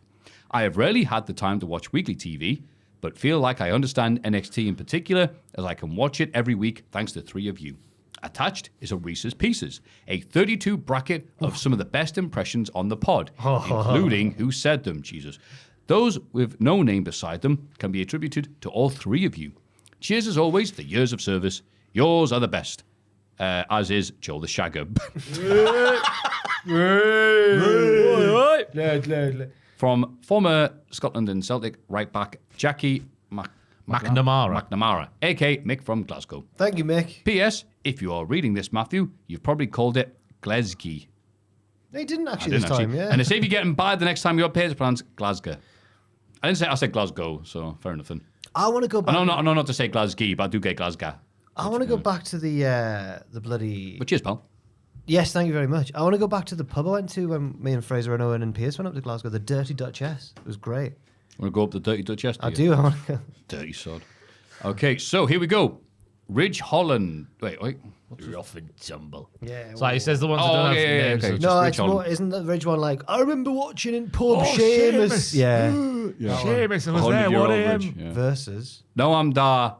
Alicia Fox. Alicia Fox. Apparently, it says Maffew here does that. I think that everyone. I think Everybody the Ridge, does the that. Ridge The one, sun, the yeah, Ridge yeah, one thank you, wins but there. I can't take that one. I'll go. Oh, for I'd Ridge. go for Alicia Fox. I'm going for Ridge. Alicia Fox. Matthew, Yeah, I'm going with Ridge. He's written a column for you, Matthew. Round of 16, He so you has. progress them Oh, forward. nice. Ridge. Thank you for doing it that way. Quiz Holland. Quiz Holland. That's me. Quiz Your Holland. Quiz Holland. What? But your name's, I wasn't. But your name's Joel Holland. You're Shagger Joel. But it's still Holland. It is, but you're not all the Hollands. You're just No, Joel. that's true. You're not even the best Holland. No, I was going to go, that's okay. No, that's Yeah, true. I guess so. Okay. Oh, Joel, you're you. And that's fine. Yeah, you're right. Are you related to Jules Holland by any chance, Joe? Could be. Never met him. Can you play piano? No. No, I can't. Pack. Ross's impression. Oh, why mine? Oh, the hammer. Yeah. I'm a little honey badger. The dirtier the better, Jack. The dirtier the better. Ross does that as well, though. Yeah, that's that's, the last from Stranger Things. 11. Yeah, Millie Bobby Brown. Oh, the carrot. The thing. Wallace and Gromit thing, yeah. That was actually, I think that was a Ross one rather than me. Yeah, that's a Ross. We'll go for I like. the dirtier the better, surely. Okay.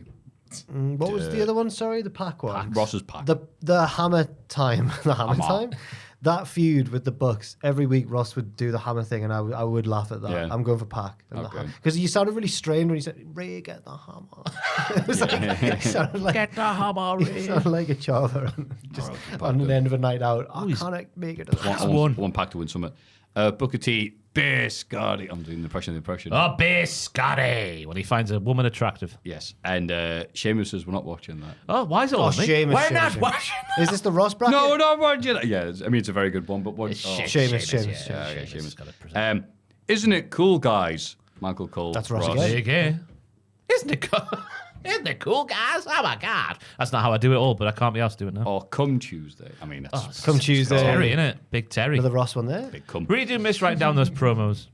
Irish chocolate, Becky Lynch. Another Ross one there. Yeah. Oh, just Drew McIntyre. Everybody. Just Scottish accent, innit? So it's that really strong accent, you know, when you're trying to be Scottish, good. but you're not. That's a good Drew. Oh, That thank might you. right. I was going to go for Irish chocolate, but I'm confused. Oh, not to be an Irish chocolate. I wouldn't vote for me. A little That bit was of a Irish good chocolate. Drew, but I'll go for Irish chocolate. Yeah. Irish chocolate. Is this where you go, why am I blocked by so many Irish people on Twitter? The Irish love me. Irish friends. The confidence there. Tony D'Angelo and other Maffew, just because it sounds like my name. I think I'll do a good one there. do that. You do. Hey, man, what are you talking about here? All right. And Wade Barrett, sexual deviant Maffew. Wait, Barrett. I don't like Wade sexual deviant being so close to Maffew, but I mean, if the shoe fit. I'll go for Wayne Barrett, Matthew, sexual deviant. Yeah, there we go. Sexual deviant Maffew, Maffew, great, sexual deviant. There we go. Well, say what you say. Maggle, JBL, Ross. Okay, classic. Yeah, Maybe the that's right. oldest one on this. There you go. thing. Yeah. Seth Rollins' laugh, Ross. Oh. Oh, God. I'll both go good, like. again. I think that the JBL one's a more universal one outside of our YouTube channel. Right. I'm going to go for the Rollins laugh. I'll go for I the can Roll- hear the laughing, man. The Rollins laugh's more Yeah. accurate. It's probably the only accurate impersonation. I do. These are all horrible impressions, by the way. Scott Steiner, Jack. This is what he dressed as him, or Oh right, yeah, I did, but I. Can you do I a didn't voice? I didn't do the voice. No, oh, my freaks. You just, Hey, need, to there you shout, go. you just need to shout. Yeah. or Uncle Howdy, Southern gentleman. Uncle Howdy, I'll go- who declare? I'll go for your one because I don't think I did a Steiner impression. Okay, Not that I I'll remember. take my crap, Uncle Howdy. That's right. Howdy. Thank you. Yeah. Good evening. Good evening. Do that well. Or Chelsea Green by Ross. Did I? I think yours is a Chelsea Green. You do the Chelsea Green one, don't you? Chelsea Green. Yeah. Oh, smelly. If it had been that one the whole way through, but I'll go for the other one. Yeah, I'm going with Jack. Yeah. And It's universal. a Gallus Pints Pubs Ross. Oh, That's yes. great. Oh, all the best for the Bells, Ross. It's got to be pints and pubs. It's the pub. It's the They're pub. both good. All the but best I'll for the go Belge. He was so angry when it was a man's pub. Matt's Pub. Where's he been? I don't know. He's in the pub. They lost, didn't they, a few weeks ago to someone. I can't remember now. Mine's gone Hang on blank. Tank, wasn't it? Yeah. That's who's going to beat Fraxia. Yeah. Hey guys, Nathan Frazier. Ross. That's you. That's you, apparently. Yeah, you do it. Hey guys. I think Ross does Nathan Fraser as well. It's just an Adam impersonation, isn't it? He's sort of like your Michael Cole one. Yeah, I think it's just Adam's voice, isn't it? Okay. And Nathan Fraser. Booker T. I'm Yeah, Nathan man, Fraser. Jack.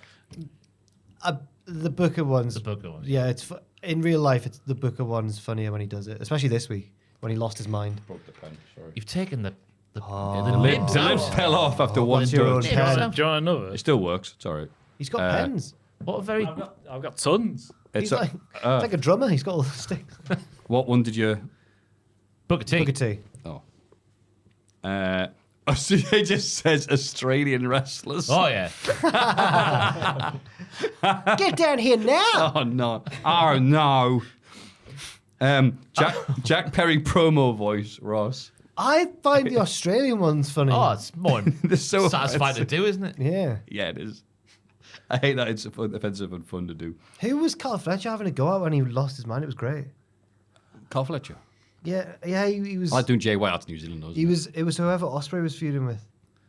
It was like, no, don't you do that. Get down. This is giving me my dream wife and my dream life in America. It was MJF. It was No. Yeah. I know I've got an Australian Mick Foley falling off the cell, just what that would sound like. Oh, no. Mark, put me down. Not there. Oh, bloody hell! This is I!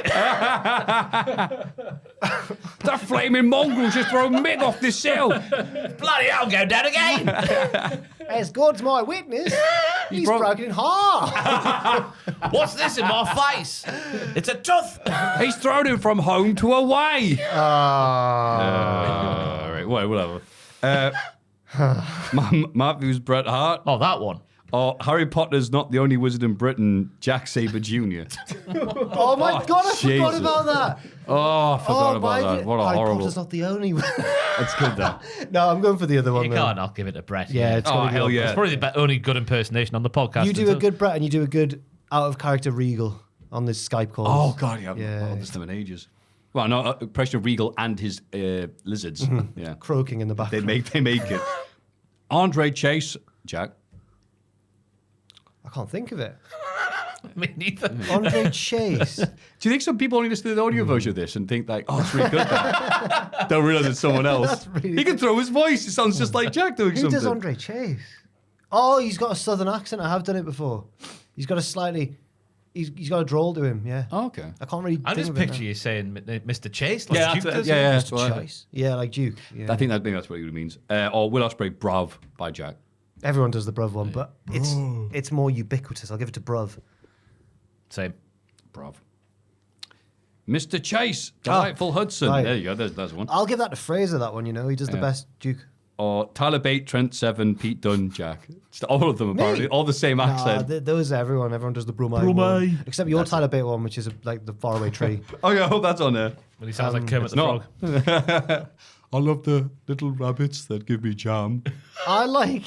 Thomas and his friends. I like... I'll go just because he's my favourite NXT superstar. I'll go for Duke Hudson. Okay, Duke. Yep, sorry, got distracted by a lovely picture of Sol Rucker on Twitter, everybody. Oh, hello, Sol. Ooh la la. Sorry. And she's cutting open a pig with a knife. Oh, it's Ross's You timeline. see, you can't not avoid them. You just Oh, you're run into right. them. It's just so easy to see death. Oh, Pamela Anderson and Shawn Michaels from Vintage Wrestling magazines. Oh, and they're shooting some badgers with sniper rifle. Enough of that. Tom on about fisting. All the smut on the Twitter Oh, today. he's funny. Otis took it. Ah, Tucker. Of course. And Riley Osborne. Hey, hey. Oh, it's a hey, hey. It's the hey. Hey! Sorry. Hey! You got to do Yeah. the little thing he does. Imagine that. That's the noise he makes when he's getting punched. So that's the tournament brackets. So now Ridge or Pack. Ross's Pack. Pack. I would go for. I'll go for Ross's pack as well. Okay. Ross's Sheamus or Ross's Cum. Oh, Terry Spunk. Yeah. Cum. Irish Chocolate or Maffew Sexual Deviant. Who was that for again? That was Wade Wade Barrett. But I'll go for Irish chocolate. Irish chocolate. Irish. I don't say so myself. Seth Rollins Laugh or Uncle Howdy. Ooh. They're both kind of Bad noises. laugh. I'm backing myself, you know. Rollins laugh. I'm backing myself, Jack. I'll go for Rollins, but it was a very close one though. Take that one! If Andrew was Ross in my... hasn't blocked me on Twitter. If Andrew was in the hot seat, he wouldn't have given an answer. He'd still been waiting. I don't know. He's a politician. Exploded. Sorry, Take the Andrew. heart attack. Like Vern Gagne. Oh. Jack, Karen Cross, good evening. Or Pints. Oh, the Gallus Good one, evening. the Gallus one. Oh, I was saying we've good gone evening. free. How selfless of us. Oh, good evening. Just to give Ross, so Jack some stuff because you got loads in there, Ross. No pity. I'm so talented. No pity. Booker T, yeah, man, Jack, or us just doing Aussies. Aussies. Aussies all the time. Aussies, yeah. Oh no. My Bret Hart or Jack's Brav. You're Bret Hart. Bret, no, thank you. Jack's Delightful Hudson or Riley's Hey. Hey. Hey. Hey. Ooh. God, it's heating up. Okay, Pac versus Cum. Come. Yes, especially comes after so great. post sausages segment. That was the peak. sausages. That was the peak. There Yeah. you go. Irish Chocolate versus Seth Rollins' Laugh. Irish chocolate. Irish chocolate. That's more satisfying to say. Good evening or Aussie. Aussie. Come on now. Aussie. Oh, It's getting all the way. People in Brisbane are not happy with this. Bret Hart versus Hey. Bret Hart. Brett. yeah. We've got to it's put the getting only tense now. legitimate one through. So semis, Cum or Irish. How about both? Come Tuesday. Terry. Leave the memories alone. I thought you meant Terry's chocolate there for a Oh, second. I no, was Terry's confused. chocolate. So we're saying Cum. Yeah, you're saying come. Cum. Aussie or Bret. I mean, I'm going to go Bret. Brett. Oh, okay. Oh, he's gone for Bret. It's an actual impression. So An actual impressions, the finals of the dodgy impressions that have kept us going for years. Come Tuesday, Ross or Maffew's Bret Hart. See, I think Ross's is also an accurate impression of Come Tuesday. Can we hear him again? It's a bit more. Yeah, I need yeah. a monologue. I need something to read off. Terry Spunk was very... My best soliloquy. Steeped in ambition with Yeah. blood as far as the next Yeah, side of the river there to you the go. whatever. I can't remember it, but yeah. Is this the knife that stands before me? Oh, that's the other one, yeah. I can't do the cum at all. It's just yeah. Every tragic hero has a fatal flaw. No, the thing is, Brett's is just going to sound like a real Brett promo. Well, you know, heroes. We'll do it line by line, shall we? Oh, okay, I'll yeah. do Terry, then you do Bret. I feel like what Greg Davis It doing. really is. Yeah. I did the Mandela one. Chris Eubank. Yeah. Every tragic hero has a fatal flaw. Or a Hamas. Macbeth is his unchecked ambition. He can't restrain himself from going after what he wants, regardless of all consequence. When he... when we're into...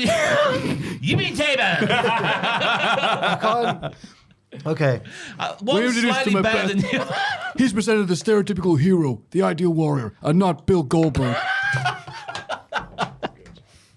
Crowd in the theatre. Yeah! Macbeth's at the I don't know what line. to give it to because Ross's is funnier, but yours is the best impression. So I'll give it to you, Matthew. I'll give the Brett one. No, we're all about doing accurate impressions here on the podcast, like, so. I would give it to Bret. Okay. It's the best impersonation. Yeah, where's your Trump? Wait, yeah, where's that? Ah, shocking. And where's your Alvarez? Yeah, your Alvarez should be there. It's currently sneezing. I wish you could talk like Alvarez all the time, though, to be honest with you. Listen to my own voice and go, no, I should just talk like that. Who would you have gone for? Come. Come. Oh, he loves Of it. course you would, you shagger. Pervert. Make us all uncomfortable. But thank you very much. That was a trip down memory lane. Oh, I'd also yeah, like, man. it's getting really selfish about myself, but say, where's my Tyler Brayton impression? Yeah, But but it's like, I like doing it way more than people hearing it. So shut up, Maffew. Thank you very much for sending that in. That was lovely Reese's Pieces. If you have any to send, please send them to mailbag@cultaholic.com. It's Cultaholics.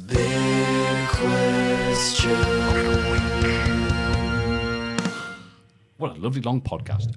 And just to get it ready, just some time to say thank you to our magnificent producers. Reno! Sorry.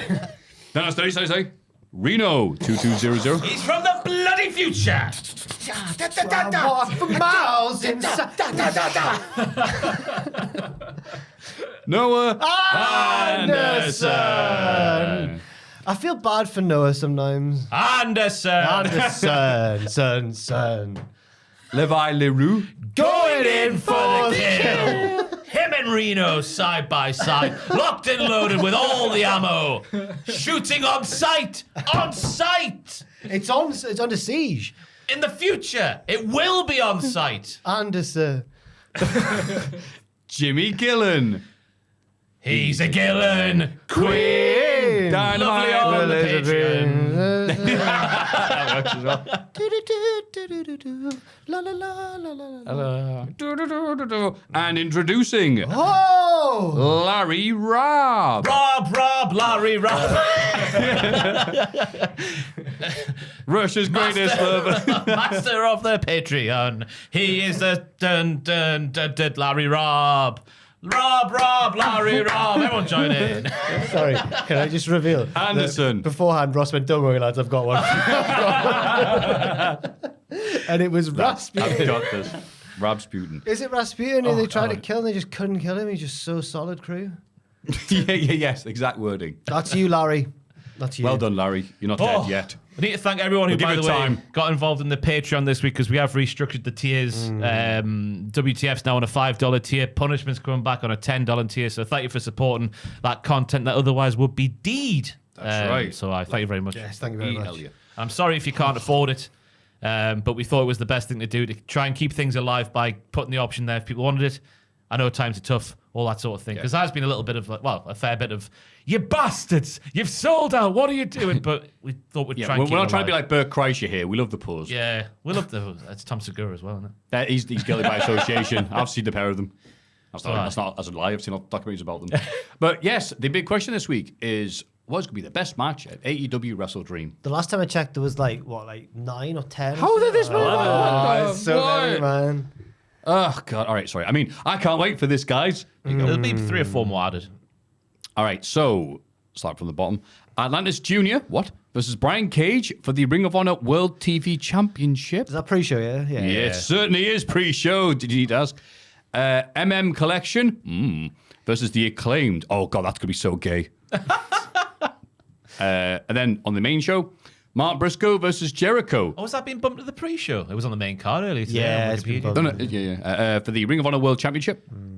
That'll be good as long as Mark just thwacks him. Yeah, exactly. I don't think it'll be the best match on the show, but it could end up satisfying me. Well, that's nice. Darby Allin versus Brody King. That's the Yeah. sleeper pick, I think. Yeah. If they're allowed to go balls out. All right, they do have good chemistry together. Jack Perry versus Shibata for the TNT title. No. I think it's got the promise to be good if Perry can do something like horrible to Shibata to really help him along a bit. Because obviously we all know the issues where Shibata had his brain taken out and put back in.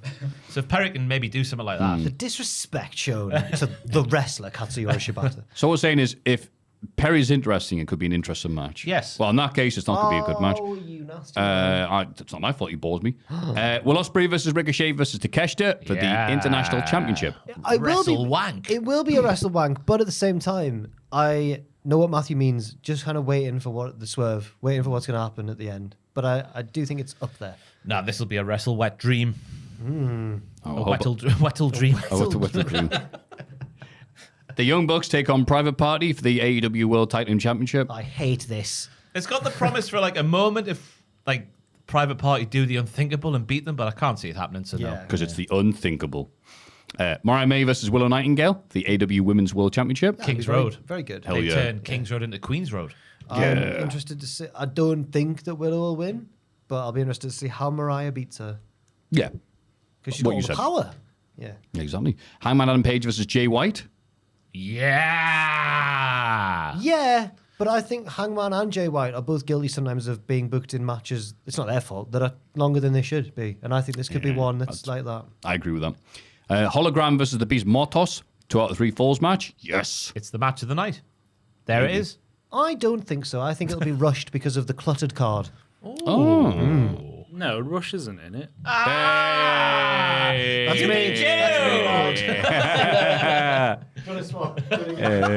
You've won a space at the end of the podcast. And then Danielson versus John Moxley for the AEW World Championship. Lovely. That will be the best match of the night, I think. It'll be the most headline grabbing match of the night. At the very least, I think. Yeah, it's the match I'm most looking forward to watching. Yeah. Can't wait for Moxley to take the title from Danielson. Yeah, I agree. Okay, for you to cry, Yeah. Pac holding him steady. Just drowns in the tears in his beard. That's going to be so great. Yeah, that's a match I'm looking forward to because I'm a basic bitch. What about yourself, Ross? I will go for Darby versus Brody. Okay, good pick. I think it'll just be 10 to 15 minutes of car crash wrestling action? For me, it's between the main event, like you've said, the triple threat, and probably Mariah and Willow, actually, as like a little sleeper pick. But I'll go with you, Maffew. I'll go with the main event because they're both brilliant wrestlers, and it could be the last Brian match for a while if he loses. Or ever. Ever never feels like long until you're grown. I noticed that the day by day Roman. Miss Jackson, my intentions will go. Chelsea green smells like poo, poo, poo. Different song, but same band. So Yeah, that was the podcast. Yeah, Bloody man. hell. We got there in the end, isn't it? Oh, not nice. Thank you to Montana Billy again. Thank you, Montana Billy, for these lovely things. I've got a Bruce Hart shirt. I can't stop toying with that hockey puck. I've been playing with it the entire time, man. Same. Yeah. Very satisfying. Pittsburgh Penguins. And now you got a weapon to take down some criminals if they break into your flat. That's right. Officer, naked crazy man threw a Pittsburgh Penguin hockey thing at me when I was trying to burgle a house. And he knows I'm a New York Islanders fan. What's he doing? And he went, I can't throw the Lee Elliott trading card because it's worth too much. So I'll keep that with me. So Jack, what have you got for us until next week, mate? I'm still working on weirdest episodes. It'll be out without revealing which year it is. It'll be out in the run-up to Survivor Series. It's not the screw job. I was going to say, that'd be a funny We're episode doing a to lot cover. of screw job stuff, but this is not a screw job year, but it is a Survivor Series themed weirdest episodes. I'm giving Luke plenty of time to edit it because the edits are he does a great job on them, but I take a lot of working around. Oh, So I'm writing that. Matches of the month for the last month will be recorded shortly, but I took a week off for my birthday, so it's a little bit late. Sorry about that. And there's something else, it feels like. And I'll be doing What Happened At this weekend at the pay-per-view. Hell yeah. What about yourself, Jack? Ross? Well, Tom, I'll be on the live stream. I'll be on the live stream with Sam as AEW WrestleDream is going on the YouTube channel. Go and set your reminders now because the video thingy will be live. Then next week, other things will happen. Not sure what's happening next week. Can't remember. Joel, anything? I don't know. Oh, Well, that sounded like you'd know something, but you didn't want to say it. No, I really don't. I don't know what tier it is in or which when it'll start, but in the next couple of months, I will be bringing back an old series, but in monthly format for the Patreon as well. Yeah, it's a big thing about the Patreon. We are bringing back lots of stuff like Punishment, WTF's on there, Jack's doing that. There's other things there. There's more than just WTF for $5. There's a whole myriad of things. We're trying to be as good as possible while not, you know what I mean? Good, man, yeah. Good boys. Capitalism, man, it sucks, but we'll do our That's best. what I mean. We're not doing that. We're trying to be a bit more fair with it. The option Yeah. was to cancel or to do that. It's about and, striking yeah. a balance, you know. Exactly, yeah. It's hard. It is hard. It is hard. Matthew, But what have you worth got? it. What have you But got? worth it for you lovely fans who we loved. What have you got coming up as well? Matthew? Now. Look, I'm tired. Leave me alone. I've of got working with these nothing. kids. I'm just recovering from VXP. I'm catching up on 9 hours of editing to do. So, Is yeah. it Botchamania 500 soon? It is. Jesus. It's nowhere near finished editing. Are you doing anything special for it? Is it just like any Nah, it's going to come out. Fair enough. I had a bunch of ideas and none of them have happened. So I was like, all right, fine. Oh, what? Let us into one. You don't have to name names. Go on. I was so annoyed. I was going to go up to Matt Cardona and be like, oh, sweet. Look, you just do a bit at the end where you go, I hate Botchamania. I hope this is the last one, whoever, for like 3 seconds, and that'd be the special thing. But I realized I was only there for 1 day. So They probably might charge like $3,000 or something. So I'm like, I'm all I right. thought you were going to say you'd overcharge you for it. Yeah. I'm paying a bit of money, but I'm like, nah, 40 quid just to look at him. Who's the biggest name you've ever had do an intro? Onita did one. That's pretty good. AJ Styles, who's IWGP champion. That's pretty good. Kevin Owens. Might have heard of AJ him. surely doesn't like Botchamania. He said, it's been a few times I've been on your show and I didn't botch. And I just flashed up, it's like, liar. Yeah. There's a few wrestlers you've heard of. Cool. And a few we shouldn't talk about anymore. It's great wrestling. You know who hasn't done one? The Magnificent Jack and Ross and lovely Joel, who have all been part of this magnificent podcast you listen I've been on it. to. I've been on it. You have? I did a reading from an autobiography. That's one. right. Because I sent one to Ross and he never got back to me. I did, and then he just went quiet on us. So I was like, I'll do it this week, Matthew, and he didn't reply. I think it's on Slack if you want to go and scroll back. Oh, so wait, you said you'd do it this week, then you didn't because I didn't say okay. Well, yeah, I was waiting for the response. I didn't do.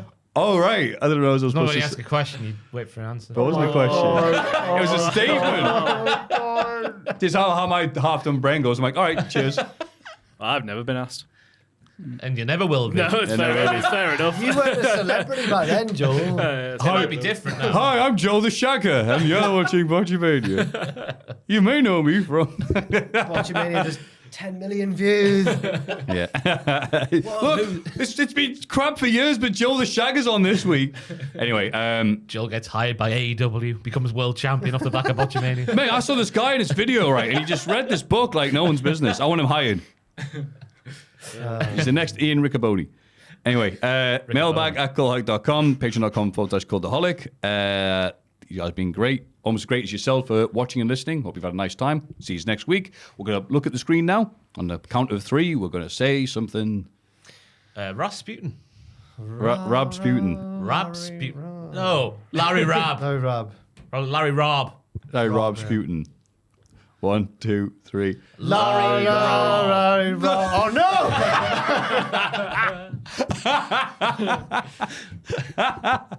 Bye. Make sure you all block Jack on Twitter.